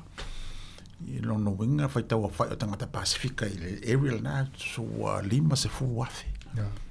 So 50,000 I Pacific people ko. I le region le ngai. Amaka mai Wellington I ka Wairarapa. Mane, wa to telefo o tanga tolo maututongi fale a te to tele fale malo yo fale tata to tas fo ia e wa matua sila I Eastern Porua tu sa masala o pe ko kiki afe fixela ia faita o state houses o mai o ne kainga ole no foi ale fast food mal balu tu ya o le 5% o tangata o no foi ia social housing e por o tangata Samoa the Eastern Pro so Samoa is the biggest population o le no foi falu tongi nei o le ale al malo Eastern Pro to no falo longo mai foi inicio ai ga ma fo fa pe na mi se fale mutu ia ana lusu fa pasen o maori ia malau palani e luas fu le lu pasen tu sabe fa popo ia population na ele mawala to tele la tanga Samoa to tong state houses ngai ia Eastern Pro Ele tauri ele West. Ole lusu limpa se no ole tupulanga o tangata I tono polo tamaiti la lo lus futa. Yeah. So. To tele vo ile. Yeah. Tupulanga fa ya ile ya. Yeah.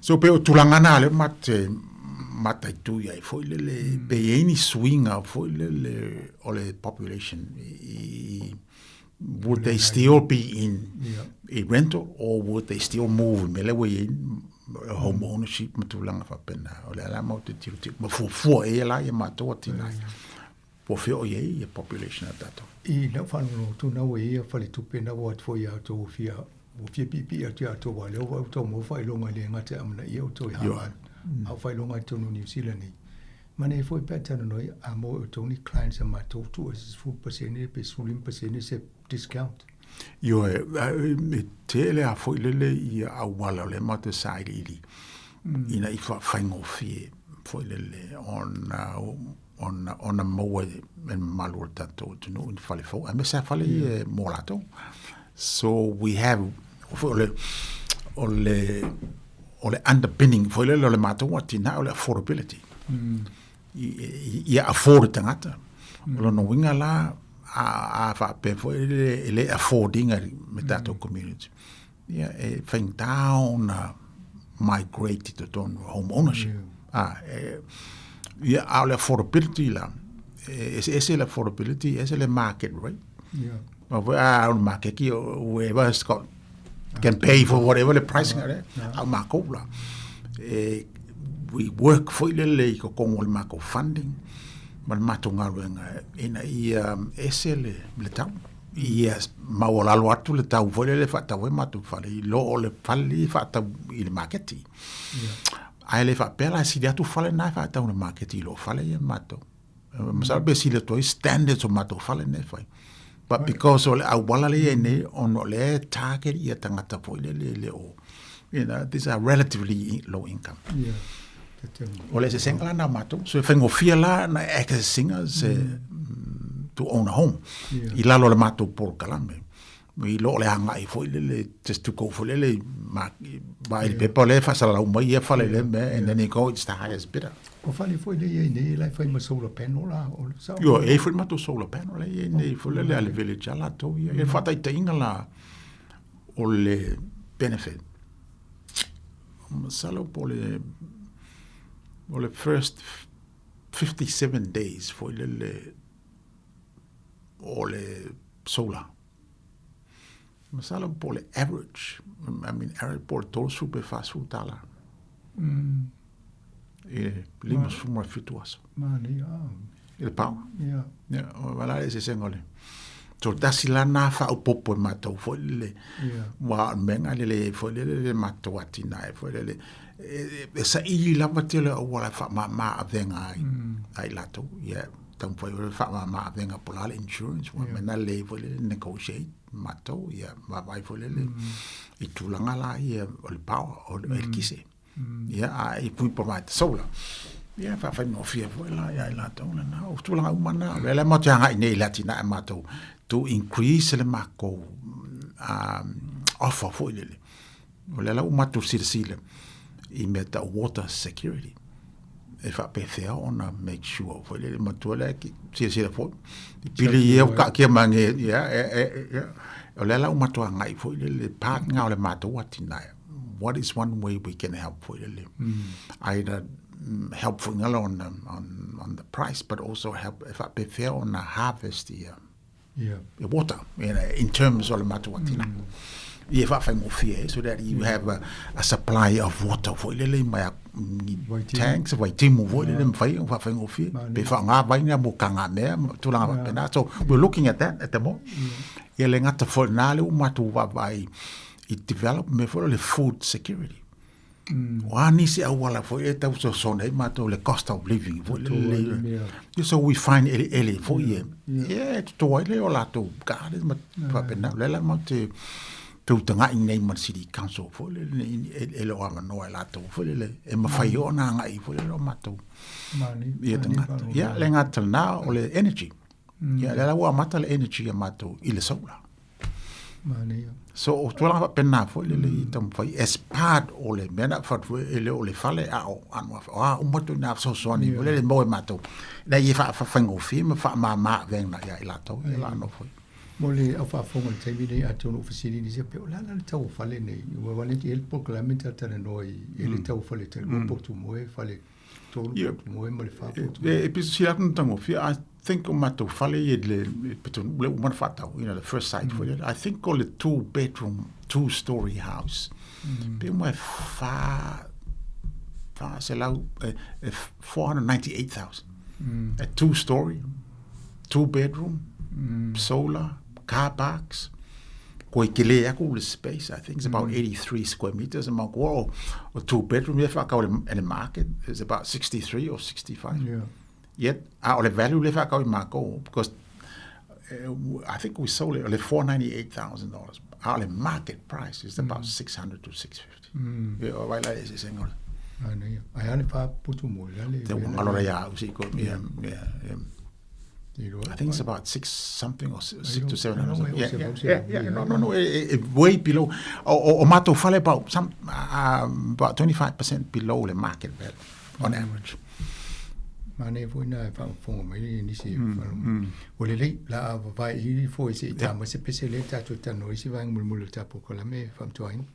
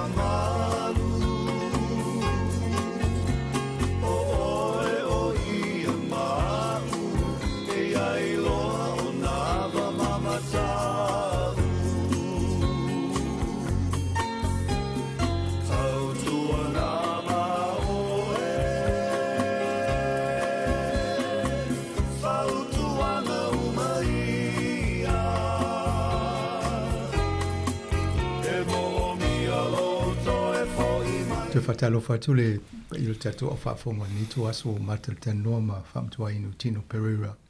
Io ia le taita ia le whalapatonga le CPC, le Collective Pacific, o Central Pacific Collective.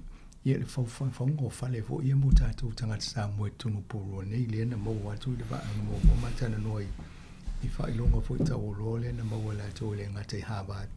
Ia whapena mai te manei i New Zealand. Ia lo loma fo le si sai le linga le institute po le whalapatonga le o tangata tusiata. Ia le fo i tu e tonu la tu ingoa o la tu whalapatonga i tūlanga na.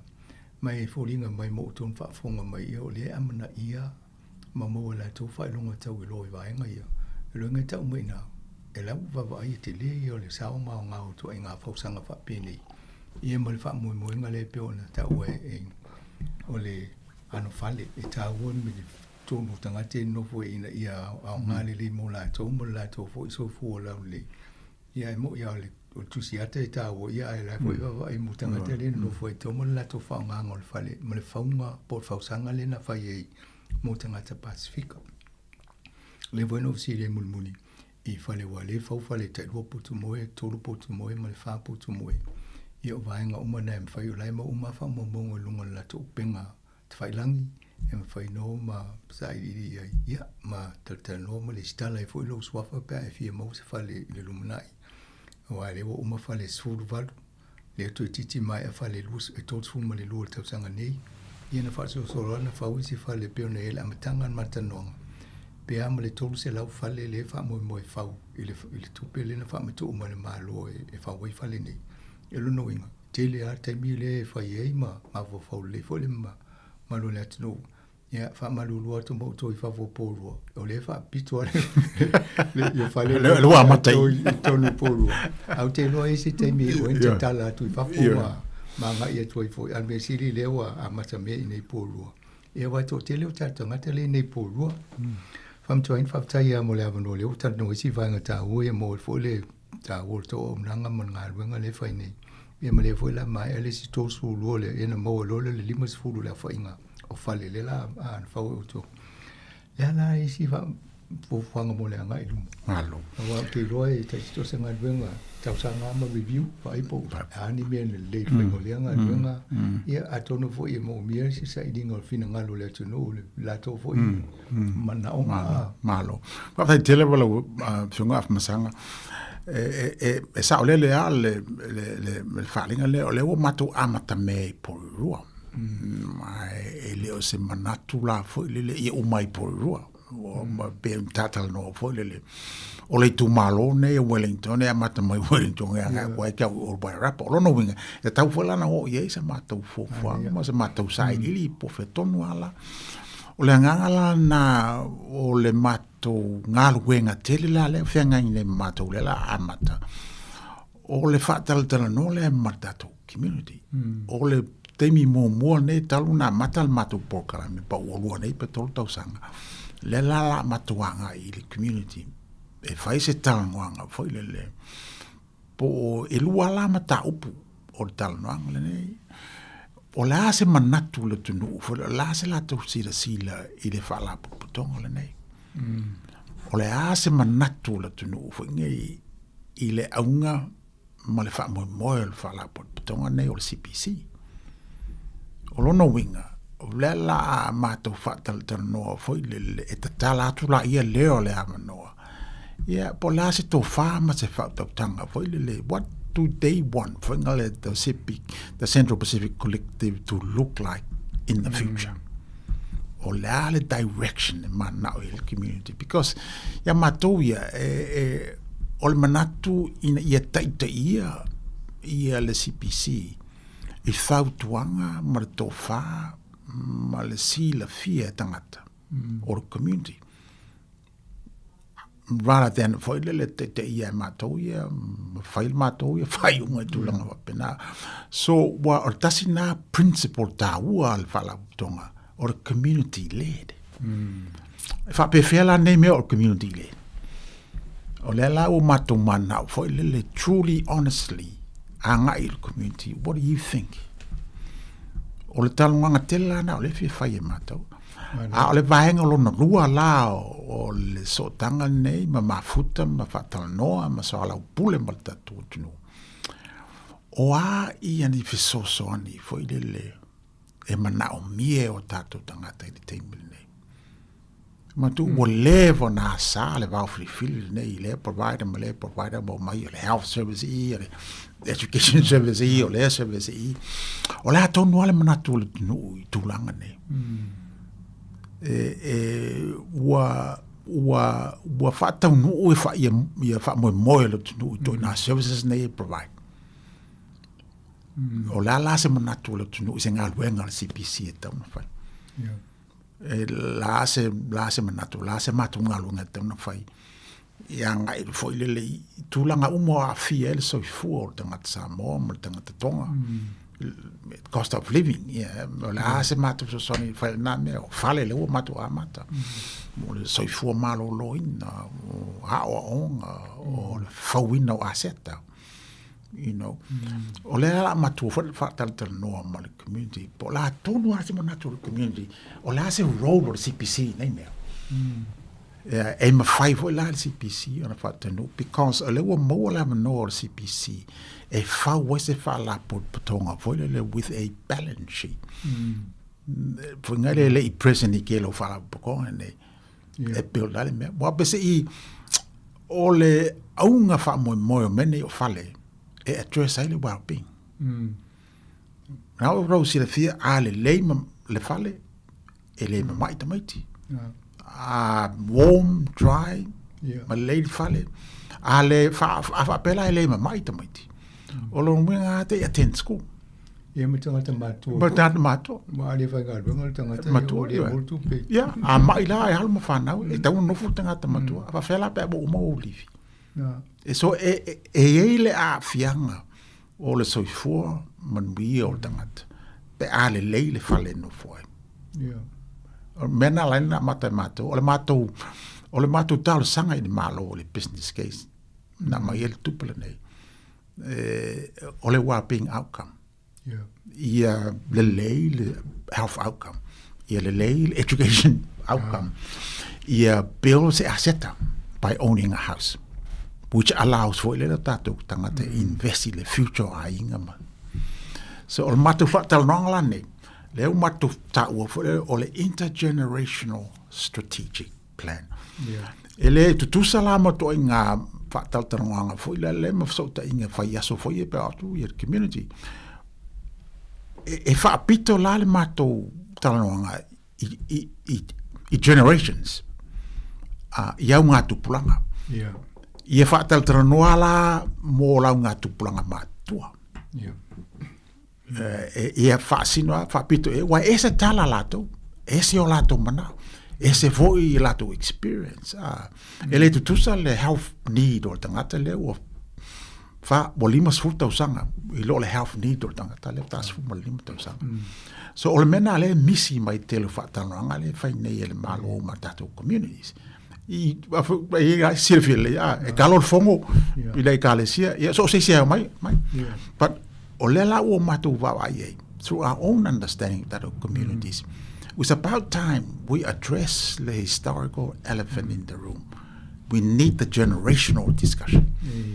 O le la o matu fu e anga I la matu mo fatata no mo matu e la to o ha to manonga no o ha issues fenga I moto. Yeah, and to all retirement, a big issue. Yeah, that's the land. If I prefer la, it's a one for the no Alana. Absolutely. Yeah. So if I pitola, a targeted la for it, yeah, my manatu. Yeah, or if you see the for ye, yeah, or la last to what is your legacy as that generation? Yeah. Lalco legacy, you'll have to know more eyeing them, you know. Yeah. E tau ala tulanga na. Yeah. O lisi do la generation. O la tau foi le au talvo. O le la tau foi tau sanga le vas fu mo le valu, mo le tos fu mo le ono. O le ta u al au scientisi. O ie le palco tato educated population. Young population, the entrepreneurs. O ila tau fo le portu le ai ma me fa pena and they are the future. But ele fia kere langu. So so we need to talk to them. Wala ku yo ole future la tu no.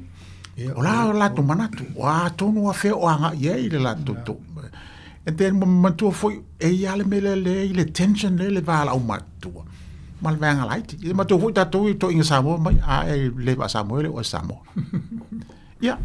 I want to 4% of the population in Samoa. You know, I see the fear and all sorts of. Oh, la tau ye fawing alumna. Is that a way of it? Yeah, I'm a dual finite. I let ye say I know if I tell them no, I allow my tua lolatum manatule, but I wang a light. So it's a taulan fine. So we, if I pito for la, this is vang, tell no light. Yeah, Malisi la generation of Mata or Tai yo Calesia.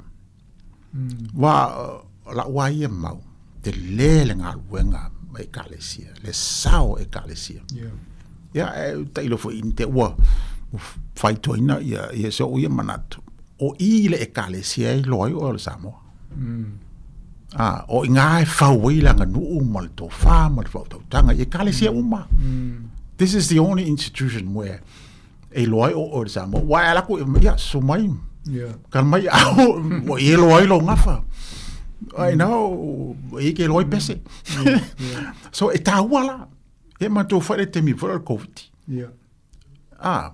more of so ani e kale si o lato ho se na fainga renga increase ka vaccination rates ma si le fe wa na tai le onga tono na tu na ka fainga covid so e tawala e le to fa o ta yo e kalesia so e si vola na man so e tolu la generation se o matuanga ia fa pito so because e foi le sao e kalesia o la to sao e matu ai foi isu mata upu o le fa ne nefo foi whether foi le is it the role of kalesia as providers you know what so we need on ne uma o le lafi lalo tatu generic discussion but o ie lo ai le fatula nganga kaunga ye le future tatu e le fa pe fo le ia tutu sa le faingo le health tangata umane e ese ila to fo le la matu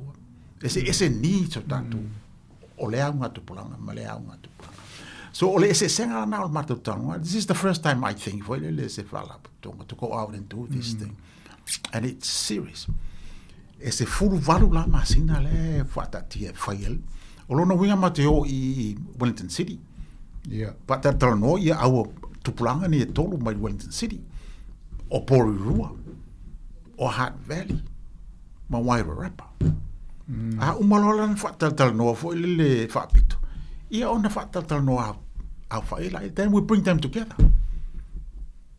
you know fo le ya o manatu ne la umatu o manatu ne sungai fa fenga o manatu ne o le future leaders o inala e fawai ai luala fe sili ai no tano o manatu le la au mai le to fa liu ma le to fa so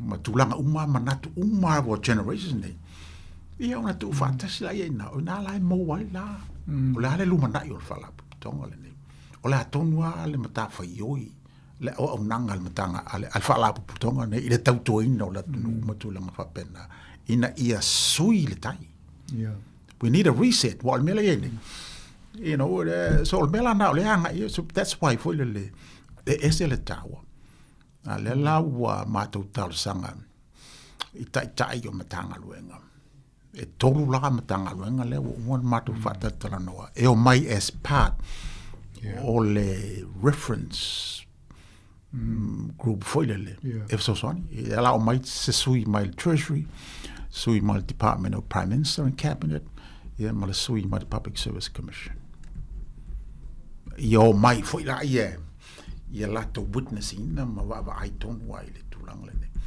ia ona ole le fai un ol sumal malu ia ha fai un tulang fa penei fai po a findings because the findings will be unique while is it along of a generation will fai at this level and at this depth and at this width findings And then conclusions are going to be historical. Our findings, a release publicly. It is our fear, the CPC findings, conclusions, you'll be transparent, open. Or now for more 11 or if I tell the CPC, my providers. Yeah. Because people will be saying some things. Ula so Sonia. Ele fa pe foi le la CPC ma deliver services nge. Ele se não ta inga po se mela CPC ma deliver health services or education services. It deliver providers nge me. I both of Sonia moi ma to pe atala fe ngai se feedback ma community. Fa pe fiona fa malo si ala to services. Fa fe integrate. How can you work together? How can you work together on funding? I live up there, allow to CPC run here, social service. But I'll make CPC like them five because we have now experience in the machine of government. If I be fair on if I say commonality, 1 million. Yeah, LF now providers in the malo on very small amounts of money.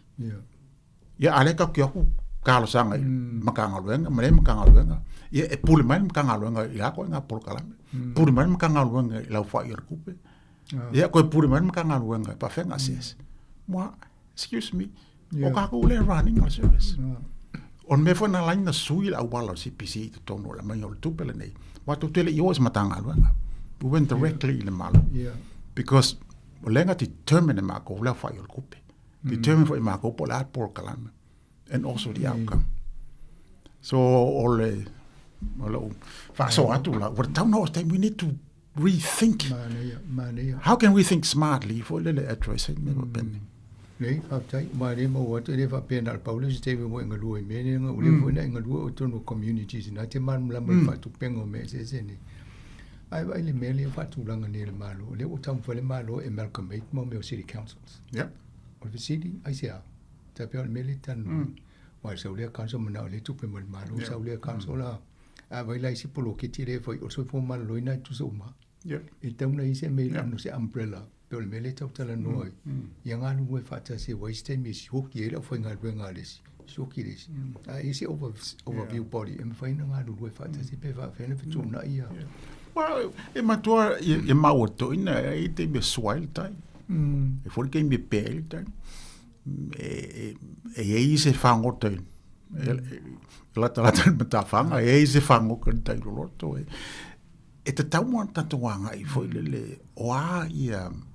What are our strengths as a community and as people? That's the basis for it to try and reset the way we do. So ole matou la mau foi lele is our le mo se so swani. Ele fa pe se mau le CPC a me la mo to faile me. No, it's just the time for le mo ma to le no. Ma ngaro we fa da simple providers. Ko kelo o tato providers le ni. They are good, you know. They are there for all of the good reasons why you serve that communities. But for la ve le ngalo Congo system which they have very little control around the funding, program, outcomes. What I don't believe we should still do the same thing for the next 100 years. Mane vo le fa fonga mele tu no fa tanong me o le la tang fo ye va esia le va nga ta tanong le mulmuli na tu le lungol ma ko website fa mo tanga te fa fonga fo e ma tai ma fa sa la le fa mo ina e fa ye tu fe lo inga ne ma va nga se so le tu no le wo ta ma ta ta va nga ai system mo ta tu tan no ti ta opune. Per for le so Sonia tu tal sanga for le Sonia lo fionga masanga male se fon le mo ia tawana for le ma tatalo tato tangata ia attend ia fono nei pe tala ia to for le ia fiela ona ia la to sao fiela ona foi sao to ina malo ma to lo puto ete ina ia tam fai for le mo sanga no o te loa e whatana no whai lungo tato po kala mei o le atol tai au wawo i oisi e whatu muta o isi o le tau o te wa ia i whaitano i whono a e se a fono fai talo voi ai se foi fata nonga lungo le tio mo e fina ngalo isi ai ma lo fata ya fata vo mo nga wengo lo ke ngai mo to ma vai o le anga e lu mo foi mo fale ia ma no fo ia fo inisio tatu tanga teni poru ia on sai vai o to na le si fata tali a to no este me mo to se to fale a tatu po kala me ne fata nonga sunga ya fam tu ai tino perera ia le te ngā wenga le CPC ia nā tō whaafonga mai ei whono leo wha moe e te meo na whaara so ta e tfo i leo lana o ia mana whai ngā wenga i niso e kāle siem whaala putonga ia wheloa i ste mua ia whamtua inu i so whamtalanga muli wha ta po kalam Kai kiere la vala u fionga masanga fa penga foi de mal tele foi le fala putonga po le tio nei e pa wale o se au nanga ina ia tau mo fai foi le e se mātou ia tautua. A wale lumana i o tatu tino ma tupulanga fai mai. Ia, o se mātou au ngana lale mai mole atu whaaftai tere o whaafonganga tatu tino le nei aso mai. Ia manua tere lewa fai wale aso, fai o toe i le lofa maleanga le lei o le toa.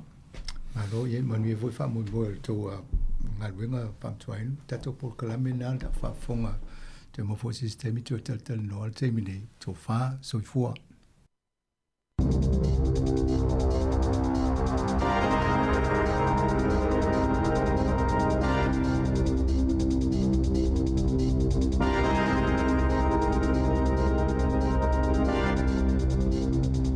E toi whaatalo whātua le whaapuponga o telefou mai le si ufofonga le lau mua mo le nei vaenga o le awa uli. E tusa ma le 25 i le 30 matawhaioi o le awha amuta i le au nanga a le Radio New Zealand. E tusa lea ma le 10% o lana au whaingaluenga. E pea ma le 32 tangata whaingaluenga tūmau a le Leitio New Zealand. Na tuina atu se email i le au whaingaluenga mai le pule sili a Paul Thompson i le tae awana le ila. Na saunoa le pule sili e 5% na whaititia i le whatupenga o ngaluenga i le luawhelua 5. E ala i le whaititia o tupe whaalu i nisi vaenga. E awhia i whaasara launga mga luenga whaakone karate. Whapea i ma le whaititi o le 5% o le au whainga o tangata whainga luenga i le masina o me o le tausanga nei na toe whaititi i le whatupenga mo le Radio New Zealand i le isi 2%. Maolo i ai fo i le wano e toe whaititi i le 5% i tausanga taitasi mo le isi 2 tausanga o lumanai.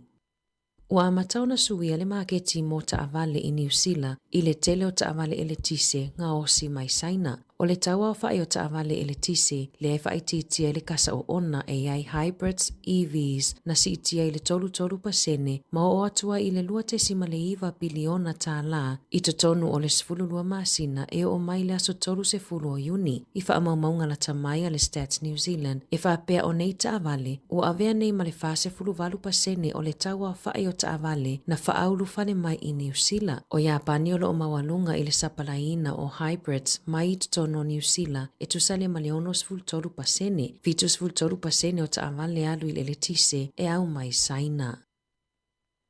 Ua te lele suinga i leo langa o se tinai kalai estete, ina ua maua le fesosoani mo lona ADHD, na umi o maua le tinai a unga o le tinga o le uluma le tino, ma ua avea le whaalango lango i fuala au mo le ADHD, ua matua suia i lava lana whaalongo, o Natasha Howell sa whaingaluenga i se whale talavai, o se ngaluenga sa fia tele i ai, aina a fia o ia i se whalavelave i le ngaluenga, ma amatai o na tinga aina i lona tua, na tele taimi na alua i le whale mai ona o le tinga o le tino, sa whaia fo ia na taotonga i le luafe se fulutolu, a o tolu se fuluiva o na tausanga, sa whaia lo na taotonga o le L5S1 spinal fusion, e tu ufatasi ai po na aivi o le pito i lalo o le tua sivi, sa wha moe moe Natasha o le atoi fo i lono o langa i le tūlanga masani peitai, ele i manuia le taotonga, na atili o na maua i whaafita auli o na o a mea masikulu sa whaonga i le taotonga, i le whātausanga muli ane na i loa ai e se isi fōma i tipi o le whaafita uli sao o lo ota oto i lona sacroiliac joint le ana mafua ai o na toi mo mia o na whaia nisi taotonga se tolu o le isi o na taotonga la tamai le ana whaia ia se tema o le tausanga taluai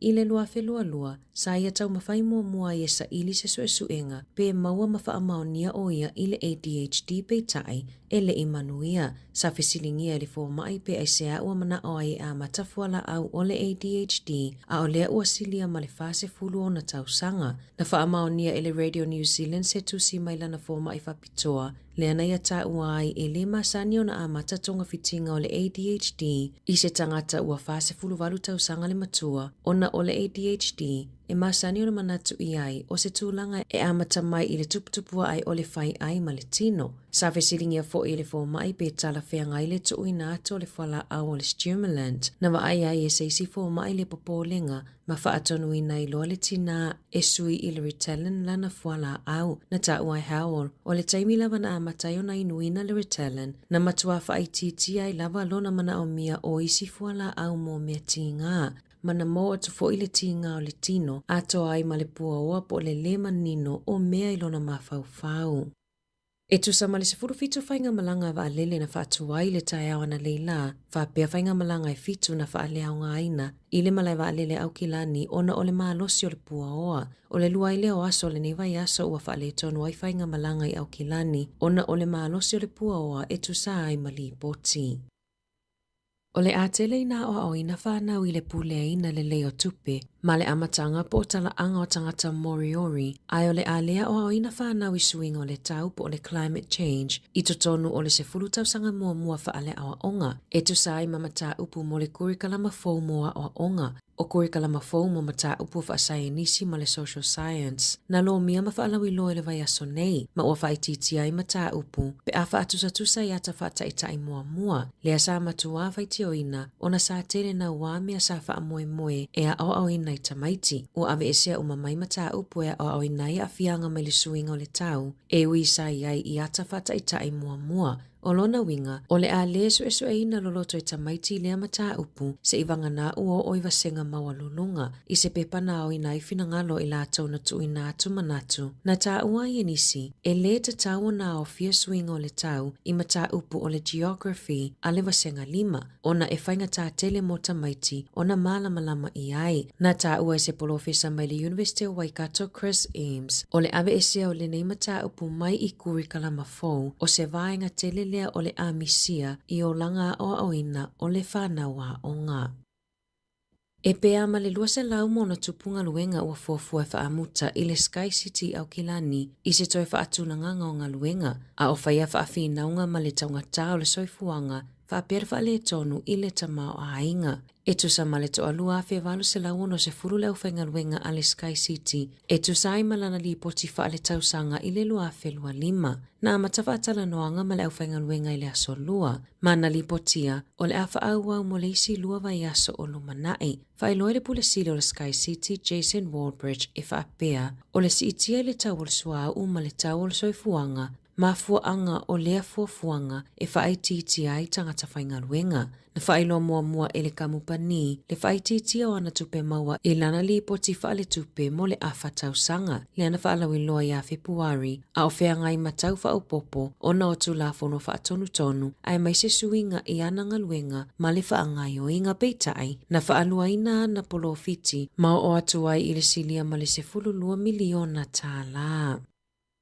Na whaalia le WAMC po o au nanga ale whale mai Wellington ni e tatala i tua atu o taimi whaingaluenga po After Hours Medical Services. E le lava la to o whaingaluenga e toi whaopopoi nisi i tū la e tatala i le whale mai e whesosoani i le tele o ngase i le waitau o le tau malunu. O le taimi pitosili leo na pisi mo le itu e tau nuai ngase le whale mai tele i Wellington ni pe ona whaamawina i le asonga fua pe a fua i le tausanga atoa ma e lua se lau 5 tangata na o atu i le whale mai mo ngase whaafua sei na ta ua i le Health New Zealand o le atu e whaopopo ni tu la i le au nanga o le Urgent Care Clinic o lo o whaatau tai e fo mai po GPs e tali ai i le lolofi ato ngase ma ua fuafua e whaatino ina i tutonu o le ono masina talu ona sainia li kone karate ai o lo o whaia pe whaatala noanga mali whaala potopotonga ma ele i mawalawa se mali lienga e te tauona i o ina whaatasi se whainga fau mo le au whainga luenga a ole i whaopopo ina i tū la mai ono o atu i le se 15 masina le umi o lea suinga. Ua mōlia se tau lea lea luas furuiwa tau sanga le matua I lona fola leo lona whaau o ina o le maliu I se suifai pule le National ia Dan Bidua na mōlia lea li o na lona la foina leo se wheau tustusia tau wha matau I le fai pule o North Coast I Novema lua felua lima. O so se li poti e au fiaini wheau tustusia tau wha matau wai I se tangata esu e ina leo a wha amaonia mo lianga o lea tau lea o le a whale pui mo tau sanga fitu e tu sai mali poti. Na whanai leo le tau lea na tau mawhai e tamo e tutono le tau langa whaatau I Sylvia Park I Aukilani ma se whana I le aswana nafi. Na whaamaunia e le taitai leo Aukilani Sunny Patel. Na maua e leo whaamatalanga e tusau le lua I le awauli e whaatatau I se whana na ngao ia mai le whale o loa le Gun City I Penrose. Na tuli loa e leo le taawale na aveina I le tau lea na ngao ia le whana. Mana tau mawhai leo e whaia se feuta na inga ma se mali lienga maleali I peitai e le I maua se unga le lei. Mana whanaina I leo mama liwai. E ui na tau mawhai atu e whaialenga luenga lavea I mua. E tula I mailea whaalave o lo o tatala I tua I lalo ai a inga alfa masinonga lea tau lea e tu sai mali poti ale TV tasi. I taalonga, ua whaamao nia leanga I ato Richie mo unga I Afrika I Saute e awa I ato I le awale o peleki. Ina ua mawaini vai aso o whaatala noa lona anga waa e taalo ai mo lea taamilo sanga. Ua whaamao nia mai I le lakapini usila na malanga mo unga I Johannesburg I le aso tofi e whaatasi atu I le o peleki. Mo le taalonga lona valu o la lato malanga taamilo. O le walawina o mo unga na tula I mai ina ua whaamanu alia Billy Proctor I le hawhai nai o le ponga aivi o lona tau au. O lo iai fo I popo o lenga I manu anga o Damien Mackenzie pei ona sau noa le whaia o ngā ulu o le au. Tala fo uia mai le si ufofonga le lau mua mo le nei vaenga o le awa uli.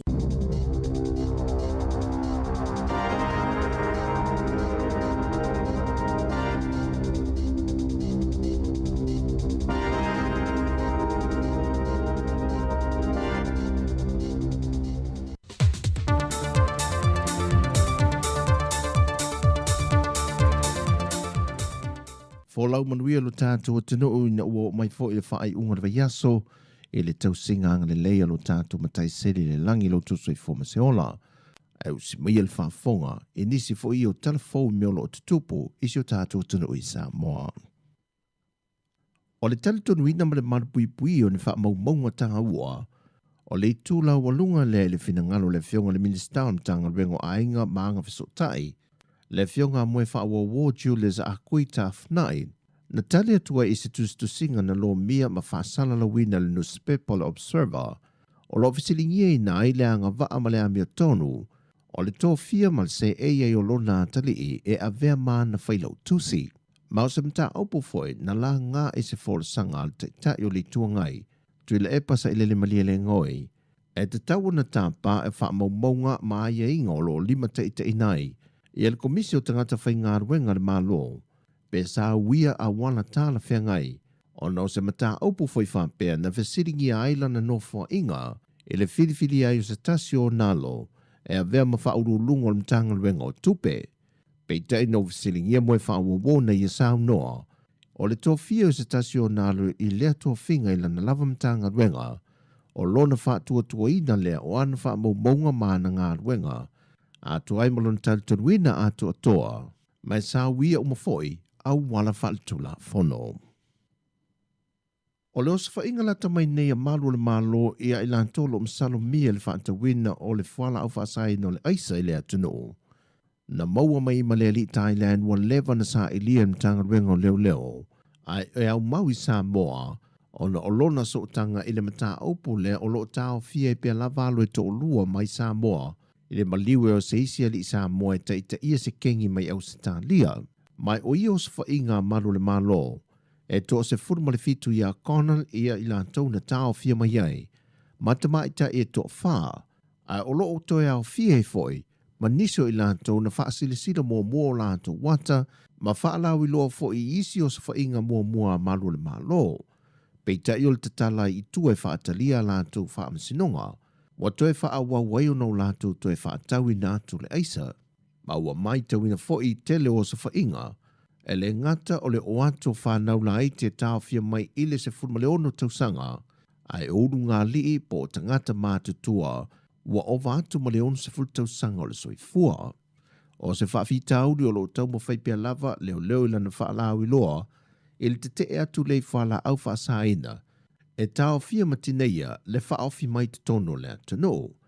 I na wafsiringia au telefon vaenga whaapitolo o ngafam whala au whaasaina, pe lei maua lava se whaamauninga ua kuka ma ngao sia te tono le atano o le whala au le aisa, pe tai na whaeloa mai o loo iei lava masau salonga, ai e leo iei ni whaamauninga, mai o loo li lifa fo o lato talunga le moni o lea mau, o no le to tele o tupulang ua whaalanga i nai mafau fau, pe a whai ele o sao pe a to toa fo i vaenga i ngao sia i whala au whaasaina, ai ua tūle i atu mo le tupe maua. E silia ele se fulu i a vaenga o le ātangi e le fionga i le taitai o le tuangai, e whaasanga le fionga le pāle mia, e na ua folofolo le fionga le taitai o le atunu o, le whaaulo lantangi e whaasanga le taitai o le tuangai. Na tā ua tuila e paila na porkalame masani, o ni tua inga e whaaleanga i nailo na tamali anga, o lo whaasala lawina le fionga le taitai o le atunu, wa fuayo na manatu, o le a whaatau nu e na loa le fuanga. O le mera le o iai le rida. O le koe morioa. Ia. Le la se furu mokupua morianga ia la fai. La kongua. E maka upu ia nga e au fia i baloko finga. E le swafa wa local kongoga. E le i fa maongia. Ia ai nga umba kula fongo. Pe ona sira fio le amatanga o le tausanga le nei, na whaaudu atu e fo i le tālo sanga po o le tangi, a le fionga le minista wa onga atu ai mal teitai o le atunu o, i le whaamasinonga e whaatatau i tua inga na whaia le teitai o le tuangai, wa manatu i la ua whaalanga i nailo la tamali anga. Na afuai o na polo ina e le whaamasinonga whaaitu maa lo le teitai o le tuangai, ina ia tāo fialo na toe whaio ni whaasalelonga i whaasanga ia i la ua ia. Pei tai na whae loa le teitai le tuangai i lana porkalame, o lo ia usta ia i al polo ingantu i nātu el whaamasinonga. Pei tai o lo iai sa o lo tonga le teitai o le atunu o, e wha wawi nai pia lava, i a tua inga e whaasanga ia te ia. O tala fawia mōne nei fo yaso, te talo ina ia iai le anga le leo le tua i lungo si o tātua tunu o, i le anga iatu le whae unga le wa yaso, whaasoi fua ia.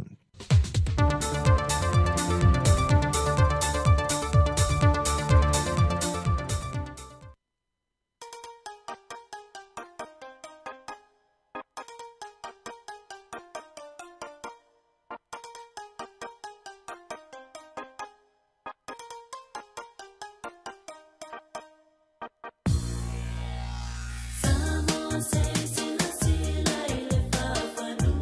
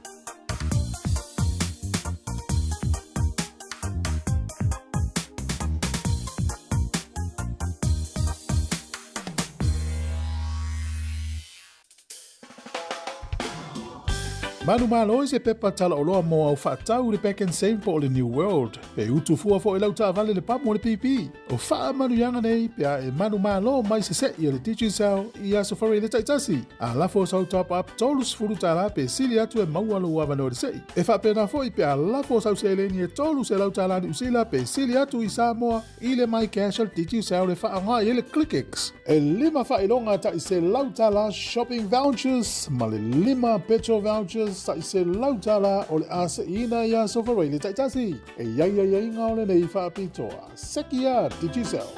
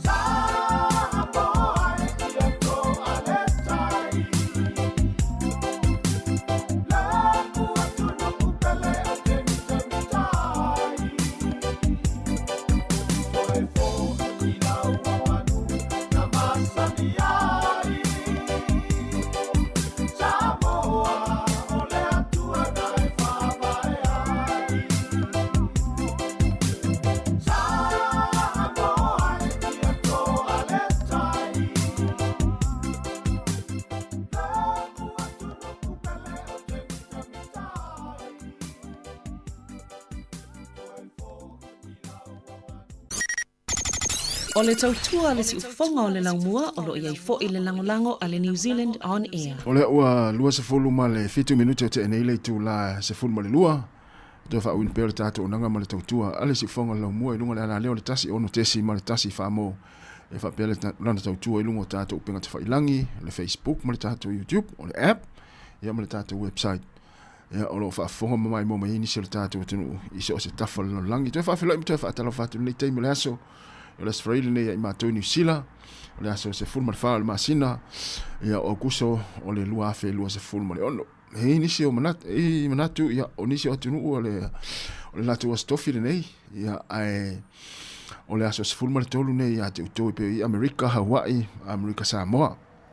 Ia o nei taimi, ia le fa'ua se e mai nufua awal fa'uino le tātou nanga ma le tautua, se pa ia le tulai 5 i le fiafia na nei, ia pe ona tu o me fo tau maftanga, ia manisi o lafa i ngā luenga, so leo ia tu fue fiso, ia manisi o nei tu fafen, ia ia tau sala le tātou le teo, se unika siano, ia ana fa solo, ia le sunga mari fa ivalu, ia mesi le fionga le lipule, lo mātou ngā lue atu nei taimi. Ia ia manatu sa manuia ia ngā luenga ma fuafuanga le nei aso, ia na ua malolo mai le to tele awa ia tari ngā sua ma tau maftanga leva nei taimi. Ona toe fa o wile o ngā luenga, ia i le tūlai tasi, wai pe ia o le tasi e tele toi amatai ngā luenga, ia onisi e toi amata ngā luenga ia pole afa le tasi, so se taimi lava, ia na e te ilo e oele taimi toi amatai lau ngā luenga, ia na fa malo atu nei taimi. Ia malo fu i le tapo inga i tono maota malawa, nei sunga i whawhiangainga, o pa i o le tātou atinu, nei mitua tausi, tua asina sina, le ngata le whaalongolongo ma mai mo mai tonu ainga, o maota ngase, o maota o tangata mātutua. Ia whealava se vaenga o mafuta mane ei nei o tātou mitua tausi.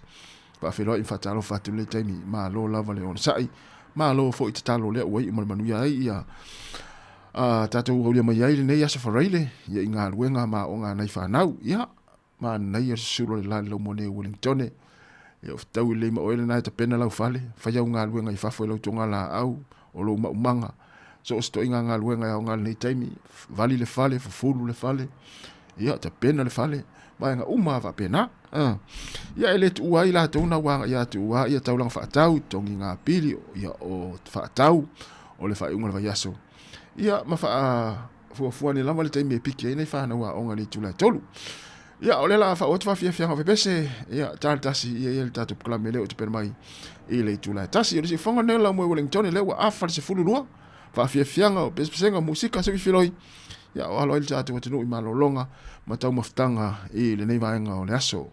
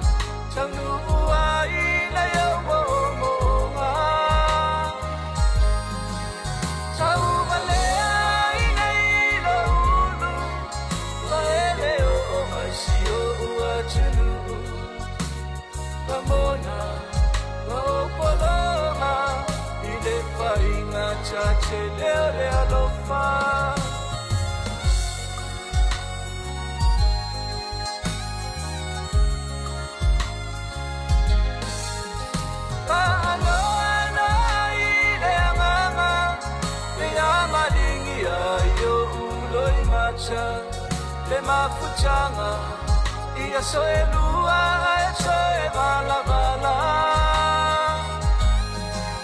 ai ina chama ile basa ai peilo a ipea i chalo sanga ramona cha chalo pea ile atua i so semea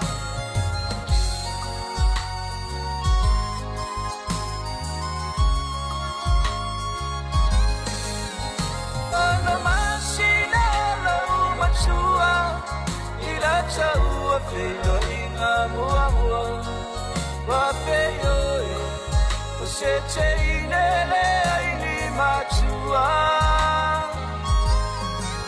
male atule na alo ua atu e chau i changa chachonga mababau ramona o ele pele ele papea wa usola ese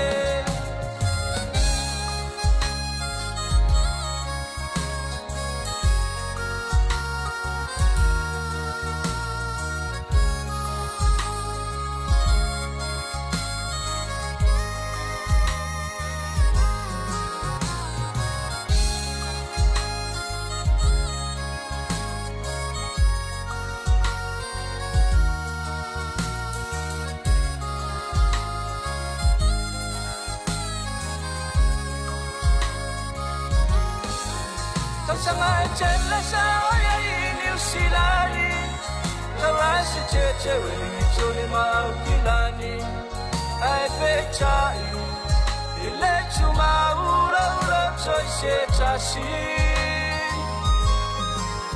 ole le chai mi o chau chino chu na o le chai le o fa chu Ramona pa maoni Olo alo paseo ile ochi Ramona pa maoni Olo alo paseo ile ochi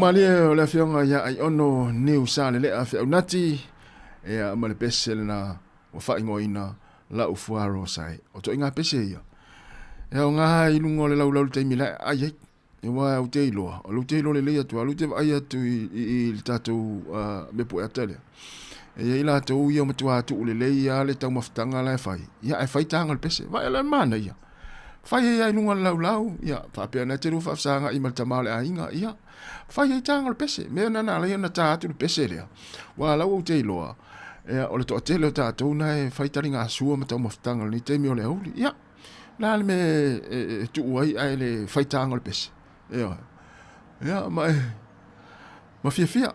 Yo, afa pe fo yele se tau maftanga o le uli. Ia, pese ina I pese me mana na iana. Ona I pese tuaina. Pa o I lungo le lau po le tono fale fainga luenga e matua. Po le alo mole le sa tau maftanga e matua e ma ona le leia I upo le pese. Ia ole na, toi luas fultasi minuti o le tale o le tu la tasi. Ia tale tasi ia po klama sani ia ole la nolangi so nei le feonga ia la wano ati lawa. Ia o ila tau la sauni malanga le aso manuia lava fainga malanga. Ia le afenga I mautou ia tau tuana ia fuala au mauta la vai ave pe a fa pe o na te malanga I Sāmoa. I le mafai ona tu ua le tatu tau longo ma le fa manatu. Ina ia lava uta la vai te alu mo e fua I le umi na te alu ai. Lua vai aso I le tolu vai aso. Ia o le na. I le se te le toi popole ai. Ia I le taimi uma iau fuala au. Ia na toi vili mai lola ia I le tina o le a inga o le pisi la nga ruenga. Ia e alu la fo ma I toi maini siau fuala au. Talu wailo fata mala. Ia po le tama fo I po le tina le malanga po ni sel whanau. Ia malo ale fo mai fatalo fatu le sunga ia faftai a mosa ma futa mai nai mele pone I Australia.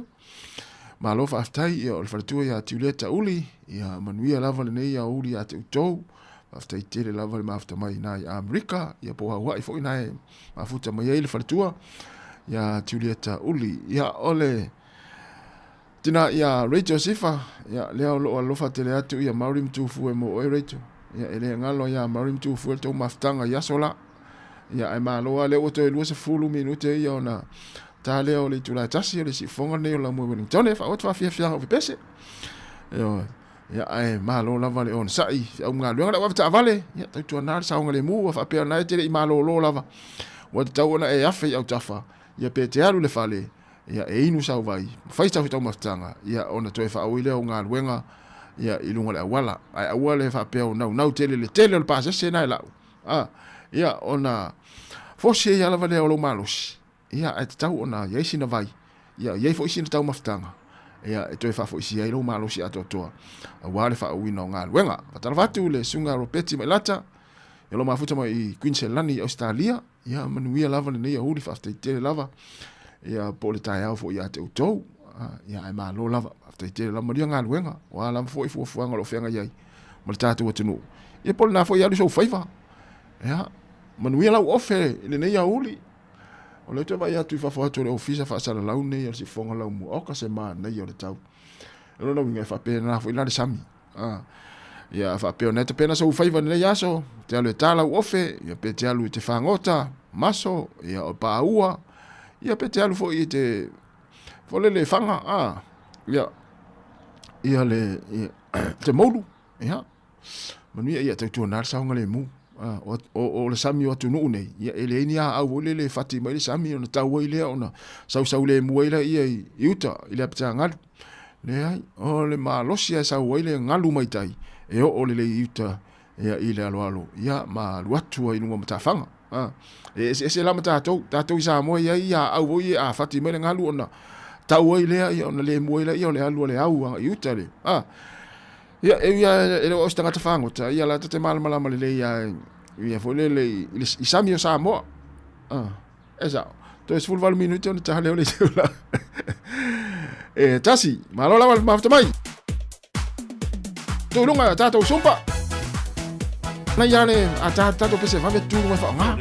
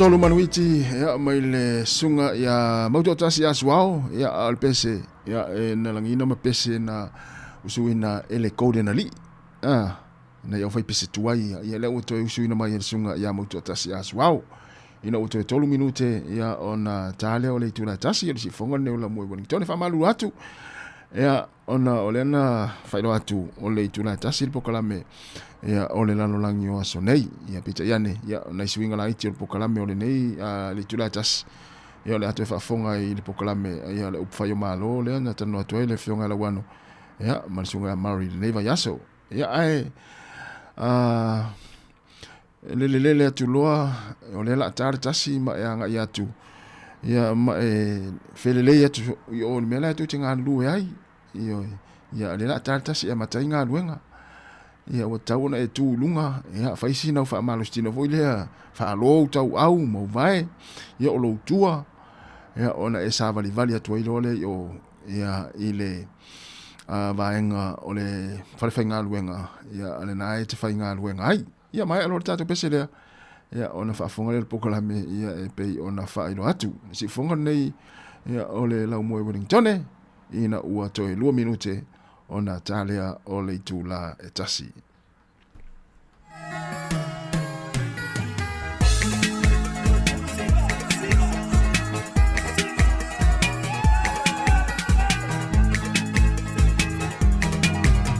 Sāmoa e rua longo i tului ngā umalava o le longo a male a be mai o tala tala ualau i loa i le atu motu e o Sāmoa pava samana ia o le ali i wai ai lana pā tau sala se ia fio mai a sei sila sila i vai whanua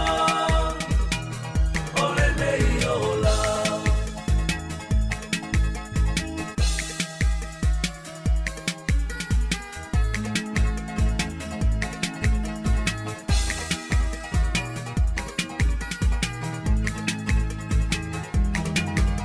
sa i mali e lei tu si fo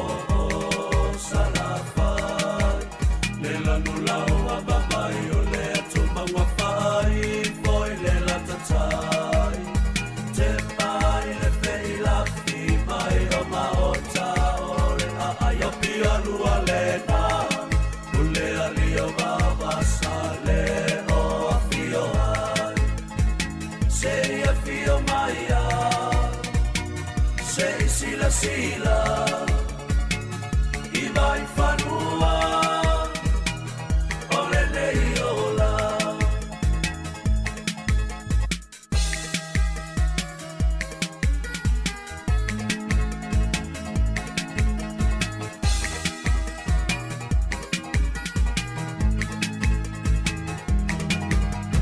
o mautau le au si tauranga Sāmoa ua maoa Tasilua tolu ona faa solo solo na fonga fare fai lo malena ua abelea matapa sama le fato motomu ole ana mai le malu e matau ilunga se ia fio maia se sila sila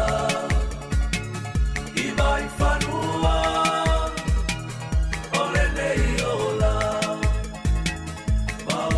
saya ia mali e lo finanga lo lo vai ta ele wale lava wata uti osia usama eteo o ai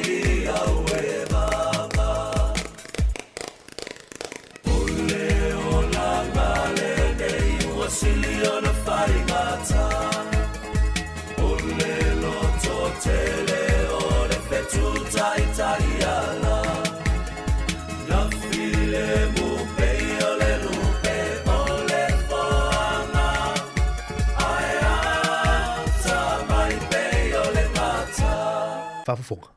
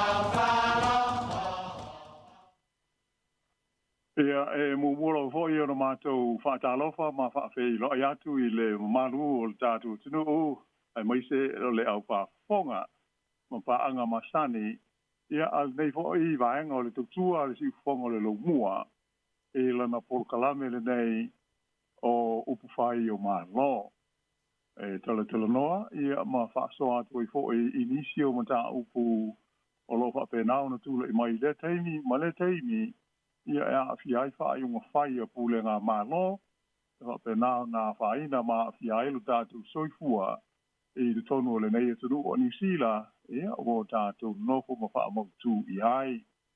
Ia e pēnā hoi o na mātou wha whairo I atu I le manu uma, ia o tāpua I wha fonga mai I isi fo I ai uma o Nisila, ia ai te nane o isi ta whao le kelope, o lo o atu iai ia le malosi le nei whaasa ka launga. E pei hoi o na masani ai, ia o lea ua ma patasi hoi ma le sunga I whaife au ia mari whaivanu, ia o wale nei wha au poponga o le tātou ngaruenga I nei tai au o le so lulu le so se fulu lua le nei o okuso, lua afe lua fulu ma le ono. Ia mai o mai te watu whafo I nei le mātou I tonu I apahat, ia o toa tūlanga o le tau I nei taimi o le tae au, e ui I nā malu, ia o le malu I mai nai ti munga I taimi e le o mamau mō tātou, ia ai o le lei nei vaenga o le tae au, ia ai tālasia o lo whapena ho isi ai, ia ma vaenga uma ho o New Zealand o tāpo I mai ai le mamanu o le tātou, o tinu ui nei taimi o le tae au, Whape hoi ona au whaatala whātu mari, ma alo lava le tau ata I le uspo hoi le tāmatalia o le tātou ngā luenga mai le tai au se o mai le nei tūla e whaatau tui maua ia la no hoi a wā le whaaba wina o le tātou polkalame. Ia pei ona māsani ai tai au o aso lulu te tasi tā lofa lava ma alo le langi māma le soifua mnuia. Ia, soifua mnuia I lau fionga la walo tātou tau whaiot ma alo le leifu tai au. Ia malo foi ma la tolo manuia lau fionga e mai se lai tour tatu ai nei Wellington. Ia alo mai for tatu por club o foi malo nei viaso. Malo lava va tai. Tele nai mata upu foi o ngonga o tatu moli mawina e nei viaso I mata upu tau upu fai. O lo tatu malo I New Zealand nei. Ia ai mai se foi o le nei tai au. Mai tau watu mari I le tūlanga o tā lia nei I le tōtele. Mai se la au whaasala lau I TV, ma le itio, ma upenga o fiso te inga tele wawave. Ia le tūlanga o le a o iai, pe tau nuu iai. Ia se tau o fianga whaanati nati. O lo fianga iai ma le whaafo le tui, o le pāti a le national. E pe o nasi le fia. Ia o stasi le nei o pāti au tū lua New Zealand. Ia mai o le national o lo tu nei le foe I le taʻitaʻina o le whainga mālo so whaatasi po o le coalition government a tātou o lo o iai le teimi nei. Ai o lea o lo o na amata mai le afo le malu tae o na leila. O na whei loa I le whaafo le tui o li imata mai ta I whai pule o le pātia le national I le mauta o le Parliament Wellington. E tala noa I nai ia tūlanga I pei o nā mai tō wina, ia se pesilingia o le tūlanga o le taʻitaʻiga ale ali pālemia, tui sinave maunu mtotua Christopher Luxon ia ona nisi fo iola sanga pe ona moli mawina I nai aso o mamai atu ia po le fo vai aso o tu na is mai I na fonga mani sau no mai le tai tai o le malo e ata ni ai ia nisi o por kala me sa le I silo fio mo bua le fa fo tui ia ai ato ai fo I maisi vai nga o fai o malo lo la tu nga lue e de tonu o le parlemene ma le fai nga malo o lo o iai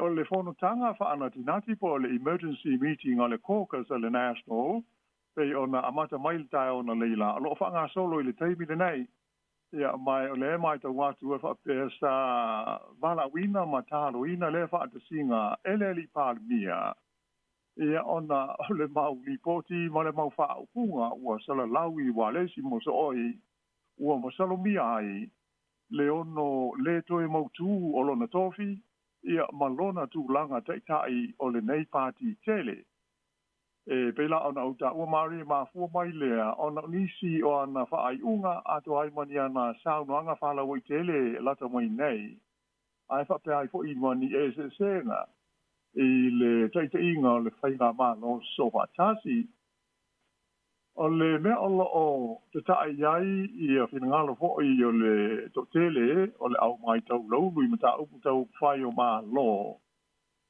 e ono iai se swinga o le tai inga o le pati le national I le so pe a mai a I a le fontanga o lo whainei ia mai o le ua wha ai lo mai e whapea pei e to tolu a fai pule ono fai iai ia se whiwhiringa pe a fai o le a ioe ia le caucus le national e sui lo latu te tai mai le li pale mia o lo o iei nei o fai pune la e to tolu I la mai tau e pei ona li potia mai mari o le te tai lango le o lo o iai o le national le te mai tai o lo o avea ma minister tupe le taimi nei o Nicola Willis lo tūlai mai I Wellington e tonu e pe o le whaipule lana apo o le sui tai lana o le tasi leo tangata o lo o maa salo mama salo mia le totele e mawhai o na sui I ai le tai o le pāti le nei le national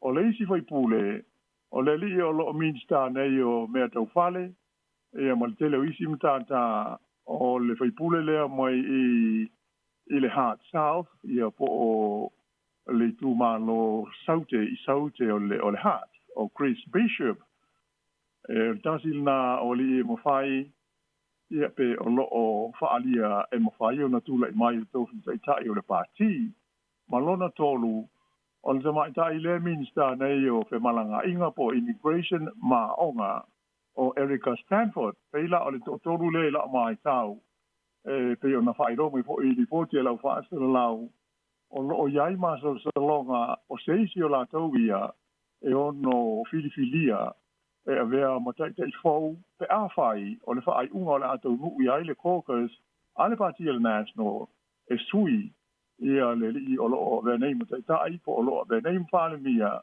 ia tui sinave mauru matotua Christopher Luxon ia mai tele fo isi mo fa upunga o lo o iai te ena hoi inisi o la tau ia ina ua fisilingia au fa sa lau I tai au na leila ma le fia navi ina ua amata o na fo I mai Wellington e mo le fono le nei I fa pe le ai ase me o tupu o lai ai le lei ia le tai inga ale li pa mia ia ai pe o le tulanga au pito la urunga lea pe ma urunga o lo o iai ia me tau fai o malo a New Zealand ia I nei aso ma le nei taimi o le tai au ia o whenga iai ia le pāti tele I tonu o le whainga malo masalato whontanga whaana tinati e tala noa I nai ia le tai ia mani swinga e ono whai ona whai iai o leo te mai tau o te whoi I isi tu singa ia o le tai au nei mari mai au kilani whaali ai e le li I o tele tau sanga whoi o ave mo pāle mia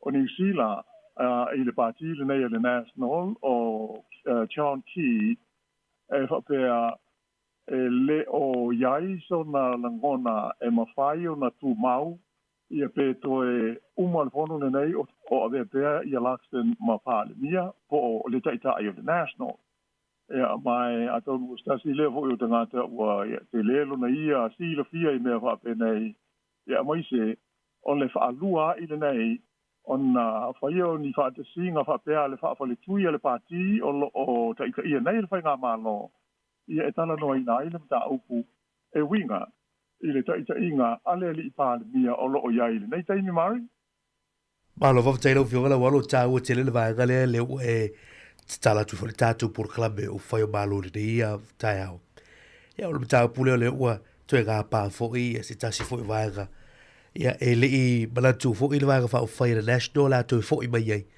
I le pe mal fa ma sina tal wai le sa fa tiru ina ia aprila ia le si fo I pa lota mole fa tu ina o le taita inga tu si lave mo lu tu Christopher Luxon nei le tai au pe I sa no fa I lo fo le tatu tu a mai foi tatu telefou ia le fo taka fa latina ti le o fa solo le table nei e pe o lo talia I fo I la se tulaga e le o manuia se tulaga fo I le fai o le fo taka fa latinati mo bolo vioga la wano le o te valus fu fitu waso ia o la alo le atu no il fai ga palota I la fitu November ia o le ua a bata fo I ona a ba ina nga luenga al parlemene ia mol pa inga nei ia ina to ina na vai yaso to ia ona fat apelo al parlemene ia le utu la mai se tulaga o le fesiri gi o le taita inga a tuisi lave mol mutu tua ia mai ta watu lo vioga la wano o le vai yaso nei lo se vai yaso fondo al parlemene o le vai yaso nei te tau ona ia fai puli ala tutu malo nga luenga I ofisa ma va pena te noma ma suyo la tunu lea I tu la tunu ia ale utu e talo la tu fon ia o fa le tonu ia le te mufaile ma moli atu ele national la tu ia la tu ta te fia pa lota mo la tu se fe au e pa lota mo la tu de nei fainga fini ia le mai taulo fioga la wala mo le so no e tele ba fu anga o ba fu il to o bel tu la le ia ai bisale va ya so li va tu nei I sau doanga ma fai unga fai ai to tasil pa le bia la tu ia e au no malana fa tui ia ma sei lo fu ediso ana fai pule ia o le mele bauti no la fioga la walo o le fesiligia ediso fai pule pe to o no to sao mai to le pale pele ia el temile ia o le tulaga ba wa ele na male le onga le na le vai tem ia be se le o to valu su fitu aso le il palota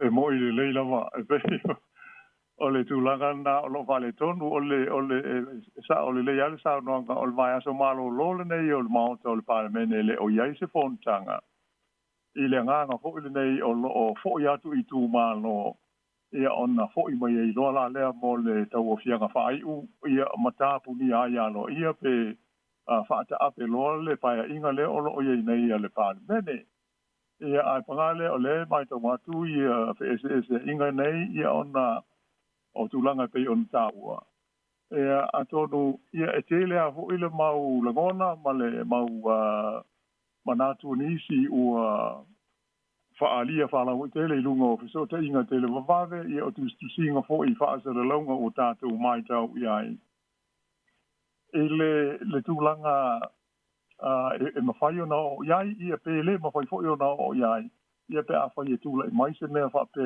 le so ia masui ai ia se tai o le nei pati a le o tu la lata I le fai ngā pālo te tele le tunu sa o fai tau I se analysis fo I se isi o tau mai I nei lama mta upu me tau fai o mālo I le aso nafi ia mai e ta wai ia taimi e le I lewa atu nei na tu lai ma tu tupu mai ai ia suinga nei fa ape nei tu la lata I se fai ngā pālo te tele ai to suile te itai se pati ia mai tele a ina fai ina ma le manuia ia ni suinga e faia tasi ai le suinga le o mai te wina I na fo I manatu malangona o le na fo I te ngātana fa alia o le suinga lea ina ua whaase e tua ngalu ia Andolito mai le tofi tai tai o le leiva ai tuu ia Jacinda Ardern ia le tai tai inga o le pātia le leiva lea na manuia ina ua whaile pānota manuia ai o le tele au teimi o ia le tai tai fau e tula I mai o se pāti a o tula lata se pānota e mauti noa lama e whaile pānota ona pa u le pe whaia ina I lana pāti I le pālo te tele. E pei o nai nea te tupuna ua iai wha amau maunga matulanga ho I toi sisila iai. Ia I nā tō ho I iai le mai wha apitoa I nei matata o mata upu tau I whai o mālo. Ia mao ngā hoi mō tātou u ma ole au pālo ta. Ia sisila ma mā whau loto iai. Ai o la o mai tau o stasi pei ona wha fo I tātou tu no nisio sa no nga le pale ia le ma huai le fia o nisio hoi pule ia ma le to tele lava me se le fai nga ma lo tu nei le foi o le talo no nga le a tu sina le mo dum to tu ma stasi o wale sfa se la le sto fi tarwai na ia sa no ai fa la o tele ina mo silingia pe fa mata e whaia se I loilonga o le tātou system le whaia pānota le MMP pe a whaia toe tūla I mai o ia whapea ma le national pe manu mālo I le pānota le ia novema ia mai o le tali mauti noa ia le pāle bia ioe o le a te tau ona sila te toa iai e whaia se I loilonga o le momo pi ia po o le whainga sui whiwhiloi le tātou te anuai nei e whiwhiloi ai whi pule o I tū mālo Pālota, ia mo whai pule mai lisi a pāti te tasi. Ia peira o se tūlanga le la o mai tau na matua wha te ia ai le caucus po o wha whale tui lea a le national. Ia o nai wholinga mai o se talia le pāle mia ia I masana wha ai unga ai le I oe ina pe tala noa ina e le wha whale tui ia po le pāti foi. O iai nai manatu ua mai te watu ko wha alia pe a tonu pe mafua ona lea sa wanga le li pa nia ona o le tulanga le fia I le loto I fale o le kabineta ma le whainga ma lo o ma sa fa alia I lona manatu e mo bia te tau na to tele I minister le kabineta ale national I le tonu o le kabineta po le lau a fono ale ma lo po le kabineta ia mai ata ni aila ia e te lea se vete e na I onai tu a inga o la fonga malangona ia malea nganga o le momo pi ia te ona mawhai ona ngāru e ai pāti au tū ma pāti la iti I le tū fantasia o se whai ngā mālo e pei o lea o tātou ngai ia mai na amata mai lava I le afe iwa se lau I wa ono ona tātou sa wai le momo pi lea lava o lo o alu lei ia mai o se tulanga na pe ona whaate I ai le to tele. Ia uma hoi ona whaade mai fina ngalo o isi pāti ia I le tonu o le coalition government I le act whaate ai male New Zealand first e tusa o lea mata aupu David Sāmoa ia mai se hoi mawasa mana I Winston Peters e matua le fia lava I ia la fonga masala manga le pādia ia ona o le tātou whainga o le system o pālota ia o tātou wanwai ia o loo solonga le leila mama mai tau ina e le aise tu langa ho ile nei o no te tau no fisilingi ai ia o no lea e tohu sao uma I ai pāti te tele ia whape ai ma pāti la iti po o maina pāti se pei o lea nganga tonu le na fua mai ai ma fua ia la lea whainga ia ina ia maua mao ngā ia le aia tau po ia le totele o tangata pālota e lango I nai pāti la iti ia e ia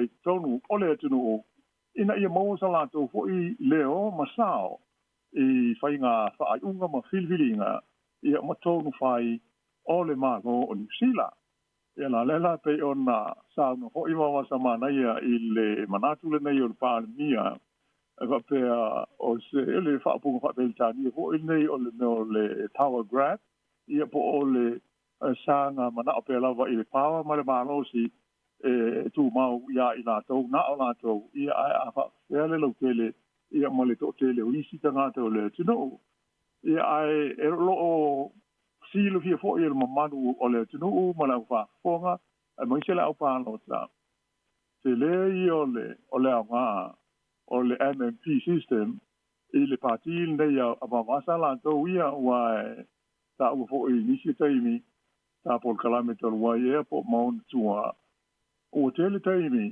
e sao whanga ai te tonu o le Parliament o New Zealand ia le pātiri nei a mai se a ma sa ma na ia ma nisi o lana vaenga wha whai e au noa ma se isi e ma lo i se i tu ma lo wha a pālota e po le nuinga o le mea na ala o na sao i le Parliament e ma dhe mo whai pule ma min sa o le kāpeneta ia ona o le system lea tātou o le sui se viloi po o le MMP pei ona tātou iai le taimile nei. Ia mai ono inga te le la le si le fia ia i o avansa. Ia male to te le lava o le tātou tunu, mai se tātou la o pālota i le tāua o le system o loo iai nei, a la leo o fola mai e le pālemia. A whai e toi tūlai mai i la tau e mauti noa lava o le a sila iai. Ia awa e talu ona pea ona sila fia fo'i, tā po inga le tātou tunu mari, na pau ale taimi na hoi le nei na mawhai o na pūlea ai le whai ngā mālo, e se pāti se tāsi talu le MMP, o lalo lea o le teita inga te sinta Ardern, ina ua le mana o mi ai, e le leiva, ia le langalang sua a se maina pāti, i te tonu o le whai ngā mālo, ia ona ua to tele na ua fai pulo le leipa na mālo mai ma filifilia ele atunu e foi mai i le Parliament ia mai o se matati el na o lo tu mau pe o mai le taivile nei le tasi o le pati sa foringa o to foi ia so ia o le FPP ia mai system sa na tu ia o le data inga o le taimile sa Parliament ai ia tu sinda Ardern na mafuli ai le atunu e filifilia le pati le leipa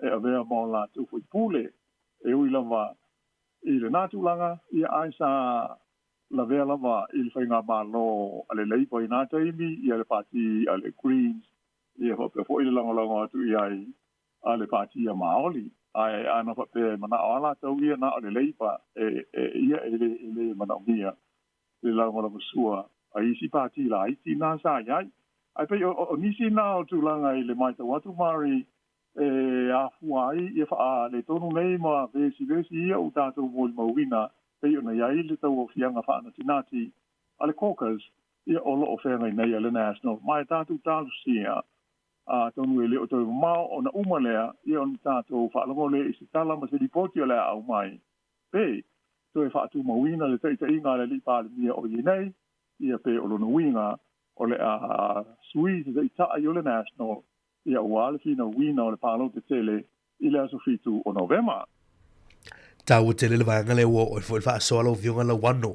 Ia inisi fo i o mafu anga wo o mai ia le vanga fa fai ia le national i le tūlanga o iei nei. Ia ono le fia nisi o fai pule. Ia i le teite inga le panemia i le nei lua vai aso wai e so o ava aso lo vionga la wano. Mani fa le tonu. Ia e le i mo o mia ona whaatino ina pe tupu foi. Ina mai tau atu i vai aso muane ia o le whaupunga tuisinave mo mutu tua na lafo i ni whaamtalanga i nisi foi o te mai pisi nisi la iti i Rotorua. So o mai ima tūlanga lea i le momopi. Ia e pe i whaate ia le whaafotui ina ua whaalonga atu. Ia o se tasina i o whainga whaavae o lo fina ngalo le palemia e au mai teimon palota. A te uto e pale mai i tausanga fau. Ia e to e whaia se isi referendum. Pera moni e lausa noanga le uasilia ni mana tolu se fulu tausanga o whao ngāra mō mōpi tonu le atunu. Ia o le luafe surtasi lo fionga la wano pe e mautinoa fo i le sa whai fo i le isi referendum e le teimi o vea i al panemia i a John Key. Ia e o le tūlanga fo i lea o le ua mautu mau matua le a fo i le whaatinonga o pālota New Zealand le tūlanga o le mō mōpi. Ia e pe lau se tūranga wha pēnā e mō ni lau sa noanga i wha soa wa wasa mana ia. Pe ua toi manao ia vaenga wha uwhai ia la te tele tō e lua. Ia me se la national. Toi wha mautūru e malato malusi anga. Ia toi sui pe ilo ona uwai atu. Ia ua whai a palasi lalo lango il pālota. Ai ona o le tū male tātou whenga whiniwhininga ua whiniwhinia pālota ma utase i fo ile atu nuu lau tele. Ia e whao ngā ina le mōmopi, o se tūlanga oa mawhai e o na sao fia mai e le tō tele o le atunu. E sui whiwhi loi fo ilea, me e mone lau sa noa. E o se tūlanga le leile a mō tātou tunu i nei Aotearoa New Zealand. ia ua vea ma tūlanga ia ua whai lai le teite i ngā tuisi name mo mutu tua.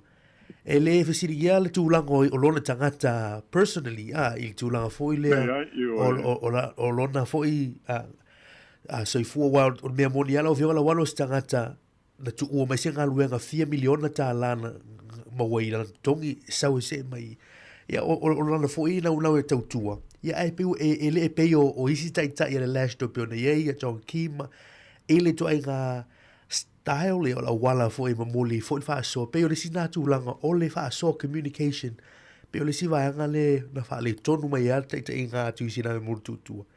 Ia la tātu tali le sopo le a se i unga ia o la o iai. Ia e maali e fōi ia nai whai pule ina e tā ua nei le tātu wha soa e ono tūlai mai.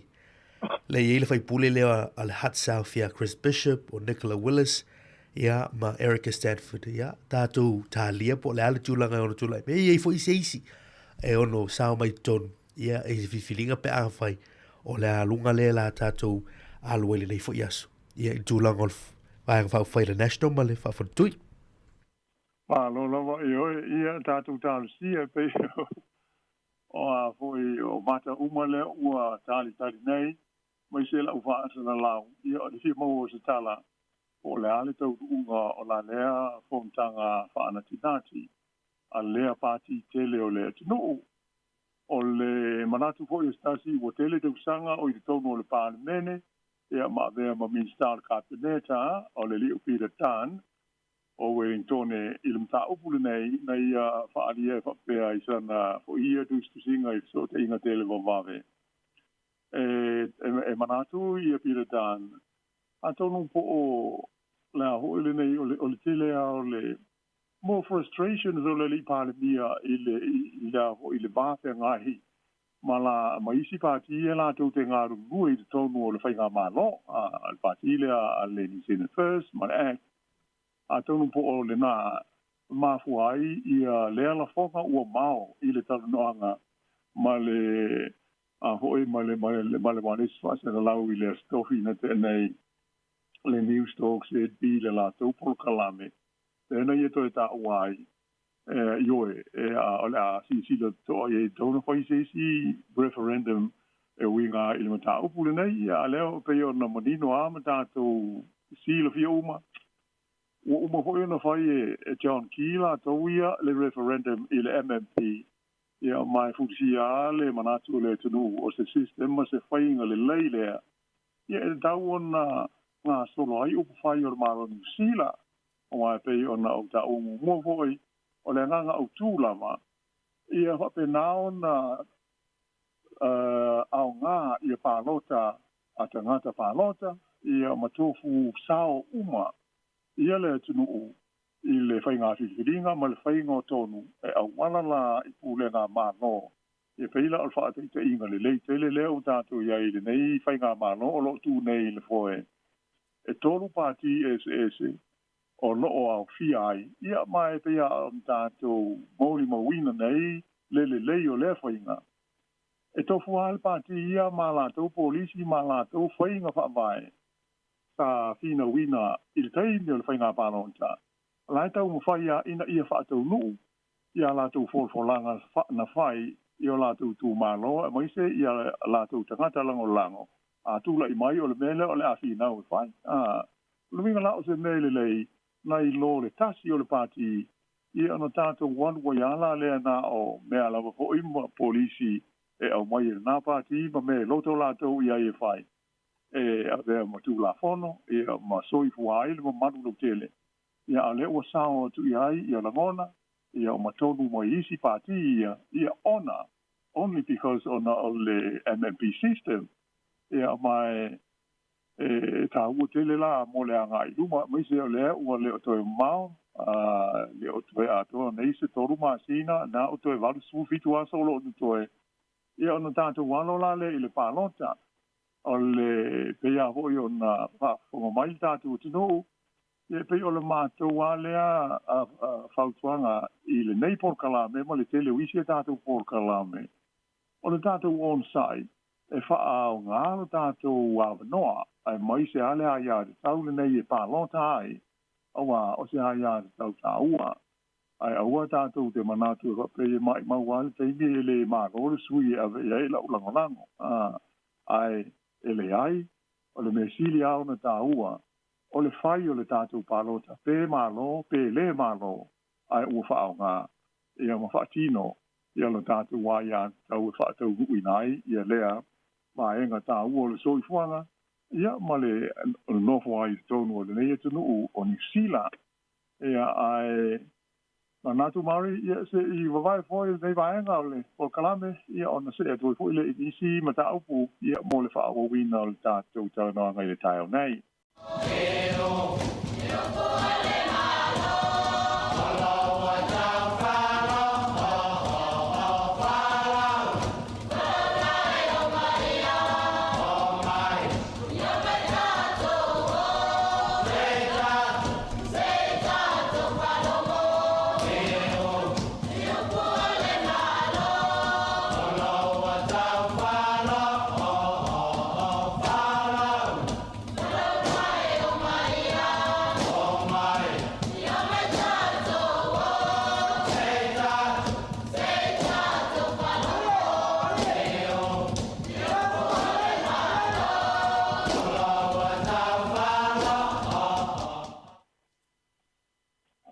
Alo e whafonga I le whaapoponga le nei o whai o malo I le polkalame ma le tautua a le si whonga le lo mua I Wellington. Mai tau atu fo I nei vai aso mari ia le pasia I lea o teunga o le tula fono o soli ngā tula fono. Ia po o whaapele tānia o le nei pili ma le tula fono tau whaafisa iai o le mea o le Crimes Amendment Act 2026 ia o le nuinga o le teunga o le tulafono o soli ngā tulafono lua afe lua sifunu ma le ono ia mai o le mea o pei ua o tala no ai foi ia le totele e tusa o le nei teunga o le tulafono ia mo whapenao na langa ai foi ia manatu o foi pule I le tonu o le parlemene a o le pasia ma o le ua pasi o na foi taunga whai u whaatolu e o nuinga o le a matao na wha mamaru loa le teimi e saini a I le ko nsili e tusa o ai e inga o le wha vai ma le tula fono ma whainga wha parlemene New Zealand o le swinga le nei o le tula fono o le mea na paua le nganga o tu o loo iei le suinga I le mai tau atu iai. O lona vaenga I tolu sifuru lima I o Section 35 o le Crimes Act. Le pe ua whaia iei teunga. Ia ona o le nganga ho le ni a whaupunga o loo iei hopea. O le a mauai le malosi wha le tula fono e whaatau o loa. Le whaapunga ho Beltania, retail staff, I o nuinga na I ngā nui supermarketi, ai te ni fo ile te tongi ai tātou whaatau, la taula I retail staff, ai whaapena ai fo I ma le au leo, I nei ta o security cards, ia po o ia la tau o ia I lea matata I whaoloa, ia po ai I vaenga nei, o le atu ia I le malosi wha le tu la fono ia I la tau ia e mawhai o na la tau tau fia ai ia se tangata o le power to hold people ia le whaapunga lea o lo ia I le tu la fono ia pe a whai lea ua masalomia o lea tangata o le ata ofi ma pue e a hoi nei e whaatau o loa whaapea ma security cards.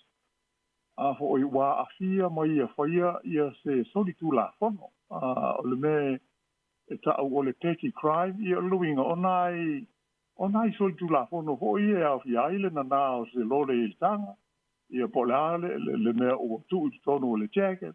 Ma mea whaapea e mawhaila e whaatau o loa I lalo le teunga le ua pasia nei o le tū la whono lea a New Zealand. Whapea ai ma security guards o na tāo fia ai se tāsia maua Ia pe masalomia, ua ia whaia se mea whapea i tonu se supermarketi. Ia pe la ole malasianga, ia masuinga na ila o mai tau watu i le tula fono mare. Ia wa pe ia ona silo fia. O tātou wa ia tangata lau tele, o citizens o le tunu u. Ele ai se tangata, e iai se malosi po se pawa wha al tula fono, e nā te tāo fia ai se isi tangata. Po o le alama tāu pue a fia ai, ele ea so se isi a, ele ai se tātou malosi wha al tula fono. E ma whai ona tātou tāo fia ai, fua le isi tangata, pe a whai ua ia whai ese so tula fono, po ua e masarumia sa ia whai ese so tula fono. Se ia vanga nā, ua tāpā mai, oe ese leo, e te wheso soni atu, i le tāo fio se isi, ua na whaia se soli tula fono. Na pau nā o le mea sa iai, i le tula fono tuai, a o le isuia la i le mea lea, ua ma whaia i nei le whaatau o loa, ma le security card, ia po so se isi lawa fo oi, ai masalomia, ua whaia se isi tangata se soli tula fono, ia ona tāo fi se isi tangata. Ia pei ole mela o fisili ngia ele to tele. O i sele mai tau atu fo i le whenau fo inga le pāle mene. I le matau tia fo i o le itu a inga whainga ele ngata o le fisili. Pe e le a awhia i le saonga le mu o la tau wia retail staff, ma security guards. I le whaia o sea ngā o inga ele o la tau o ni leo leo. Awa pei a o le tātou tel tonunga masani le iai. Ia pei e nā o li imtama i ta i leo leo, ua whaatanga e le tula fono e tā o fiofi, ia ma whapenau na pua se tasi e a fia i se soli tula fono. Ia a whaineila o lea ua pasia lea vaenga, ua ma whaiai i la tau ia ma so se isi a whoi ona tā o fia se isi e masalomia, ua whaia se soli tula fono. E ono fisilingia la, ia le tulanga o le sao ka le mu o la tau ia. Ia ai ele ngata ilna, o le tele isia a pianga e tūla i mai ai. E ho ele o mutua fisili ngi ai lava. E ai se a lava le mea o whape ai o na whai lea swinga. O le sao nanga stasio whai pule maori ila o mai tau watu i pili le nei mare. Sa ia whai ai se whaupunga ma se lo fonga ma whai le pāle mene whapea.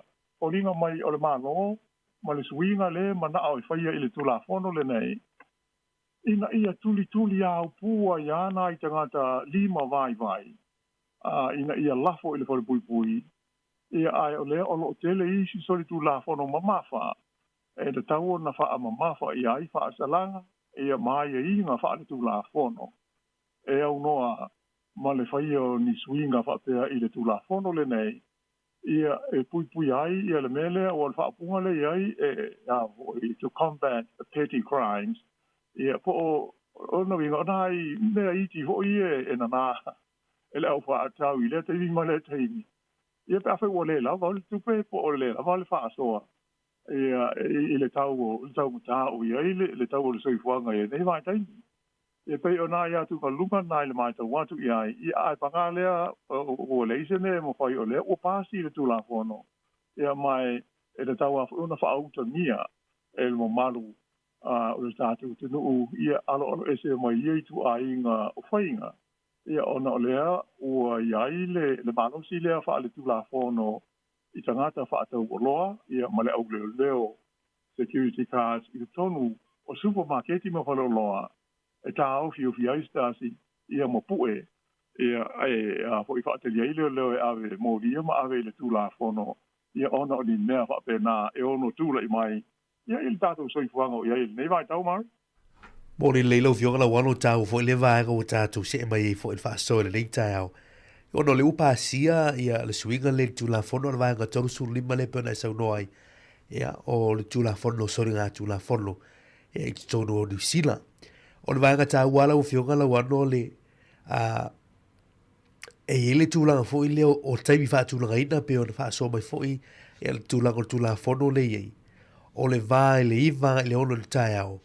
Ia i le vā o le po a la wano e ile malo si anga fo ile mo diso ila to le nga lu il po ia me se la tu la ko fai il tebi le le aso ai e tu la fo i o le tu la o le mai tau atu o le sini gia o ai ata taula o tangata fo ile le fo mta upu ai me se la le tu la fo ile saunga le mu ia o le tangata fa tau o loa ma il fa tino ile tu la le ia wai fai fo ile o le lau lau e po e mai tangata le pe sai pe tau fia fo tu lo ia a o le saunga le mu nei tangata pe a o nei se tūlanga ni wha o ngā lima po le ala was tūlanga. Ia ai pe o tūlanga le o le citizens arrest ia e mawa ele le fo isuinga mo whai ele tūla whono lau fionga lau anu. Ia wa ai longa o tūla i mai lea tūla ngā malu si anga inisio atu nuu malo. Ia ai ono si tamu whainga foi. Ia mō nei tangata whata o loa man lai pisi nisi. Ia misi nei whale o loa la iti ia o dairies ma wapena. Ia ono tau fie i tō tero i la tūlo whai ele tūlanga ia o le atu ngā hoi mai te le o loa ba va ko pela o fiola wan ole tu langa na ia tonu pe e mana tu le polkala me ho le nei tai o le ia le si le fia o le o ia is winga na ia ia alo e se ia mai se ia alo fa na ulaiti e o no fa o so ina le foi o se me ho pe body wole o toe na o leo mo fai ona ta ia se si ma ave tu la fono o le o ye swinga e o ile lole tasi ia o fai ona ta o ia o e ma molia ia ona o swinga ia le tu la fono no inga i tau ona tau mau e se ai mo ia tu a inga fa le tonu ia e ui a ina tatu fea ngai tu langa fai ta mo tau ta so i fuanga ia ele ia le tau mau ese mo le falo lo pe ale ai se tupe pe e sa mo le mo ai ia fa ale tonu ia ai mo ile le ia pe le si va na tele na u si ni nei o la fa ai na ia sa mo le mu e ma le tulanga o le pui nga o la to ia wa ave fa to ia le power le e ma fai ona la tu pu e nai ia ni tangata e ma salomia o la tu fai ni sori nga tu la fono fa pe ai mai sa to no fo no le fa to lo fa pe mo security card ia ai pe ona o ta o le lotele o le swinga o mo fai ai so se si e tu sapele o se fa to lo po se security card ia ona ta ia se si ia i ma so longa o la tu fa tino se soli tu la fono fa pe na ia ona se e doi la lea o lea o mai to watu mari fo e pe ona ta o e ta tu telefone nei va ia so ia o amata ia fa la o ilo ho nei ma por kalame fa la o tele ale komisi o fa inga pa lota ni sila ia ina ia sila fi ai le mamalu ole au pa lota u mo le tu ia tu langa e tau na fai a o sauni mata pe nai ia mo le palo te tele la so fitu o novema o le aso nga fu o vai aso fo le pe ona fa ai lo mai o le amata ai o na tu fai na tu i pusa meli uma i te tonu o le tunu e amata i le so ngafua su fitu e o i le aso lus fulunua o le masina lava nei o ke topa pe o fo i akuso pe o le teimi fa atu langa ina lea e fa pe ona tu fo ina tu ai i pusa beli uma ale atu no ia meo package fo nei o lo o ye tonu fa amtalanga o pe pa nota ma le fainga o le stana ia o le fa manatu lea mo tato uma ina ia sila le lei ia po o laisa o ia o fa maunga ia mau fa amtalanga e pe ona yai o il ofisa o fainga pa nota e pe o le nganga o tu le na ai a fai a ho ia se fa le tonu ia pe o ia ni swinga ia pe o le nganga le o le por kalame le nei le o le amato na tu foi natu ia ai mato fa amanatu o foi ia o vaenga umana ia e ai lalo o tu la fono o fainga pa lota e te tau na fa fo le tatu le stala fa fo pe a fai o sui ia le nuu ia pe sui ia le numela o le fale ma le awala o tātou se e iai mai le whānota te ruai. E o nuinga e tau lao na sui i le whaifou na ua e iai le teimina nei. E pei o le nganga tonu le na ina ia mauti noa e sao umau whaamtalanga ia a o le i o le teimi o le whainga pānota. E tā ua tele ia vaenga e pei o na mai tau atu iai. Ia ai o le mapuale mau whaasera launga o tātou mōri mawine le nei teimi le TV. Ia fa pe whaasera launga i le tio o lungo o fiso te inga tele maware. I mai le komisi le nei o whainga pānota ani usina. Ia a wāle wha manatu mai o tātou wāia te tau. Le si tala ai mō le pānota pe a whai e le i le si tala o tātou swafa. Ia pe mana o bia o na whaafou. Ia o matūlanga umalama whaapena e mo bia. Ina ia tātou mwhai o na whanota i la sofitu o Novema. O le mariola o mai tau watu i le a hoi whaamaunga nei ma tuistu singa mai Electoral Commission. Le ngata ina iai ia le tusai o mai le teimi ale nei ia ma tātou taunoanga. E tolu tesi mo le ono miliona ia le a whainga o tangata o la ua ia i te tonu o le lola pānota po o le stala o tangata pānota uma o New Zealand e te tau ona pānota i le pānota tele o loma nei. Tolu tesi mo le ono miliona. O la whainga hoi lale nā o meo o pepa nā mai le komisi nā ua o le atu ko tufo i nā atu i le vai asu fau. Ai, ele ngata lai le nā o whainga. Ai Malaysi a whainga do tele na ua. E a fo ile nei se lau se furu ma le 5 afe. Se lau se furu 5 afe. Ia le a whai. O isi tangata o lo o iai. I leisi lola. Po leisi le stala o le au pānota. E ta ule ngana perta. Nia mari o le meo le dormant role. Ia po luinga o le lola e le o whao ngā ina. Ia pe o tangata po o suafa ia se lau se furu 5 afe o lo o iai i lea lola.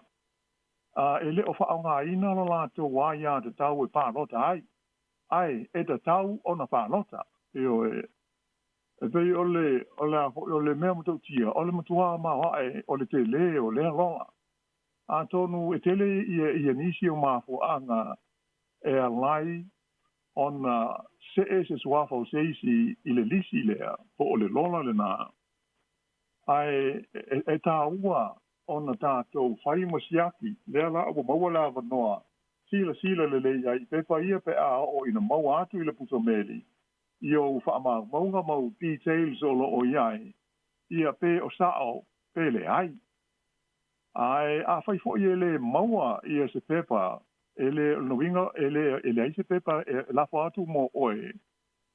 Ia o noinga ele loa lo suafa po wahalu i le lola lea o te ta ua o le dormant role. O le lola ua le o toe au ngā. I si wha au punga ia pe o noinga o tangata o lo o iai lea lola. Ele o wha au ngā ina ro la tu waia te tau. Malea wanoa ele stalai ia pe pālota ai foi. O e le tustu singa le vai sa nei le Mario mai tau atu ia a fiai se tasi o foi pule o le parlemene. O le fai pule le Labour o le tamaita e so foi ia Willow Chin Prime. E va pea o sia ki atu lona suafa. O le ua oso ia i le lola lea na auta o le lola ua lea o ngā. A ia po o le lola o tangata e le o wha o ngā no la tu wāwa noa. Mai ua ia matua fesilingia i lava. Pe ai se a ua se e ai fua lona suafa i lea lola po lea lisi e ai e le isesi ua fesota i atu o le ofisa i a te ia i le mafuanga. E pei o le wha se a lea fui pule. E a foi o te e ua olo na suafa i a i le lisi. Ai au noa ma se mafuanga te tau. E pei la o le na ia lea fai tionga. Ma ua wha manatu ma iai mo tātou uma.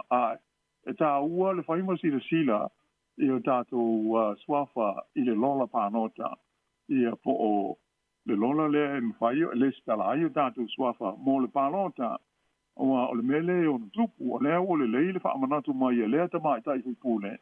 Ia tonu o se tūlanga au ngā mō tātou uma. Awa ale maua atu, ia e ono mawhai ona whapea, alono ngingala o tātou. A whai wale sao le address, ua ave iai le tātou pepa. Ia po alono inga, ua te i ua ave fuol tātou suafoi o i le nona lea o ngā. Ia maono le maua i le ava no tātou te pānota ai. I le aso fito novema pe au dia mari. Mōni le lau whionga lau ano tāu te lele wha soere nei teimi tūlanga o le whainga parota. Ia mai se fōi le toisi yaki fōi o tātou wha mōbonga lau whionga. Ia wāwhau le tupu si tāsi o whaipule o loo sa whai tono le pāle mene teimi nei. Ia whewhela ia tātou ia o loo i whafo. Ia mana tūlanga o tātou wha mau tūi nao no fuanga o loo au mauai. Ia whafte lewa a matona lafo mai e telo vaenga nei. Ia te wha mau tūai e le i o atu le teimi o le pālota. Ia wha mau tūle lo le pālota mo le whainga whiriwhiringa. Ia november la sofitu. Ia o nisina o vaenga tāua fo i lau whiokana wano la tāu whaifo tātou o nanga la tau ia. Ia e tau longo longo. Ina malo tilo la tunu. Ia wā fōt wha manatu wā le pālota telo le whitu saka. Eo e tāu tele ia le vaenga le nei. Ia ho e moni le lei lama. O le tātou tāwha ioi mo le tiutea le si ufonga le lomua. Ia mātou whauwhautu hatu, ma whaamanatu i le tūlanga e le tāua na iai, ina ia ua ne i māu mawina, ia wanoa tāua mo i tātou, ia ua no fo ma whaamautu i le tonu o le nei atunu o New Zealand. Ia ai te roi ona o le tātou taimi ua manatu mauri se i wangna, ia si vaenga lo e fia. Tāua i le tāpor kalame, ai tātou tālusia, ia o le maua se tala le tamai, pe ono sui ia le tainga o le patia le national ia pe le ai i se taimi ele o mao nei aso ia ai whape televiso so mai i tātou ngā ruenga ia mo le so ia monu ia telefo ia le tāpo inga ma le whaafonga si tātou tunu i nei vaenga o le aso ia ai se ia dia fo i taimi la wale nei le vaenga o mua ia ai mātou te whaatou whampa so i fuatu de mamaru ole tunu ma le aufa. Onga.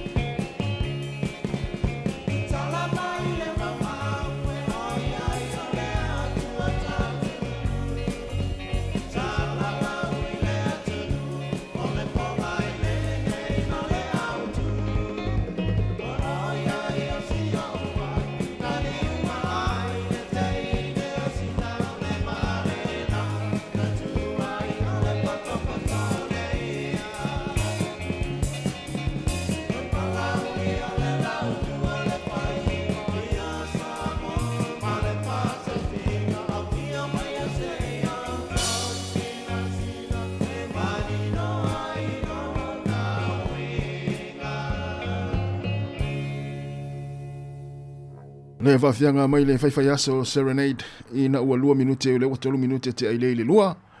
Ia le tautua wha pea le siufonga le lau mua i Wellington i lunga o le tasi o ono tesi ma le tasi Sāmoa i lau le itio wha longolongo.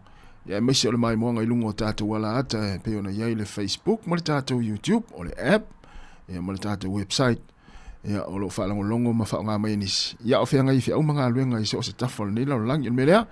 Fa pe ona te fa nga mel tātou app ia po o le tātou website ia mori atu le fa malo sa lo nga ia por klame mai se la fa fianga ia mo auto o fianga ia au mga luenga ni taimi le aso ia ese lava tu no uma la taimi maso ia o nei enu si lo le o te ale lua i le uli nei o le aso faraile le aso se fulma le fa le masino o ku se lua fe lua se fulma le ono ia ien manatu ia o lo so lo manuenga luenga ia o tiu te mawhaiva o fuafuanga i le ngata i tono la inga ia le au no fale o te pena fo i fale ia e maise ia o le tāpene pena ina ia kuka o le afiafi ia e maise o le taimi o le anga ia tō ia piki nei whana wa onga i nei taimi wa le ufa solo atu le o te ale lua tolu tā tu ua onga ma mana vai ngā luenga ma nei te fo i le toi whamanatu mai o le pokala me le ana umatu o le upu whai o malo fionga la ua no mana sunga mari ia e misi lava le paalota le nei atunu o New Zealand ioe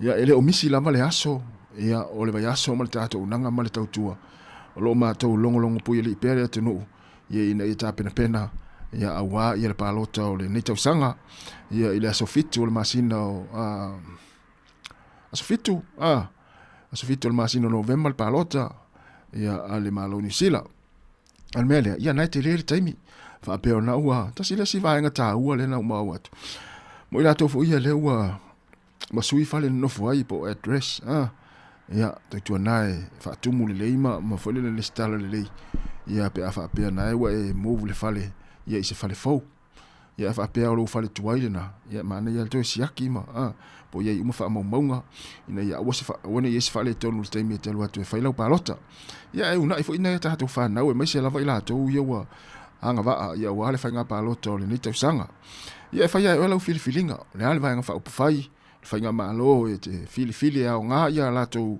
ata yala ia mo se wa inga ia ola oel na ia tau ia fa ia la palota ia wale o tato mai tau ina ia tele vo lava fu fuanga ia fa nga malo ia te mine ia me se ia le nga iluma o le nei malo ni sila me le ia na ona fa mna to pea ma nei ale le volele le o atu le aso le whainga palota ia ua umma le lei ia maua ma hea le lei ia ona le stala ia pe sui foi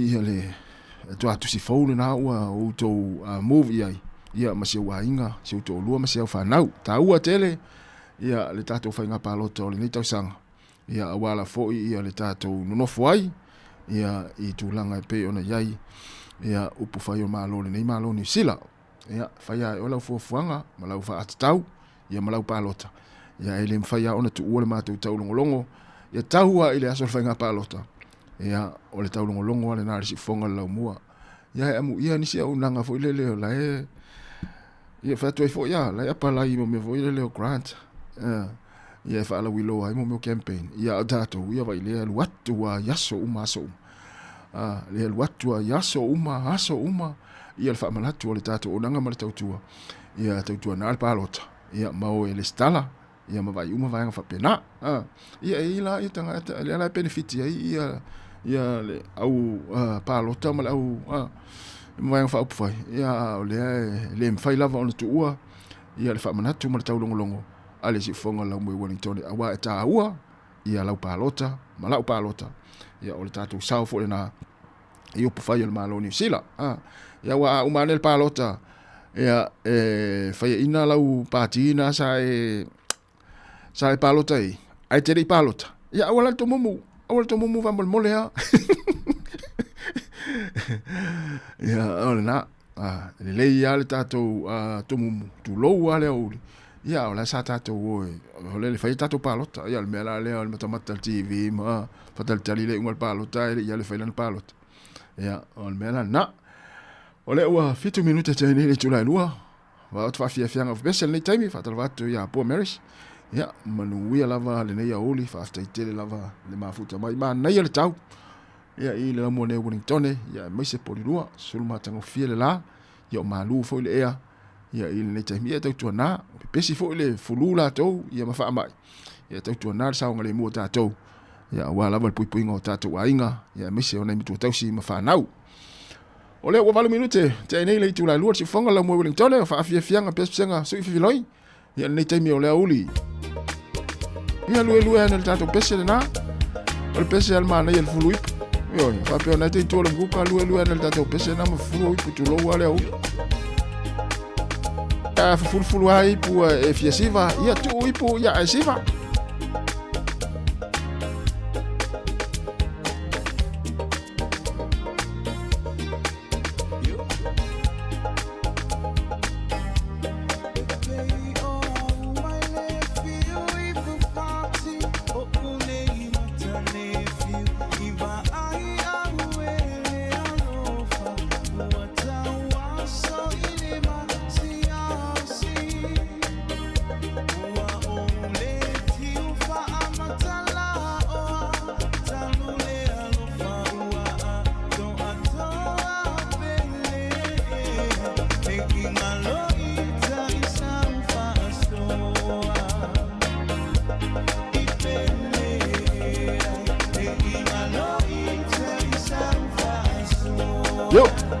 Yo, fai malie, se.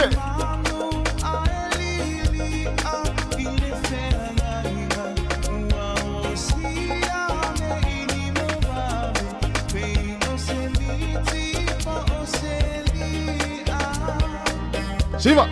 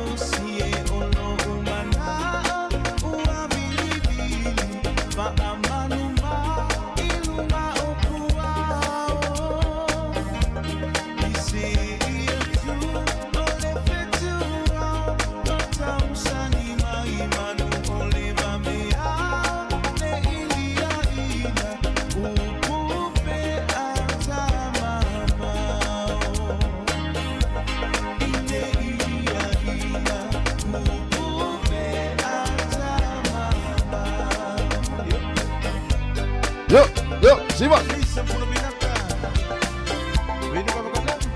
Se mai.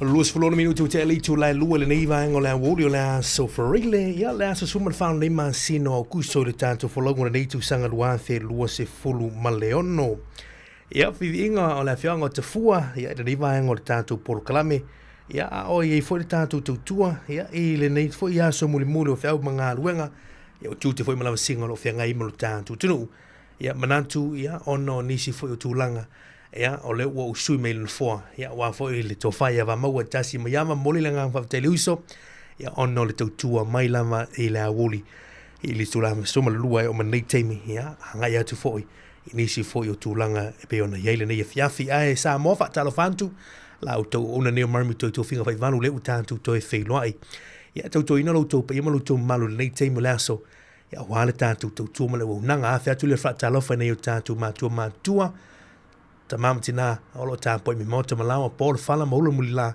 e nei vai ngola oli te nani le pila ofenga luenga to fele tua mo to fa tua fa le malu i le fa te fai taulanga ma le fa te fai taulanga no ni minu wa se monu yo Sāmoa mo nei ma tae ya le uto sila mai ya o fua i to malulu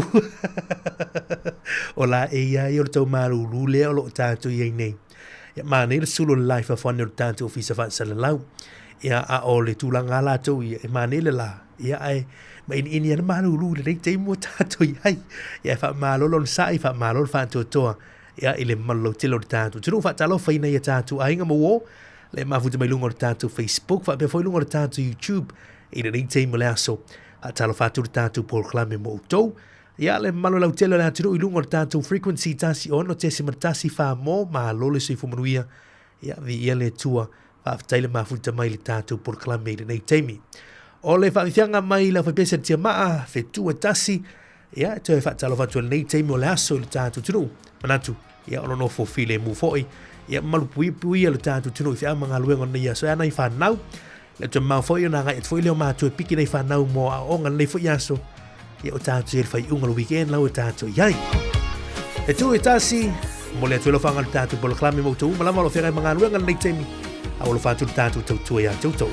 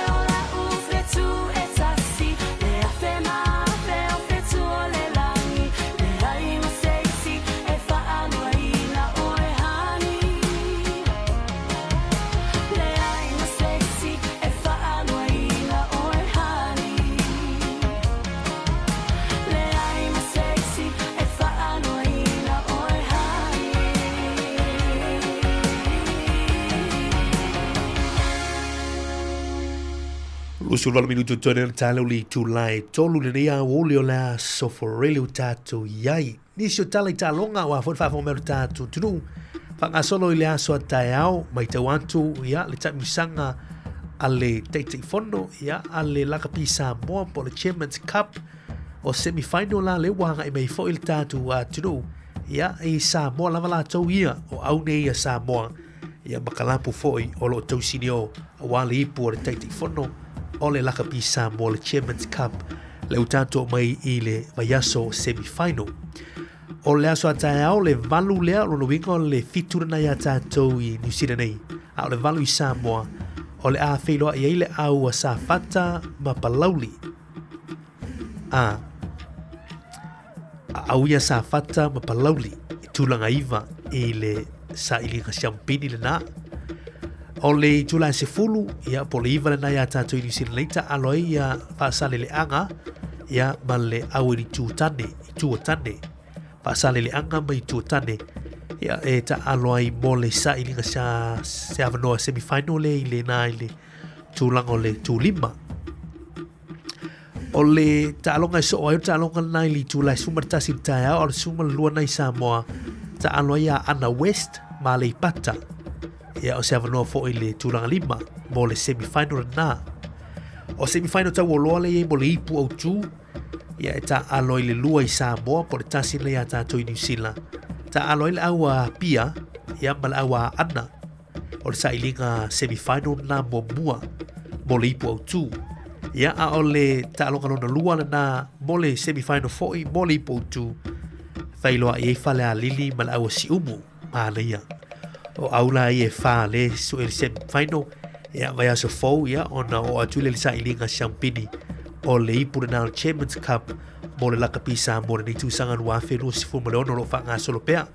Mai tau atu o le aulea pia ma ana, ma le aulea whale a lili ma si umu. Ia au nei e whao lo whini mai ai.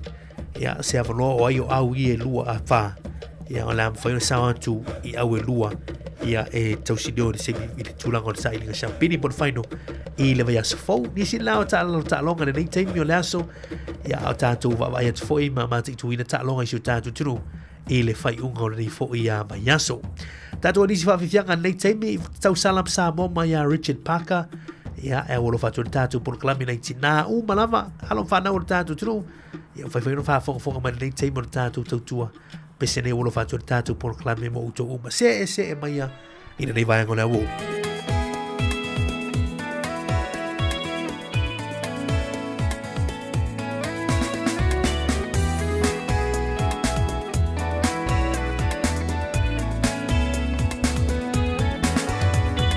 Malo tie o whanua o le a whai le pola le awa o le wheloa inga le au manga ua tau li maina le tau poa te umahiloa i ana te unga wha Sāmoa Bati mapo mailoa Lau avalea tui mali e toa Se e maia Se e mai loa Le aunga whaapae Le tau sala Sāmoa Le aiuli So i tua file mu Ta vale solo fatau pati mau susu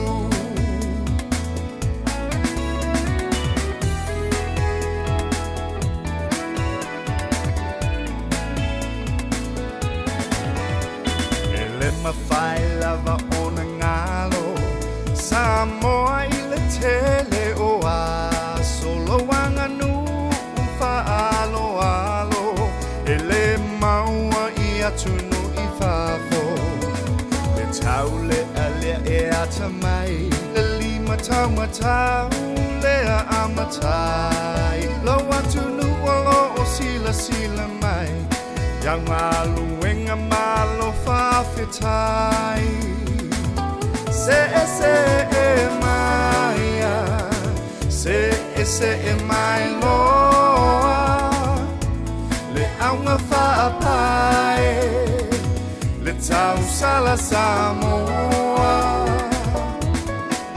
e ai uli so i tua file mu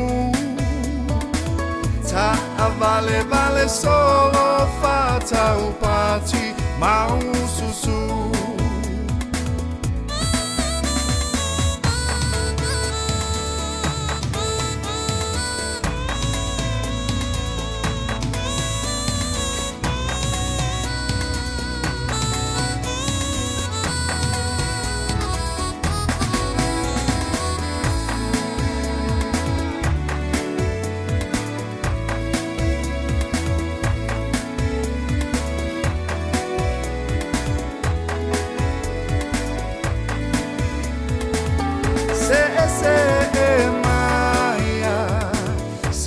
se e mai loa le aunga whaapae le tau sala Sāmoa le ai uli so i tua file mu ta vale solo whatau pati mau susu se e se e mai loa le aunga whaapae le tau sala Sāmoa le ai uli so i tua file mu ta vale solo whatau pati mau susu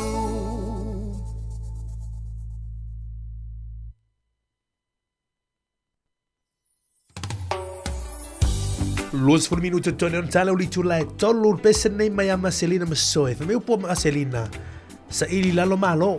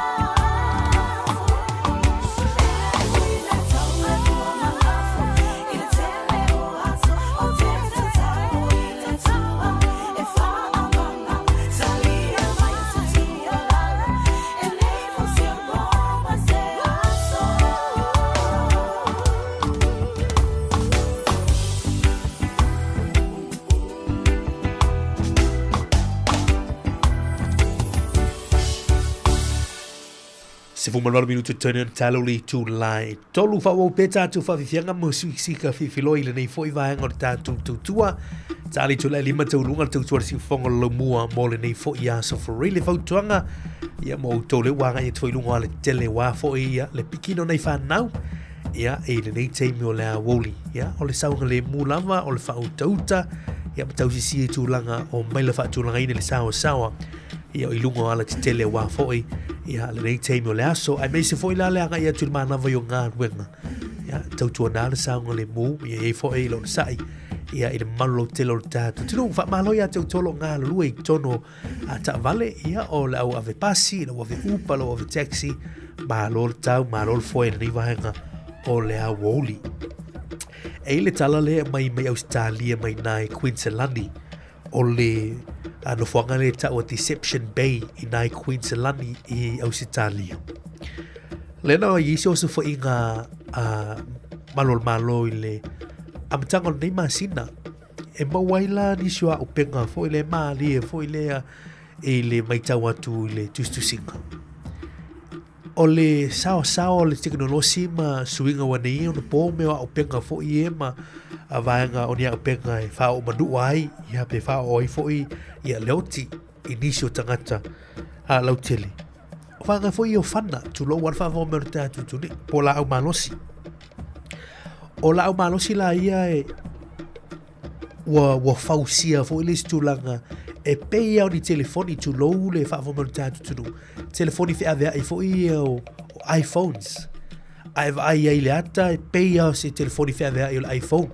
O fo il tūlanga fo i leo le fua le size ia o le telefoni e mawa le sirisira mai le ato lo mai mo mai lungo tātou Facebook ma YouTube o lau telefoni o Samsung a whai eisa o telefoni o iPhone na lau sila lau telefoni mai vai e se whaasi se ina iar tanga te leilo wha pean tanga ton telefoni whi avea ai leilo i fo o meo la au malosi e mo whai o na a tau wha tūlanga i seisi tūlanga ia ai uma ifu o fana o le lau malo se faina na tu ai vea nga foi o pulu ia on fa nga ina le fa o li mai ia pe fa o foi lo tis tangata o le ma e na o le mele we ni vai tau Sāmoa me zul fa mo ta tu tu wala ta o tala le ona o tu nga o penga la ia mo fa ia fe avea ai foi le lau tu lo wa i tono tanga pe o telefoni let down tu ton a o mana tu fa ta si foi le e mo le telefoni o le lau malosi e maho ai o le mea nei lea mai Australia, Deception Bay, Queensland. I Australia le na mai fo inisio a wale sima a la televise whaasara lau mai Australia le ile 9 News a Queensland. O te lo le mafutamento o te lo tātu paanga mai Australia whain wha mao nier tūlanga le. Ai o le maho ai le nā o le mele ui tātu temi nei. Nei e wha apeo telefoni mea nā ai le roifu. O le ua wha o ngā fu e tangata tangata leanga ia tangata e whaatupuina e whaalawelawe nei. Ia ni awala e sao fia mai malamana tuaru telefoni nei lo. O la o penga na mene wa wha tino e pei o se telefoni fia vea e nei lo. O whana na mene le amai e lau waka nei. Ia whaafitai leo maua. I raids nei na nga ia te fo inisio se fo inga na whai e leo. I la matanga o nei masina. Ia maua i fwoi. O leo i fwoi nei teknolosi whaapea. Manisio awala wa whai e. E wha pēa i tangata o telefoni whia e reilo. O lau malo si rewa i ngā. Ia tātou māti tūni sino i wāanga fo i reo tātou mun mawina nei teimi. E la watu fwoi nei i le newa iaso i tātou talafo e mesi fo i lena talona toi fo i le whionga lipule ma savalina nei i tūlanga o le proklama o talawalunga o le vaiaso. Mata teo ata fo i e leo whaatau nei i le kei māta ma e mo i awa lewa na iei nei mata teo ata na. Ia a le whaatau nei a tātou kei māta. I se tātou ngō fie. Ia māta alai tātou. O ni alufu nā tātou tupe i nā mea male tupe o le whale tonu. Tātou whawhianga mai a vani toloa ma lor ngā lue. Ona tātou avole talusi o ngā luenga ma se sine i love fai male whaai te ngā lue male whaau tau talo na whaatasi mai e manu ia i mea uma a fai una whama whapasi na tu mamata mata a vai utu posi fi e moni mei o mata a wale whaai mango kolo ki la lo le taimi sa o pe o wa mai lau pe ai le mali e o lo mana o le so pe ane ai sana lifi. Fau tua ia anko pe a fisi. Ia e lima foa I lau la nisi. Ma o tu fa Sāmoa ale au ingilisi. Let's go. Ta fai famano. Famano lo si. Topili nei aso. Au mole fa ai di tau Sofia. Mo ele nei ngalona sana vi inga. Ta fai famano lo si. Topili nei aso. Au mole fa ai di tau Sofia. Mano fifia. Au le fusia I le maso la falo. O le malo si le se fai lo. Fa malo si tai titi tali si moko. Fa no I le ia posa e sa uta oto. Au tu si pasi sa ili ai langa luenga. O longa lue foi ai lo tutongi. Sa ili pule so singa luenga. Ele ole tu se pasia ole tang ta fa mauni. Tatele to pule ni ta tu se pasi. Tu sa peni tili ta fa palani. Ata fa mauni atu ili tu nuti me fe au masani. Te ea e tu e tangi. E umane ua yeser tu masati ni ele ami. E manu ye na lo nei e toi manu ye le langi. Wow. Ta fai famano lo si. Topili nei aso. Au al fa ai I tau Sofia. Au ai le nei ngalona sana vi inga. Ta fai famano lo si. Topili nei aso. Au al fa ai I tau Sofia. Mano fifia. La mai ano. A fai ua yo a olo tutongi. Sele ilonga lui ma le fa maoni. Fa te ala tau langa. Ona fai leo fuanga ma mana tua Sāmoa I lau fa somo se fa mamoli. Fai lau sila masani ma le oli. Toi tu foi mana vai so I loli. Ai sei eu fui lá I le aso tongi. Fa tata fa uma au fai ai la mai fu sa masongi. Au ai te ai ina le se oli. E se tu se apu ai fa ali mai pa umoli. Mawalola unga luenga ko anga I kakalo. Loko mawalalo. Au ai ki chiki ai fa alo. Ko anga I fasili ma vavela uao. Au ai ki pupule fua o I se mea. Au fai nga luenga lai le vale. O lai loa mai o le ngai ke pase e unga. E se le su enga lo pasingi au le I molupi. Le fai lau tax. Ai le I maua upepa. A e su mai e relax. Waka kau unga pase me malo I low pack. Sau. Back, shit. Au ai ke ta fau. Vai oi I tuli ele usu mai taiau. Back, shit. Au ai ke ta fau. Vai oi I tuli ele usu mai taiau. Mai akile ni askali e kau ia skivi o I farangi. Musika sika mali ile si fefiloi. Kame kisa si o kilang. E tatou. Tau fai famano. Famano lo si. Tau pili nei aso. Au al fa ai I tau Sofia. Mo ai le nei ngalona sana vi inga. Tau fai tatou. Tau fai famano lo si. Tau pili nei aso. Au al fa ai I tau Sofia. Mana fifia. Afa ai tau e seisi. Ia e ono sa I teisi. O ala lelo tama wala lo. Na malu I fale malu fafo. Au whainga ruenga whea lo fani. Mata utile na kamupani.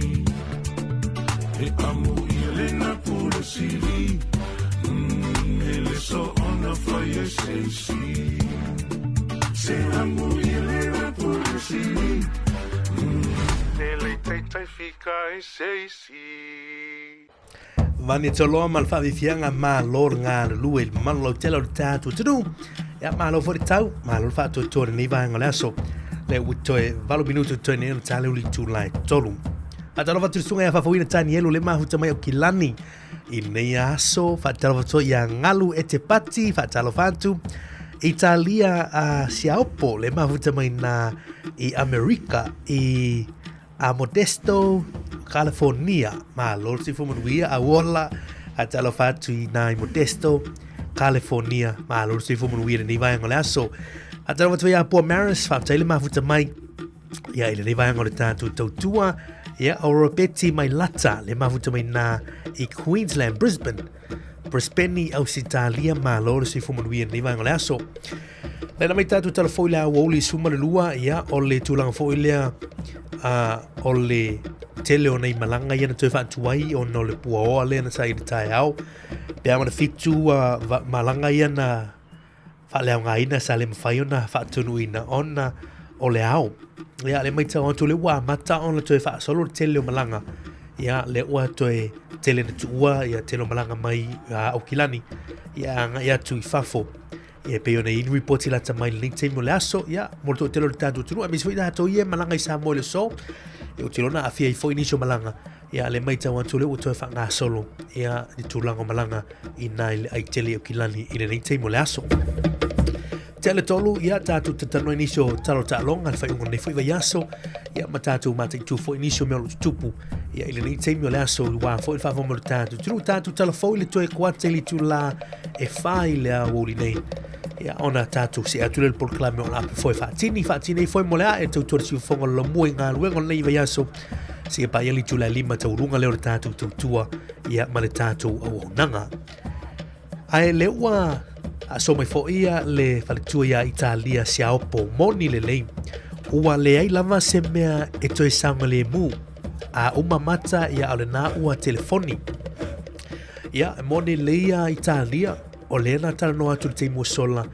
I telefoni la e fea e te sisea o e te whapeo telefoni iPhone malo leilo o le la au malosi le na lo no fa felu ya I tu lo wa ma le tatu fisu ya tu la ngole a le vanga le telefoni o mai futa tia mai o le la au malosi tu waila ya pulu tu lo ma fa nga tu lo fana ya o tu la ngala na fa tai I ali ima mai tai malo le na o fa ya ni sio la tu no fa nga I nai a Deception Bay Queensland I Australia I la mtanga ni masina e watu e whaia la tu raid ni ai mawela o penga ni ia po mai ato ata pei a se telefoni iPhone te vai atu I ma meo camera vo ie ia au vanga na lo fisu ia filu ia mai futa tia mai o fana ia pe tu langa fa no na ia ole tatu mata ala nei tu langa fa tai le lapta ia ma report ia mai telo nei mea o mata fo tu lo sa o leo siapo o le mea foi lea ia e pe whaatata la fonga I telo talama whamtalanga.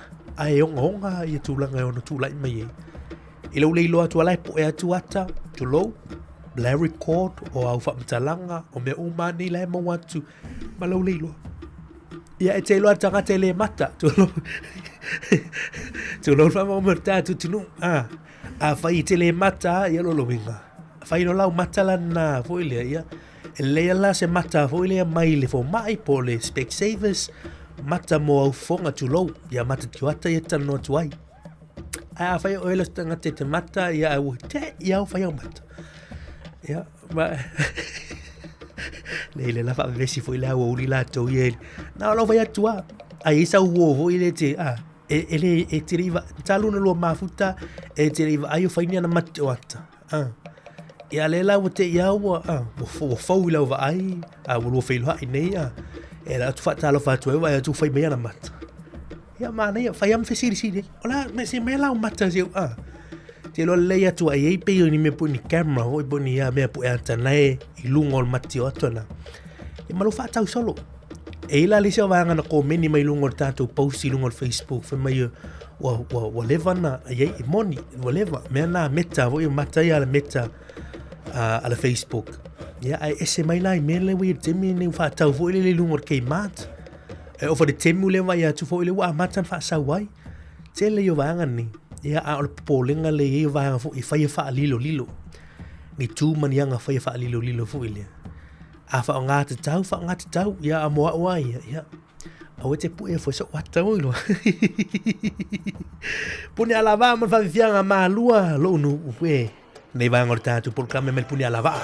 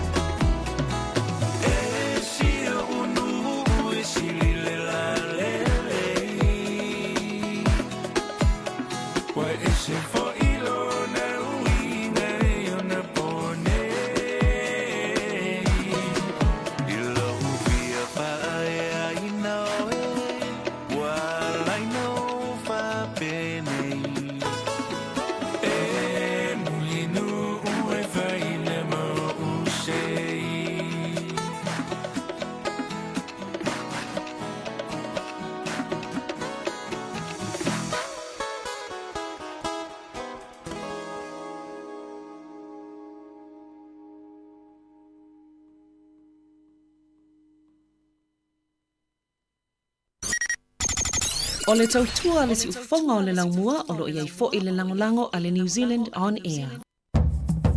Ono minuto te ele tu lai tolu nei vaenga o la woli to mo le atu fa maloma le fa fatailu ta tutunu. Ya tu uma la fai on fai da vauna ma futa mai ma fa fo mai i lungo o tātou proclamitasi ono te smaratasi Sāmoa ai me se foi o tolu mai mo mai i lungo o tātou ala to Facebook fa befo le tātou YouTube fa befo tātou penga fai langi www.samoacapitalradio.co.nz nei talo ta longa nei vai ngol la woli o ta pena i foi le malo telo le tunu mo fai ngol vayaso la to wa per telo le fai ngol vayaso o le matmatanga o ta longa ma ne tatu a matatu NPC wa ta mi sanga na le Hilux National Provincial Championship o lo fa nga solo nei te mi lo tatu i vayaso lo na tolu se fulu vayaso o le ta mi sanga o le vayaso na tolu la nei lo tatu ye o le fia na nei ta alo el awa Northland ma la awa Taranaki Northland ma la awa Taranaki nei le fia file fitu se fulu minuti te litu lai fitu la so taiao i le te oli tu lai lua ta aloil au Canterbury mal au Bay of Plenty o le fia foi taiao le 5 ta aloil au Kilani mal au Hawke's Bay o ta aloil foi le fia taiao le au le manu tu mal au Otago i le fitu se fulu mi te litu lai fitu i le fia ta aloai i le ta bisanga na la so taiao NPC le au le manu tuma Otago manu tu Otago le ye le ipu le talita fo le red fairly shield o lo winga ta mo fai la manu tu vai pen fina pau fa ese la le talita mai Otago le la fa le fa sa tu se la Canterbury le la talita ta haula le te o le lua ta alum Bay of Plenty ta fai la Bay of Plenty vai pen fina fa ese mai asa o leo te tauala o tako le tarita ai lea o leo se e lo Christchurch vini mai fui lai fondi mala na se o Christchurch po Canterbury la ili tarita le temi nei malo Canterbury au le pole na vat foi inicio tala le manuel tau fenga de tatu au Wellington le Liona lenta alo mala o North Harbour i le fiafia nafi fa se fulfitu North Harbour i le fitu au Wellington i le po na po il fa tulanga ina lao au te minei le NPC o lo tulanga mo mal au North Harbour lua le Hawke's Bay tolu Waikato fa Canterbury 5 Northland ono Okilani fitu Otago tulanga valu Taranaki iva Bay of Plenty se fulu manotu se fulu tasi Tasman se fulu lua Wellington se fulu tolu Southland se fulu fa counties manukau le fa tata tu vai solo tolu o ta mi sangon NPC ai to fitu vai solo fa na solo per se full vai so o tatu se elite playoffs mo ta mi sangon NPC o nei tu sangon wa fe no se full leono tatu se mai ta mi sanga o le NRL o le National Rugby League ta o tele vai so nei lo tatu vai so luas full man fa ona tua lo sul fitu va yaso lo sul fa va yaso nei lo tatu yai lo winga to tolu va yaso to ta misanga tatu se ele playoffs ta ele foi le quarter final semi final malanga ya tu sa ilinga champini ole ta misanga NRL ni tu sanga wa fe lus fumelono via na filena manu malo ele awala Roosters fa ele Roosters ele awala Panthers furma le lu ele ono furlu awala ai Roosters ile na leono le Panthers talo fai ai o lo stulanga mo pe le Panthers pe ke fa mo tu pe mai to lo na tu dishon o vai ngo ta longo ni foi vayaso por fai un ni weekend o le so ile tu la valu le fia na nita al al Dolphins ma nei o to vai al Dolphins in nei tu sanga fai lo ai man our Sea Eagles in nei li tu la valu le fia na nei so o to ile tu la se fulu le aule la piti Rabbitohs ta alaoi mala aua le sunga Stephen Crichton o le Bulldogs i le puana nei li tulai se fulu. Ta awa ena i li tulai 5 i le fiafi feilo ai aua le Sharks mala aua le Raiders. Ta awa la fitu ta aloil aule al Cowboys mala aua le Parramatta Eels.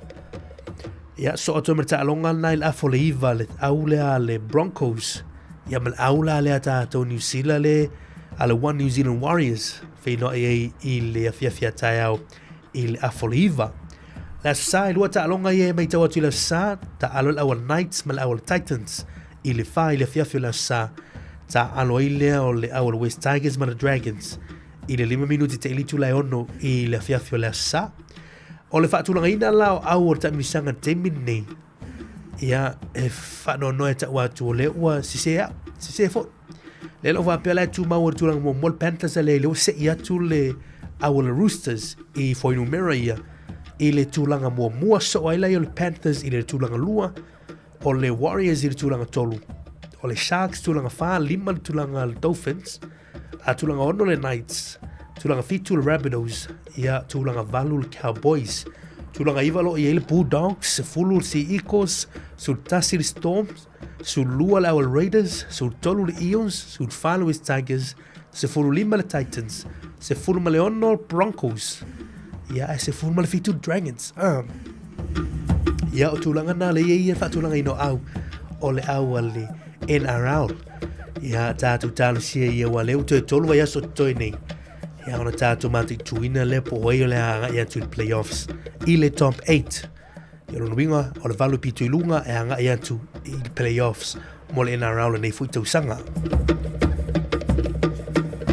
ia tatu se mai le ita longa le All Blacks ia o te lo le ua lau si le fia foi malo lau telo le tunu o le sa nei la sa nei le lima le va le sa ia mai mo le malo telo le tunu ta longa le All Blacks ia mla au le Vodacom Bulls ta aloi le stona i la sa nei ia ili tu le lima le va le sa fa mai mo il tatu au ia le tu foi tu tatu captain ia Ari Savea ta alo foi la so ta au i le au le ta longa ta misanga international ta aloia Australia ma Japani on tu le manuia ta fenga Australia verso intende ia Japani ia ai la to ta alo i le aso atayao i le lima te ai tu la lima i le fia tayao to feilo i le au le Australia ma Japani ia ele ta misanga lo fanga solo nei i le va tu lu ie lua ni sina ta longa le mai tu na tu le ufanga solo tu lakpi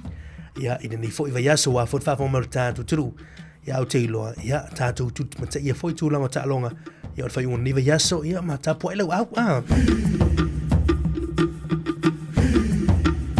ta po fa le lo au ia wa fo ia ta mi sanga lo fa nga solo i nei te mi o tatu wa so fuanga o tatu nei tatu fa fianga nei mai le UP40 Blue Eyes Crying in the Rain o lo fa tatu por clamea tu malama ia oro ma fute me le te me la ul a vianga musika fa no file mo le nei aso in the twilight glow I see her blue eyes crying in the rain as we kiss goodbye and parted I knew we'd never meet again. Love is like a dying ember,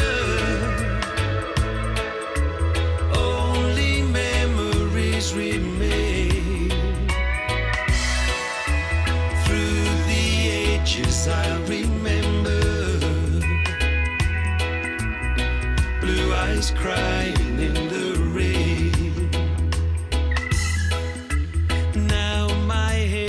Turned to silver. All my life I've loved in vain. I can see her star in heaven.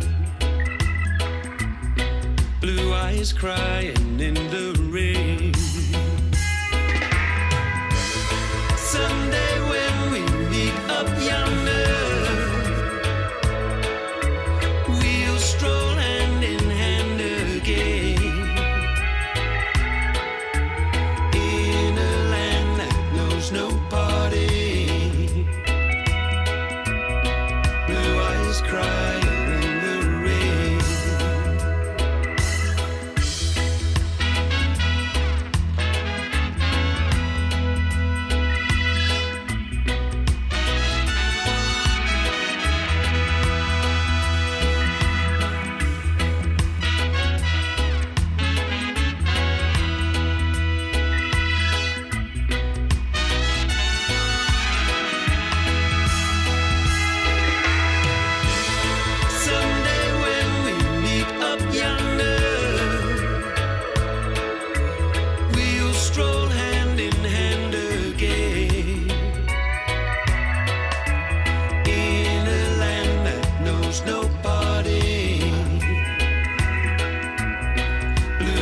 eyes crying in the rain.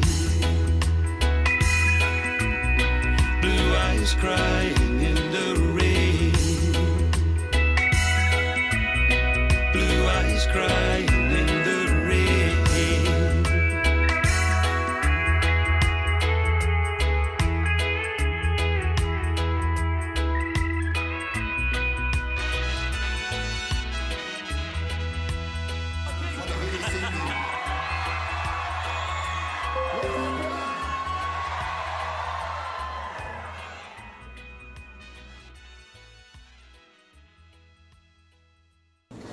Thank you all very much for today.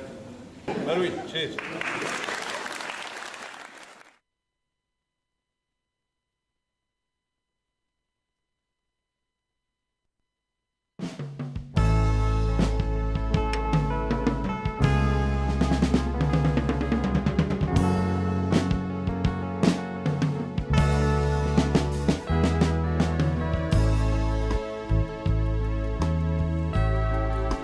My sweetheart, you're so far away from me, but I return to you. I love you so. My sweetheart, you're so far away from me, but I return to you. Just wait for me. I drove so many miles across the sea, so far away, so far away. I can hear my sweetheart crying. She's crying for me. She's calling me. She's calling me. My sweetheart, you're so far away from me, but I return to you. I love you so. My sweetheart, you're so far away from me, but I return to you. Just wait for me.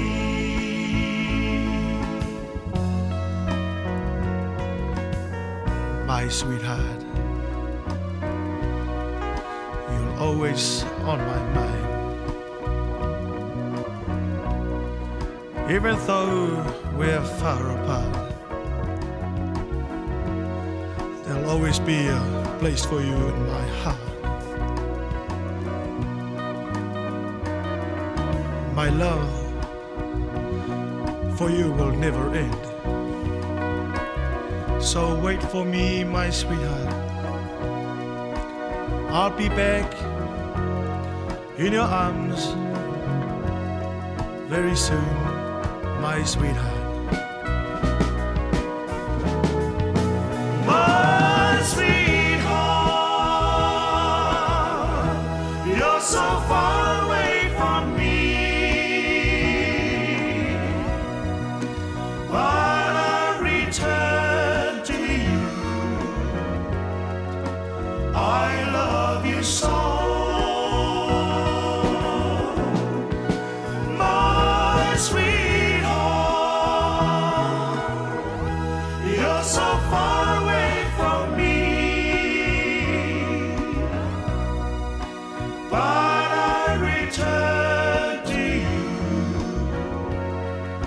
Just wait for me. Just wait for me. Just wait for me.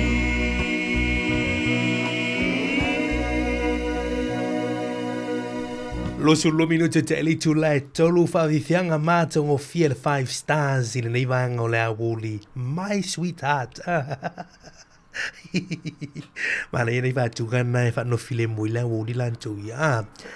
Tama sami siri kusua mal fa vifianga miko mal si siu sini. Ya tatu fa fonga po la wing or pesen na. Au lo fa tatu proclame nei fa na le ma nga lu o nei hasto ma lolon sai. Ya le ubik el ne After your mum and dad picking out to the yaso. Se lava ne yaso, itu ulanga o sia o atu no. E mata o tia le fia popoto a o lato mata e tungu i somo. Tau tai ti e leo so pana ai winga e se le sawa sawa. Be a se e ai sina mea e le au kalinga ma le au kalafa.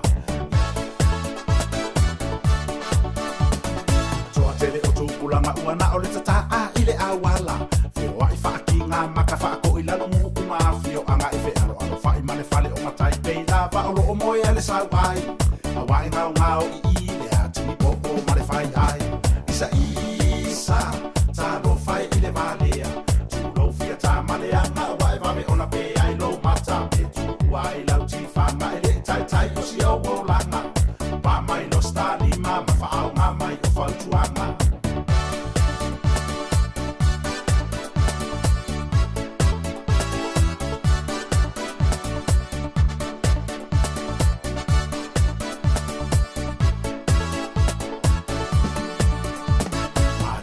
Anga ta ma ele fia o e fai ngaruenga ai sa o ngalele ma watu si pasi ua okay ma ua fawa ele marijuana male o na fia ta male anga fato ato e poto o le tama ua ma alili ta fai ngata isa ta ro fai ile valea tu ro fia ta male anga wa e vame ona pe ai lo mata pe tu ua i lau ti fanga ele tai tai o si o langa pa mai lo sta lima ma fa au nga mai o fa tuanga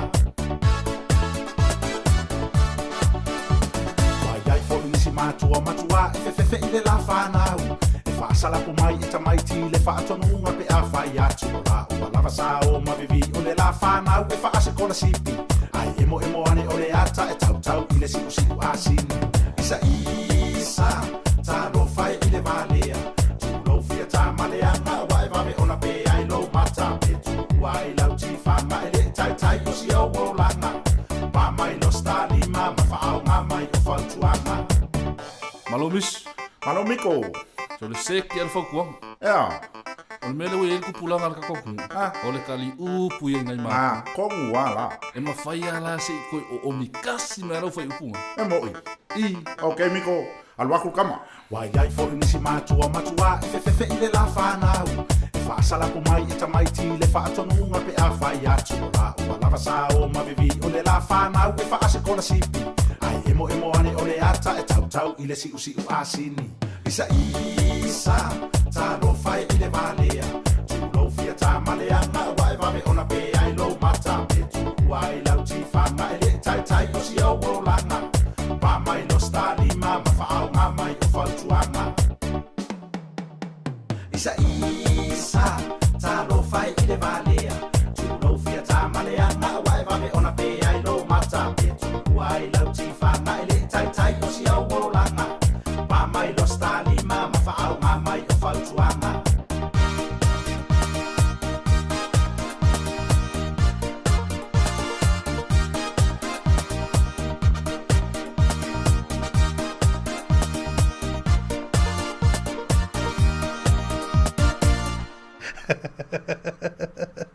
Via ka bisilu kisua ba o biko marsi kisua sini ese vo ieto nga va tuanga ya na fa nga va tuanga o fe aune na le mo le bisilu kisua manan fa fianga puni male fa fianga maunga loa le manga la woli o tatu fa fianga musika so fifro lo fa tu se tinale ya la wina siu mangele ta lo fa ya tu tinala wina vi ele tu lo soifua talo ilanga leo le tu manan fa malolonga ya tu tina After the mafuta mai manu for the weekend fa tai molo fanga.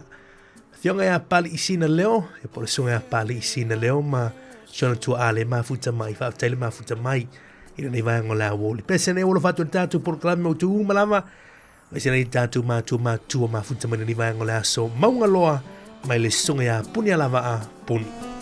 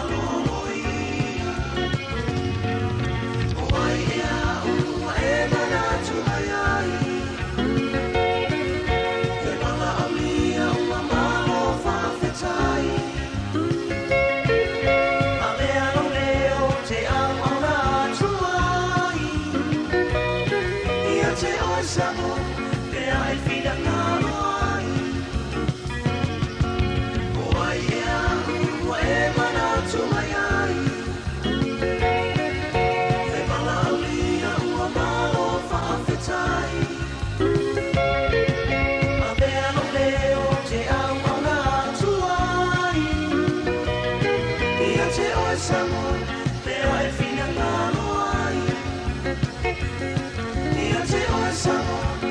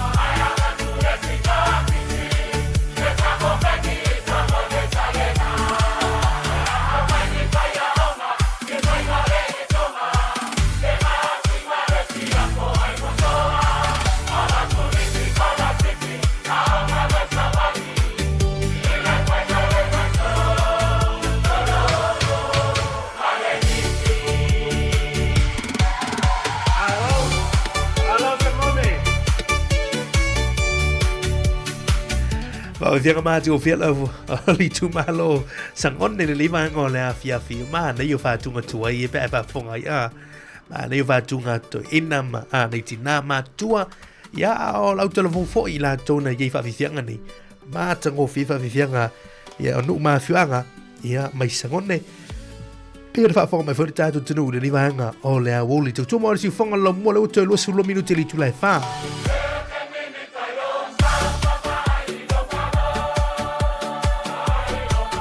Whātautonga le tātou poloklame toi kuanta loi le tu la e whā au ina tu leo tātou telefon ia mo le nei fo ia woli ia tau lunga foi telefon nei fo ia yaso tau tō maori si whonga lau mua tu tau mai leo le vāso fo i tu lai valu tai au ia ona tātou si atu le poloklame o la foi whātini nei foi mo le ai tau tō si whonga lau mua mai le tu lai whā si pa ili tu lai lima tātou mafuta inisio whawhianga si whiwhiloi inisio la ptainga Te auma ni wha malosi fo i wan wha fōmora tātou. Tino whau tuanga o whau vai aso. Ia marisi o vanga whia lapta i fo i tātou. Ia ma tātou tāli e leo tulai lima tātou te lulu lima ma tātou whātou whai. E le tau tuara si u whonga lo mua mola ni vai aso.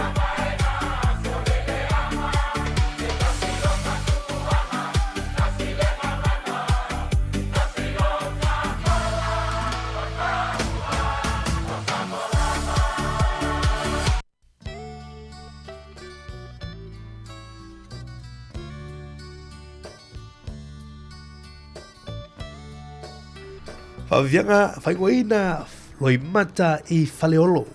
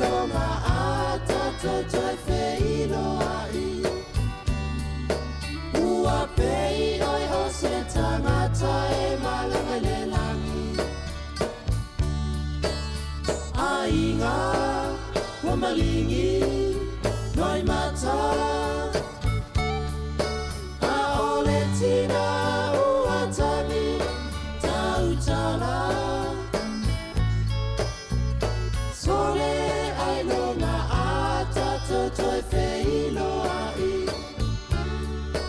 ua pei oi o se tangata e malangelelangi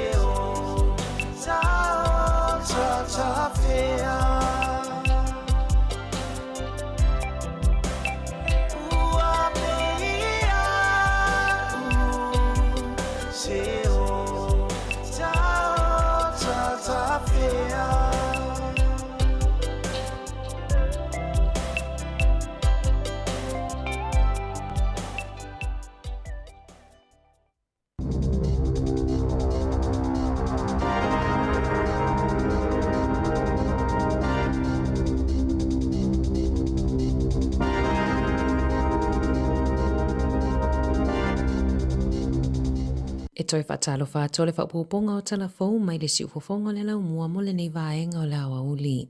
E tusa ma le 25 i le 3 matawhai oi o le awha amuta i le au aunanga a le Radio New Zealand. E tusa lea ma le 10% o lana au whaingaluenga. E pea ma le 3.2 tangata whaingaluenga tu mau a le Leiti o New Zealand. Na tuina atu se emaili i le au whaingaluenga mai le pule sili a Paul Thompson i le tae au ana le ila. Na saunoa le pule sili e 5% na whaititia i le whatupenga o ngaluenga i le lua whelua 5. E ala i le whaititia o tupe whaalu i nisi vaenga. E au fia i whaasara launga mga luenga whaakone karate, Whapea ai ma le whaititi o le 5% o le au whainga o tangata whainga luenga i le masina o me o le tausanga nei na toe whaititi ai le whatupenga mo le Radio New Zealand i le isi 2%, ma o loo iai fo i le wanoe toe whaititi ai i le 5% i tausanga taitasi mo le isi 2 tausanga o lumanai. Ua amatauna suia le maketi mo taavale i New Zealand i le tele o taavale e le tise ngā osi mai saina. O le taua o whai o taavale e le tise, le e whaititia i le kasa o ona AI hybrids, EVs, na siitia i le 3% ma o atua i le 2.5 biliona tā la i totonu o le 12 masina e o mai le aso 30 o Iuni i whaamaumaunga la tamai a le Stats New Zealand e whaapea o nei taavale o avea nei ma le 4.8% o le taua o whai o taavale na whaaulu whane mai i New Zealand. O Japani o lo o mawalunga i le sapalaina o hybrids mai i totonu no New Zealand e tusale maleono 12%, vitu 12% o taavale alu i le tise e au mai saina. Ua te lele suinga i leo langa o se tinai kalai estete, ina ua maua le fesosoani mo lona ADHD, na umi o maua le tinai a unga o le tinga o le uluma le tino, ma ua avea le whaalango i fuala au mo le ADHD, ua matua suia i lava lana whaalongo, o Natasha Howell sa whainga luenga i se whale talavai, o se ngaluenga sa fia tele i ai, aina a fia o ia se whalavelave i le ngaluenga, ma a matai o na tinga aina i lo na tua, na tele taimi na alua i le whale mai ona o le tinga o le tino, sa whaia fo ia na taotonga i le lua fese fulutolu, a o tolu sfuluiva o na tausanga, sa whaia lo na taotonga o le L5S1 spinal fusion, e tu ufatasi ai po na aivi o le pito i lalo o le tua sivi, sa wha moe moe Natasha o le atoi fo ilo no langa i le tūlanga maasani peitai, ele i manuia le taotonga, na atilio na maua i whaafita auli o na o a mea masikulu sa whaonga i le taotonga, i le whātausanga muli ane na i loa ai e se isi fōma i tipi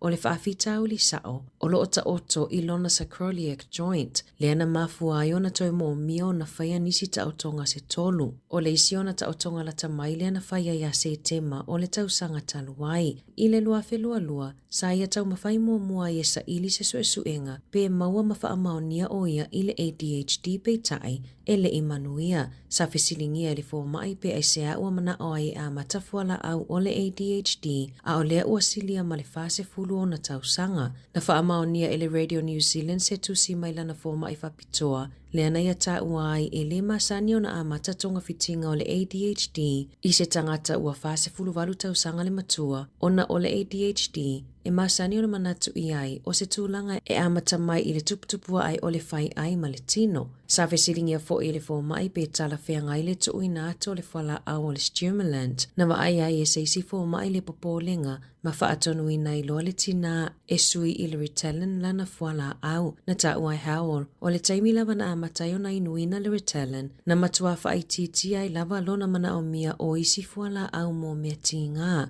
mana mo atu fo i le tinga o le tino, ato ai ma le pua oa po le lema nino o mea ilona mawhau.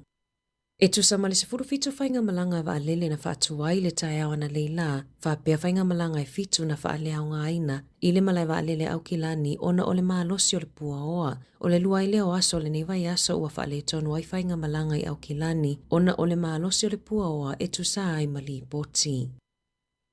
O le atele ina o ina whanau i le pulea ina le leo tupe, ma le amatanga po tala anga o tangata Moriori, ai o le alea o ina whanau i suinga o le tau po o le climate change, i totonu o le se fulutau sanga mua whaale awa onga, e tu sai mamata upu mo le kurikalama fau mua o onga, o kurikalama fau mo mata upu whaasai nisi ma le social science, na lo mia ma whaalawi lo le vai aso nei, ma ua whaititi ai mata upu, pe a whaatusa i ata whaataitai mua, le asa matua whaiti o ina, o na sa tele na ua mea sa wha moe e a o ina i tamaiti, o ave esea umamai mata upu e a o ina i a fianga me le suinga o le tau, e ui sa iai i ata whaataitai mua, o lona winga, o le a le su e ina loloto i tamaiti lea mata upu, se iwanga na ua o iwa senga maua lulunga, i se pepa na o ina i finangalo i la tau na tu ina atu manatu, na ta ua i enisi, e le ta tau na o fia swinga o le tau, i mata upu o le geography, a le wasenga 5, ona e whainga ta tele mo tamaiti, ona malama i ai, na ta ua e se polofesa mai le University of Waikato Chris Ames, o le ave esea o le nei mata upu mai i kurikalama fau, o se vaenga tele lea o le amisia I o langa o aoina o le whanawa o ngā.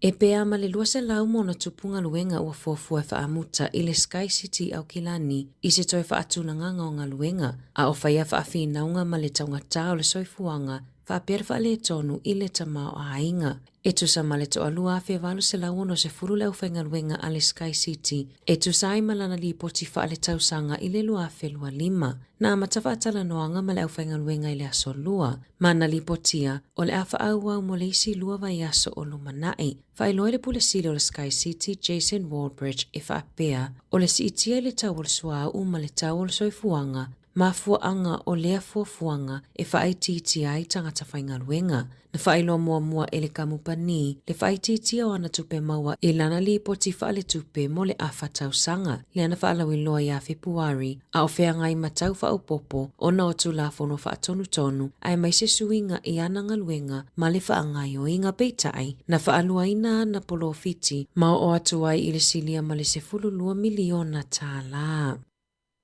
Na whaalia le WAMC po o au nanga ale whale mai Wellington ne e tatala I tua atu o taimi whaingaluenga po After Hours Medical Services. E le lava la to o whaingaluenga e toi whaopopoi nisi I tu la e tatala I le whale mai e fesosoani I le tele o ngase I le waitau o le tau malunu. O le taimi pito sili leo na pisi mo le itu e tau nua I ngase le whale mai tele Wellington ne pe ona whaamawina I le asonga fua pe a fua I le tau sanga atoa mai lua se lau 5 tangata na o atu I le whale mai mo ngase whaafua sei. Na ta ua I le Health New Zealand o le atu e whaopopo ni tu la I le au nanga o le Urgent Care Clinic o lo o whaatau tai e fo mai po GPs e tali ai I le lolofi ato ngase. Ma ua fuafua e whaatino ina I tutonu o le ono masina talu ona sainia le kone karate. Ai o lo o whaia pe whaatala noanga mali whaala potopotonga mai le ima walawa se mali lienga. E te tauona I o ina whaatasi se whainga fōu mo le au whainga luenga a ole I whaopopo ina I tu la mai ono o atu I le se fulu 5 masina le umi o lea suinga.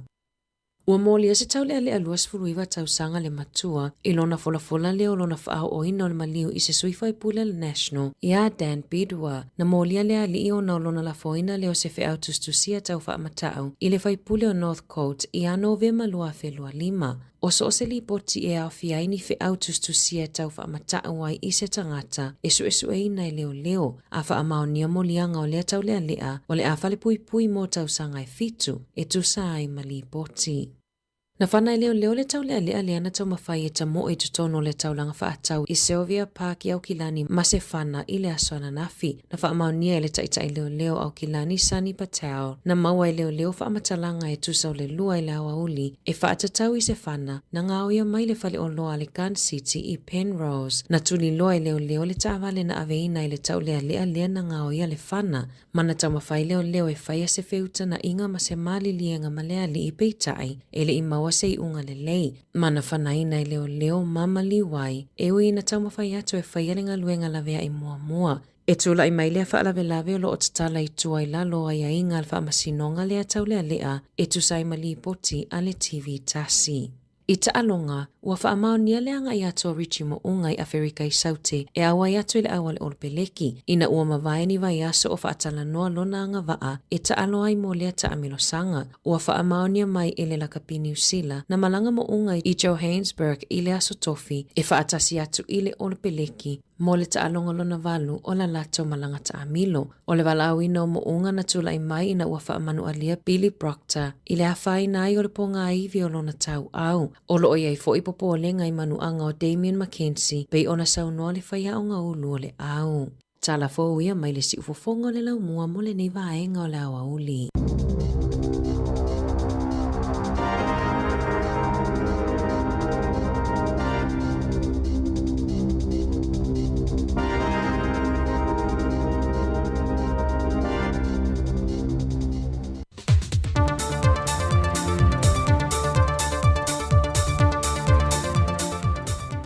Folau manuia lo tātou o tino o ina ua mai fo I le whaai unga le vaiaso e le tau singa anga le leia lo tātou matai seri le langi lo tuso I fōma se ola. Au si mai le whaafonga e nisi fo I o telefou meolo o tutupo isi o tātou tino o I Sāmoa. O le talitonu ina ma le marupui o ni wha maunga tanga ua, o le tūla walunga le finangalo le fionga le minista o tanga rengo ainga maanga fisotai, le fionga mwe wha awawo Julius a kui ta fnai, na tali atua i se tusinga na lo mia ma whaasala la wina le newspaper observer, o lo fisilingia ina ai le anga vaa ma le amia tonu, o le tō fia ma le se e o lona tali e a vea maa na whailau tusi. Ma o se mta aupo foi na la ngā e se fōra sanga al te ta i o li tuangai, tui le e pasa i le malia le ngoi, e te tau na tāpā e wha maunga ma aia inga o lo lima te ita inai, i el komisi o tangata whai ngā ruenga le mālo, pe sa wia a wana tāla whiangai, o no se mta aupo foi whapea na whesiringi a aila na nofua inga, i le whiriwhiri ai o se tasi o nalo, e a vea ma whauru lungo le mtanga ruenga o tupe, pei tai no whesilingia moe whaawawo na i sao noa, o le tō fia o se tasi o nalo i lea tō whinga i lana lava mtanga ruenga, o lona whaatua tua ina lea o ana whaamaunga maana ngā ruenga, a tu ai malon talituruina a tu atoa, mai sa wia umafoi au wala whaalitula fono. O le osa whainga lata mai nei a malu le malo ia ilan tolo msalo mia le whaatawina o le whala au whaasai no le aisa i lea tunu. Na maua mai ma le li Thailand wa lewa na sa ilia mtanga ruenga o leo leo, ai e au maui Sāmoa, o na olona so tanga i le mata aupu le o lo tau fia i pia lavalo e to lua mai Sāmoa, i le maliwe o se isi ali Sāmoa e ta ia se kengi mai au se tālia. Mai o ia o se whainga maru le malo, e to se furma le fitu ia Connell ia i lantou na tau fia mai ai, matama i ta e to wha, ai o lo o toi au fia e foi, ma niso i lantou na whaasilisira mua lantou wata, ma whaalau i loa fo i isi o se whainga mua maru le malo. Pei ta iol te tala i tue whaatalia lantou whaamsinonga, wa toe whaawawai o nau lantou toe whaatawi nātu le aisa, ma ua mai tawina fo i tele o se whainga, e le ngata o le oato whanau la i te tāwhia mai ile se furmaleono tausanga, ai ouru ngā lii po tangata mātutua, wa ova atu maleono se fultausanga o le soifua. O se whawhitauri o lo tau mo whaipia lava leo ilana whaalau iloa, ele te te atu lei whala au whaasaina, e tāwhia matineia le whaofi mai te tono le atano.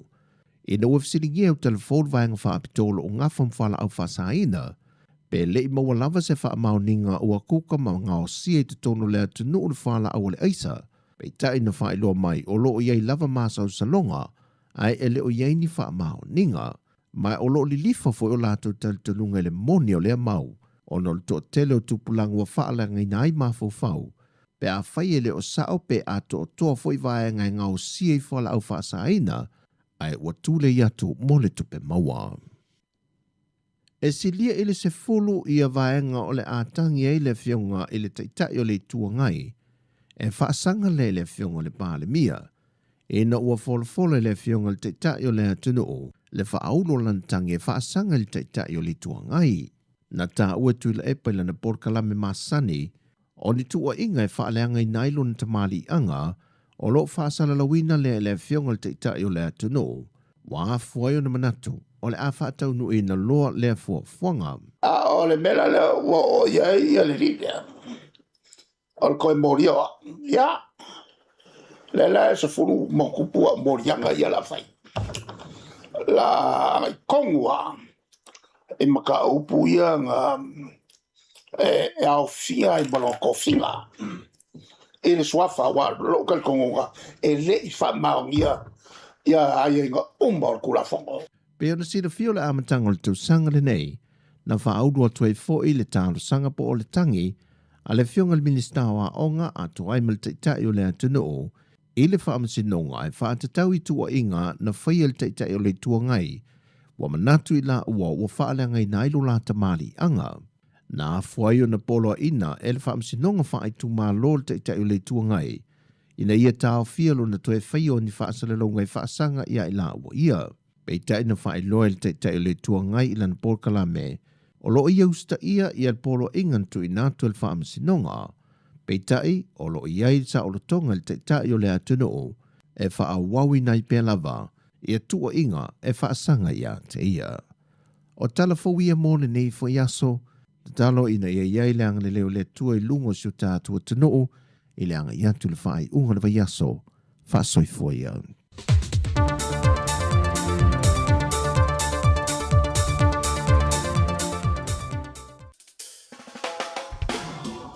Manu malo se pepa tala o loa mo au whaatau le back and save po o le New World. Pe utu fua fo e lau ta vale le papo mo le pipi. O wha manu yanga nei, pe a e manu malo mai se set i le teaching cell i aso whare le taitasi. A lafo sau top up tolus furu tala pe sili atu e maualo ua vano le sei. E wha pena fo i pe a lafo sau se eleni e tolus e lau tala ni usila pe sili atu i Sāmoa i le mai casual teaching cell le wha anga i le ClickX. E lima wha ilonga ta i se lau tala shopping vouchers, ma le lima petrol vouchers, sa i se lautala o le asa ina ia sofa le taitasi. E iai ngā ole nei wha apitoa. Sekia Digicel.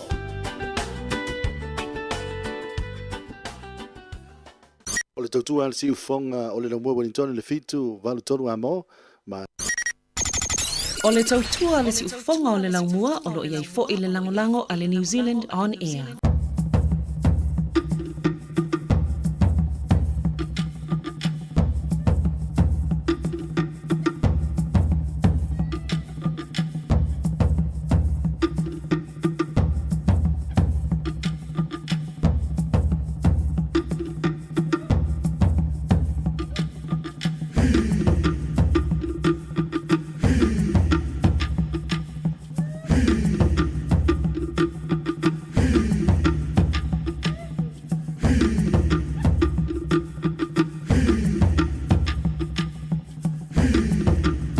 Toi va talva tu tanto tu liva en ole woli ole ua farming tu te litu la fanta ulunga tu fa poponga muli o tanto tal mai Sāmoa fa pe voi tanto telefon mo le dei foi vai aso tu tu fonga lo mua ya le tanto se mai pol kalam ole ap foi fa tini fa fine foi wale ai e fe au manga luenga ole nei foi vai aso malo lo telo tanto tu ya ansi tu fa le lava si fonga lo mua ya ma lolo sai lu tanto tu ila to le wanga ya tu i ai nga nei te malaso ile mai ai nga luenga ma lol tau ma lol fa to vi ia le tua ya o tau lunga foi nga luenga nei foi vai aso ya anga ya tu msanga le mu mar fa to te lunga al tele ya wana ai nga lo fa mu mai ile nei taimi ya ele tu foi fa talo fa nei tatu ai nga pa anga le wa anga foi nga luenga po ma fia na nei ya langa ole tu nei tatu te no fo ma au mawai ya e fa penal sui fuanga e mai isi e o isi ngā lue, e mai isi le au, e o isi pōm na fiafi. Ia mā lolo na sa, e le atu nua le fo ngā ruenga la tau ia. E le mwhaiona tau siana i o tātu ainga o mea whai nuu, ma fio anga i Sāmoa na i tātu ainga mā tua pe avala mai. Ia a mea whai e tono ainga ia a, ma mea whai lotu me pena. Ia mā lolo na sa i mā lolo tau na nei vaenga le aso. Tātu lia le aso for real nei, ia se fulman whai aso na tātu whalaunga, e le nei mā sina o kuso, e le fui tu sanga lua fe lua se fulu ma le ono. Hawi vianga ma le sunga ya SJ Demako ma Wesley la fai alii le taua fiafi. A wolo fatu le tatu polklame i le malo telo le tatu tunu. Me se langa ia tuai a hinga nei vaenga le a woli. Ya, tau tua nāre saunga le mūlunga o le tele. Ya, maa lono na sai. Haftaili mafuta mai tau tua si fonga lo mua i Wellington.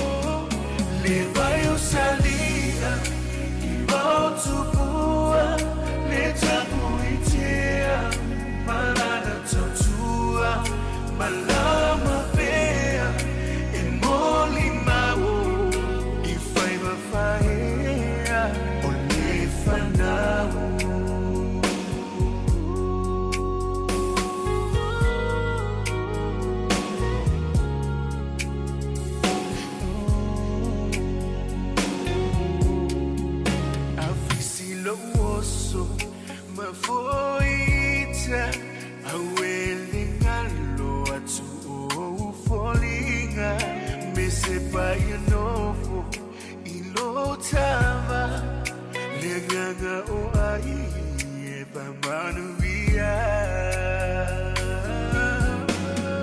le vai salia I mautupua le tapuitea malana tautua malama pea e moli mau I faiva faea o le fanau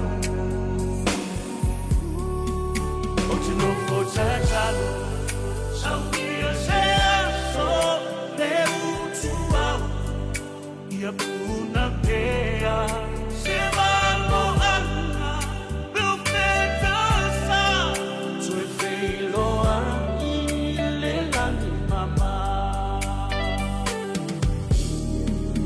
o te no fotalo saukia sea so le utuau Ia puna pea se valo ana will petasa Soy veloa le langi mama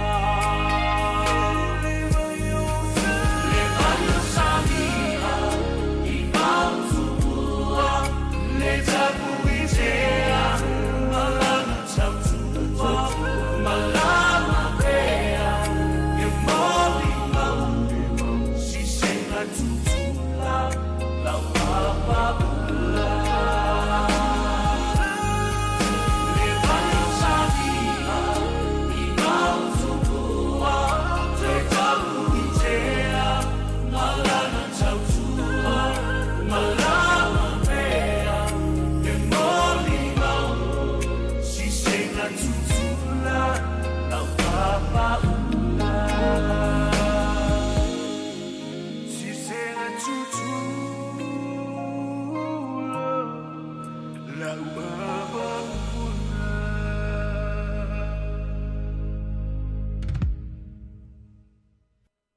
Si wong mātou o whilasunga ya SJ Damako, ia, ma le sunga, ia, Wesley la whaialii, ia, ma le whawhianga nei teimi o le a woli, ia, le taua fiafi, se 4 minutu te alitu lai wha, au tātou le tautua mana wunanga le si ufongo lo mua, ia, ma le poroklama le ape foe whaatini foe mo le ae wā foe, ia, tautua ma le wunanga o nei foe vai aso i le tātou o tunu. E ile whaasiri silanga tā ua lea le ua au tauli maina nei.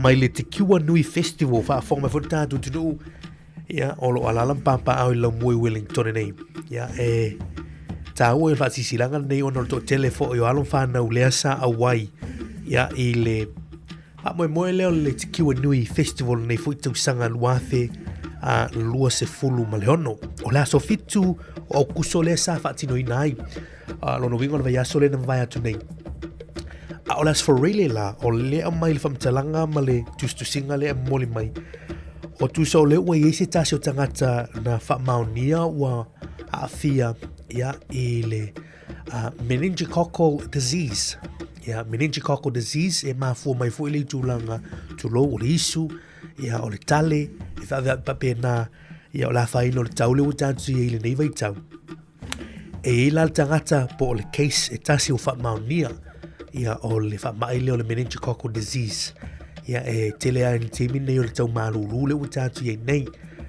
e lo I la se tūlanga fui lea e whapole nai le telo a onga mai nei whanau ma mātua o whaia onga ia lea sa awai le whamoe moe ai oro lapta ia mai ono le uatasi ia se case whamaunia ia tātou nei le lau mua I Wellington ia le na awhia ia nisi fo ina awai atuai o le whamtalanga le moli mai I te tā ua tele a whai o ieini vanga fo I whaalongo ina ia tūlanga I meisena I alo manai whanau fo I lea o langona e le o malosi le tino ia po I fo ini vanga e le o tūlanga le mai le vaitemi nei ia I lātou ia e tā ua tele le vave longo fo mai le moli mai ai. If symptoms are consistent with meningococcal disease, may seek medical attention urgently.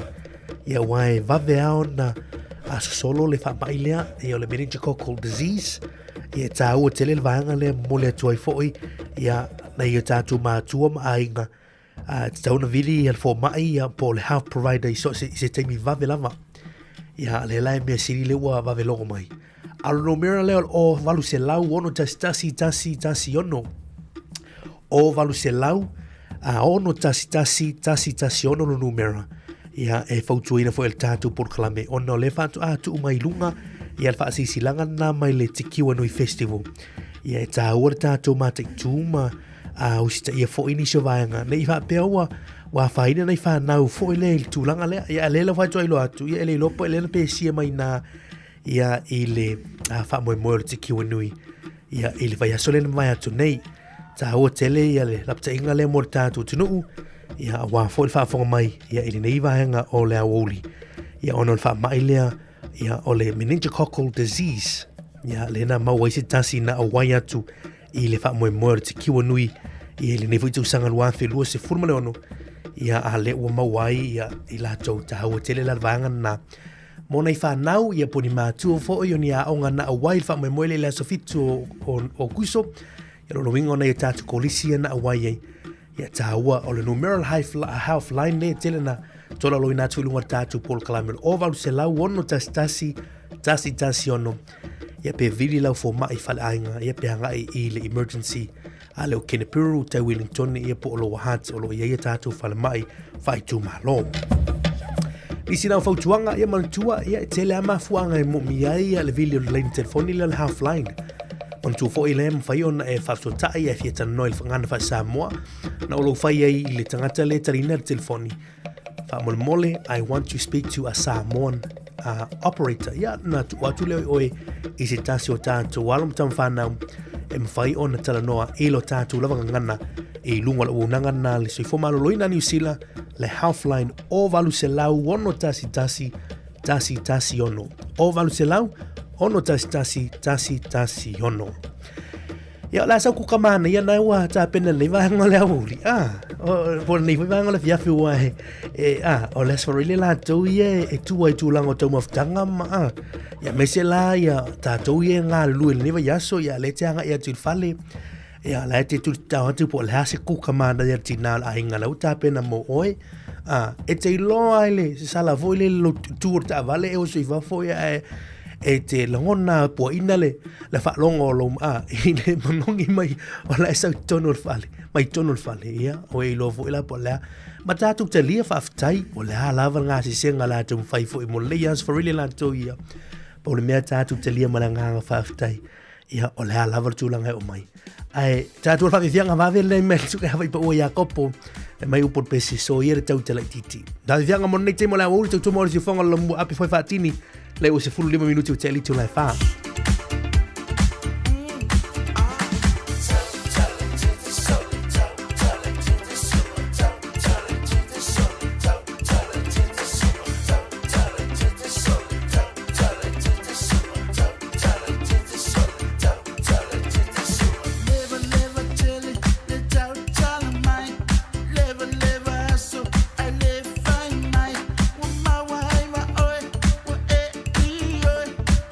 Full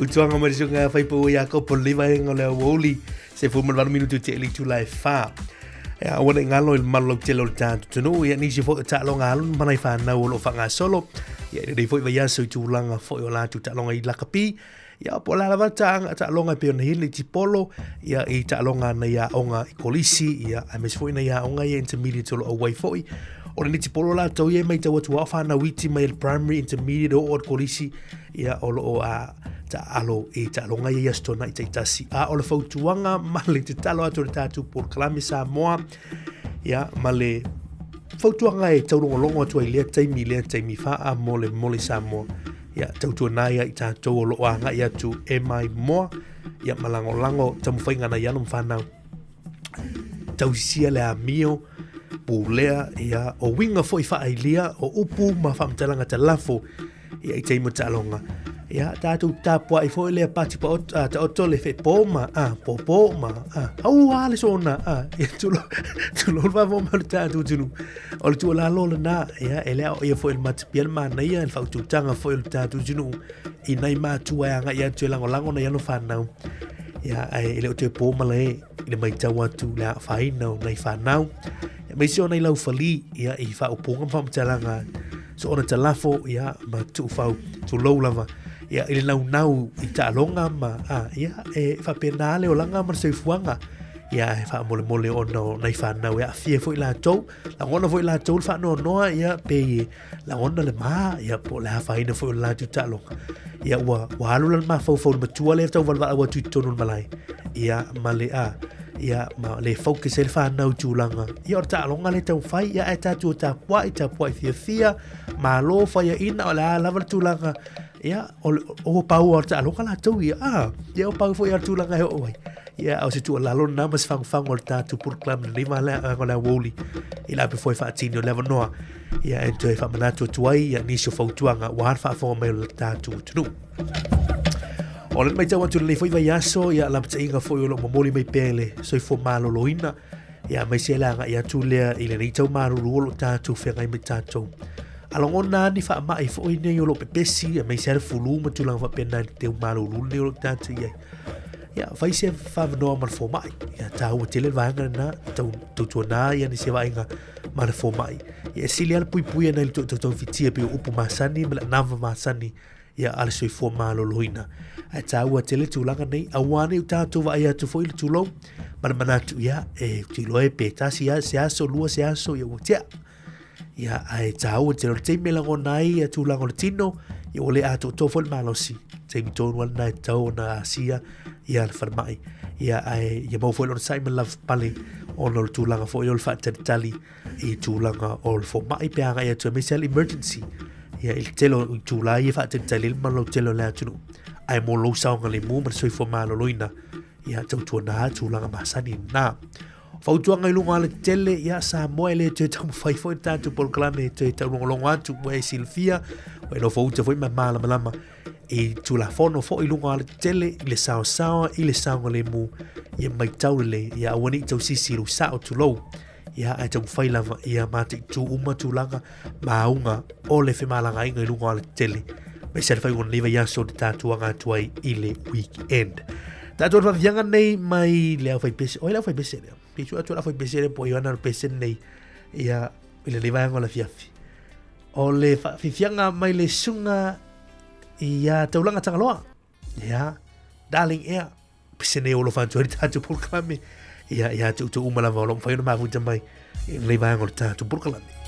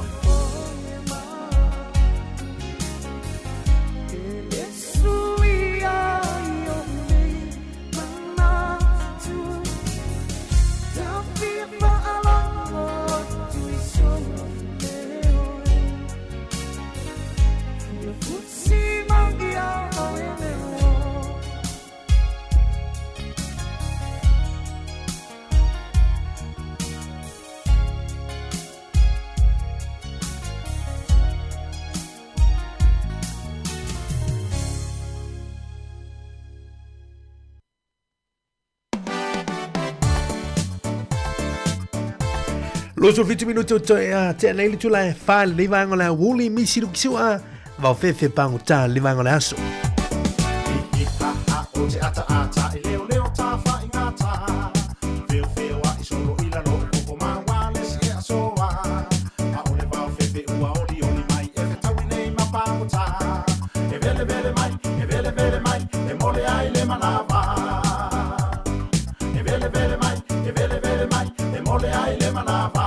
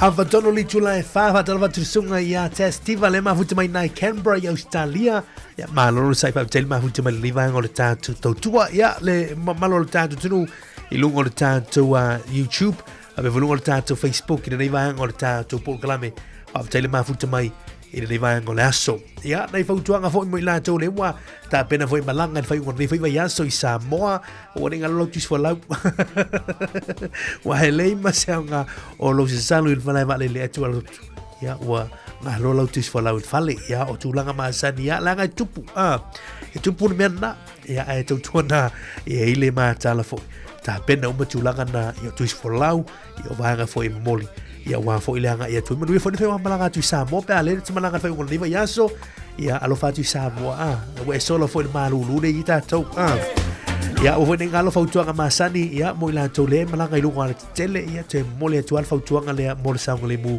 ya ilunga ole awala o alfa ungol fo le yaso o afu fuanga ala single le yaso il malulu tele le atu ni fa la lave fo io ni fa te singa e kalesia ya me se fo io nei ainga ya malanga moi fo ima fai mai tono lo mua ya tau tona la sang le mu ya mo fo I on sai ya I tele la fo fuanga o ya to talo tau mo la so ta mai tau atu e ono tu uruna I timu mai la so ta au ma fa malu wi ngor tau ni so taimi mo ta tau ni lo mo Wellington ya mo la so ta au ya vai ganna fa solo tu la so sale mai tau atu e ono vai ma to la sa ya tu uru foi nei wanga mo ta tu la sa I lo mo Wellington nei ya pe o winga na le tau e pe ya wo fa malu ni so taimi tu ulu foi timu ngai la so ta au la sa ya pe vai ma to la sta mo la so la sa ya ma lui foi tapu inga la sa tau ni so tatu uzolo o tapu ai la stonai ya me se foi lo lo ai la sa ya wa foi tapu inga ya o fai foi o le nei foi va yaso Richard Parker tu un mele ta o lutu tulua ya va fonga pe pese po la sa va fonga ma ya va talo va ya repeti mai lata ya le ma futi mai nai Brisbane I Australia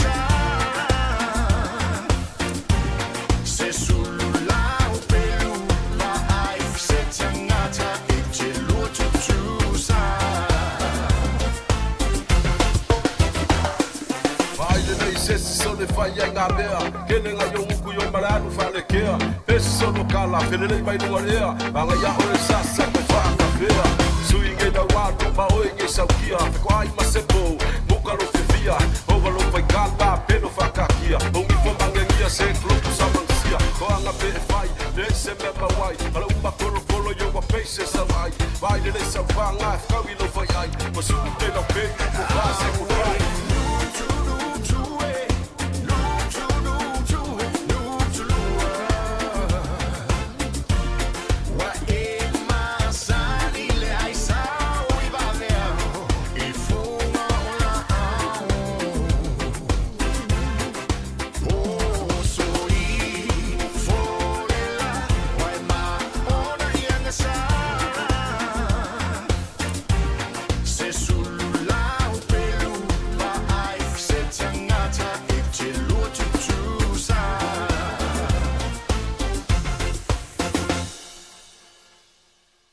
So lusul family tu tonyo ni tale oli tu la e lima tale tu la lima tato lulu lima matato fa to fa e le tu tuar si fongo lo mua mole nei foi yaso tato to e feiro ile le aso fua pole lo fale tu mole to lo tu se fua maso o to wola ya ai manatu ya ona le te mi foi le masani ya so for ile te tasi ya tu tu antu la uso wa fo o por clam la be foi fatini ya mole foi lo fa anga mo e foi o le atu fantasia ia le sakala meto al whaapoiponga i re nei fwoi whaiunga vaiaso ia wau te iloa ni siu tātou liu tāpena i mole nei fwoi weekend nei ainga ua tāpena ia ai o upu ai masani i lea mea whaavai lea tua ia le ainga fau malunga li fau pe o le au sia i luma o le tua o le whaapoiponga ia o le mea le tua ia awane ngalo ia tātou ia o le mea nei ia o le mea le tua le mea nei o whaapoiponga o le tu whaatasia o le tane ia ma le tamaitai ia tasi la o ilumo le tua ia pese ne o lo fatu le tatu por kalame o tu umalama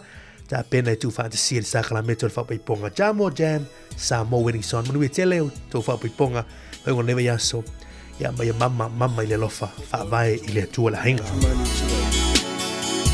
Jamo Jam, wish you both God's blessing in your finest hour and in days to come. For today, you will remember for the rest of your lives the meaning of the Samoan wedding song. Ia manuia le ngali fo.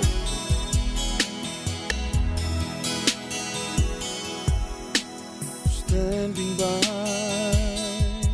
in the aisle of love, this is my finest hour honoring thy love. Oh my, no tautunga, but silly me up and money low alafa. Proclaim my love at the altar of our dreams, in sickness and in health, my unconditional love for you.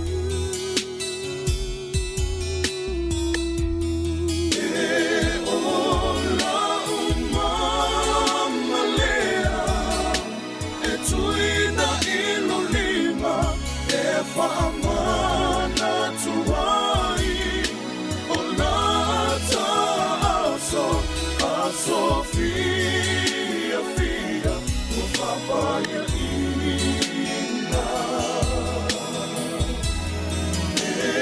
ola mama lea tuina ilolima famana tuai Sofia, o papaya ina.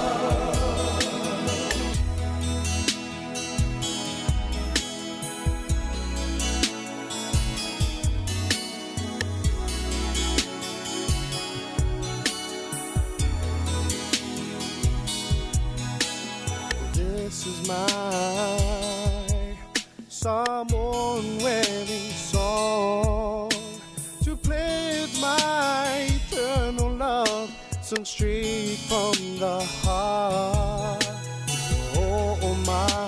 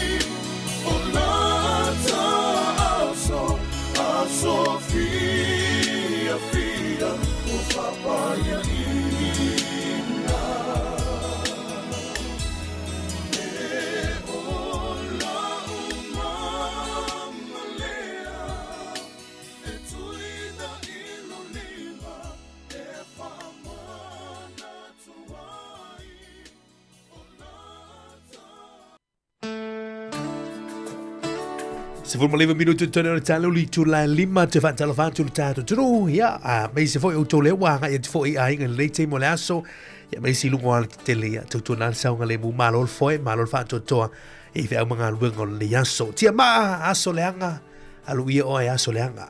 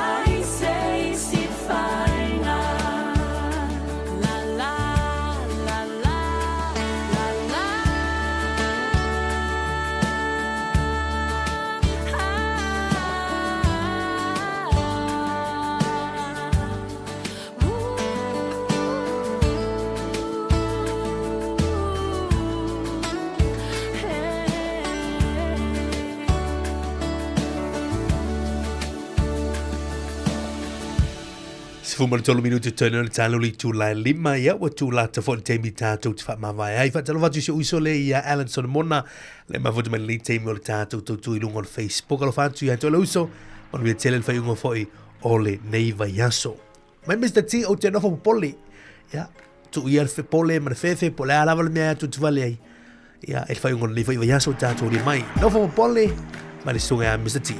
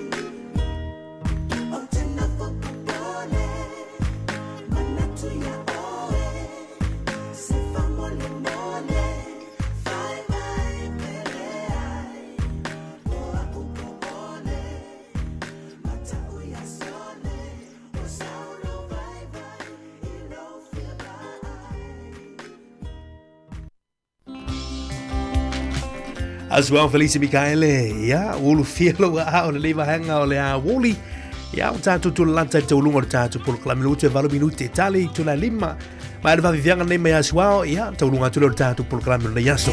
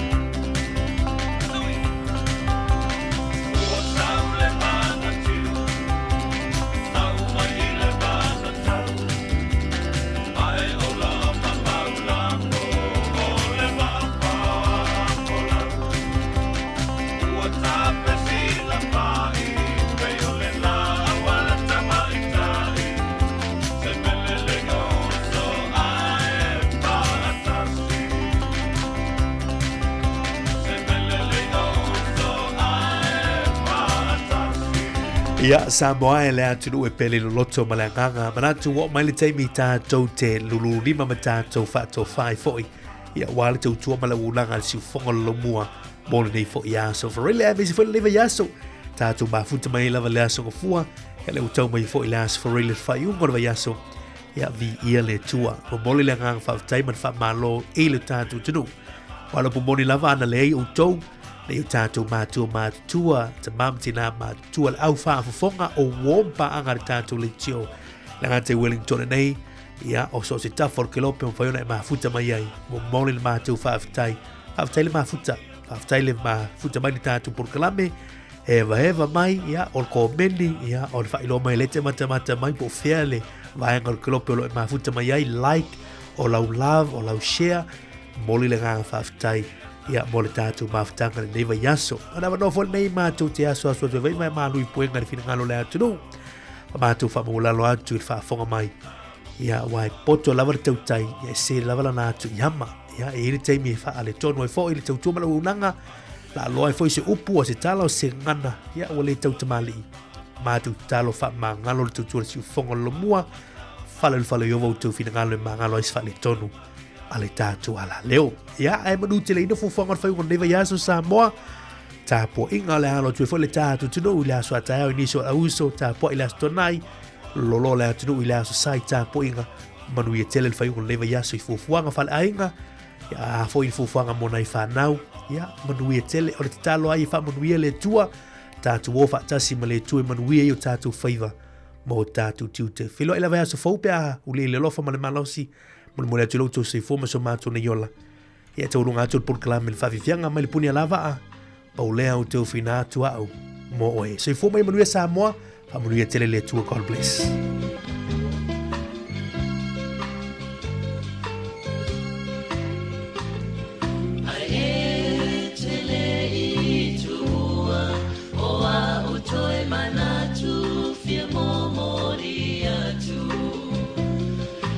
Sana oi luma pani mea e tutu puai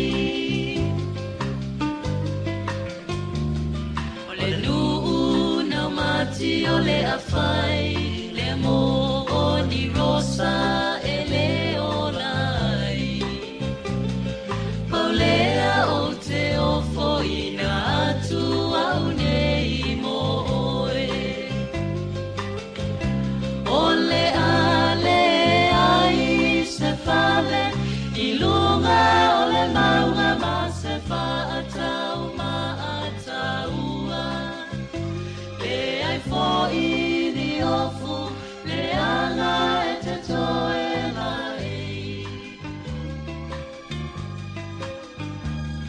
me uma e tu mai te ai o luma ina ia e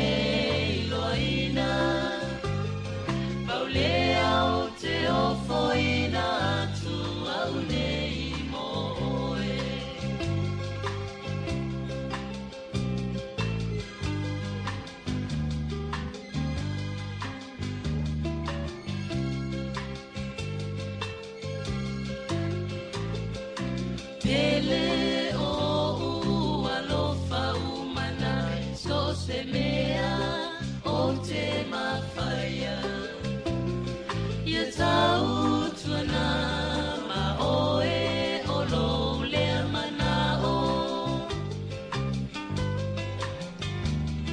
kau lava se auro o te amatu o manatui o ia te au Paulea o te o foina atu au nei mo oe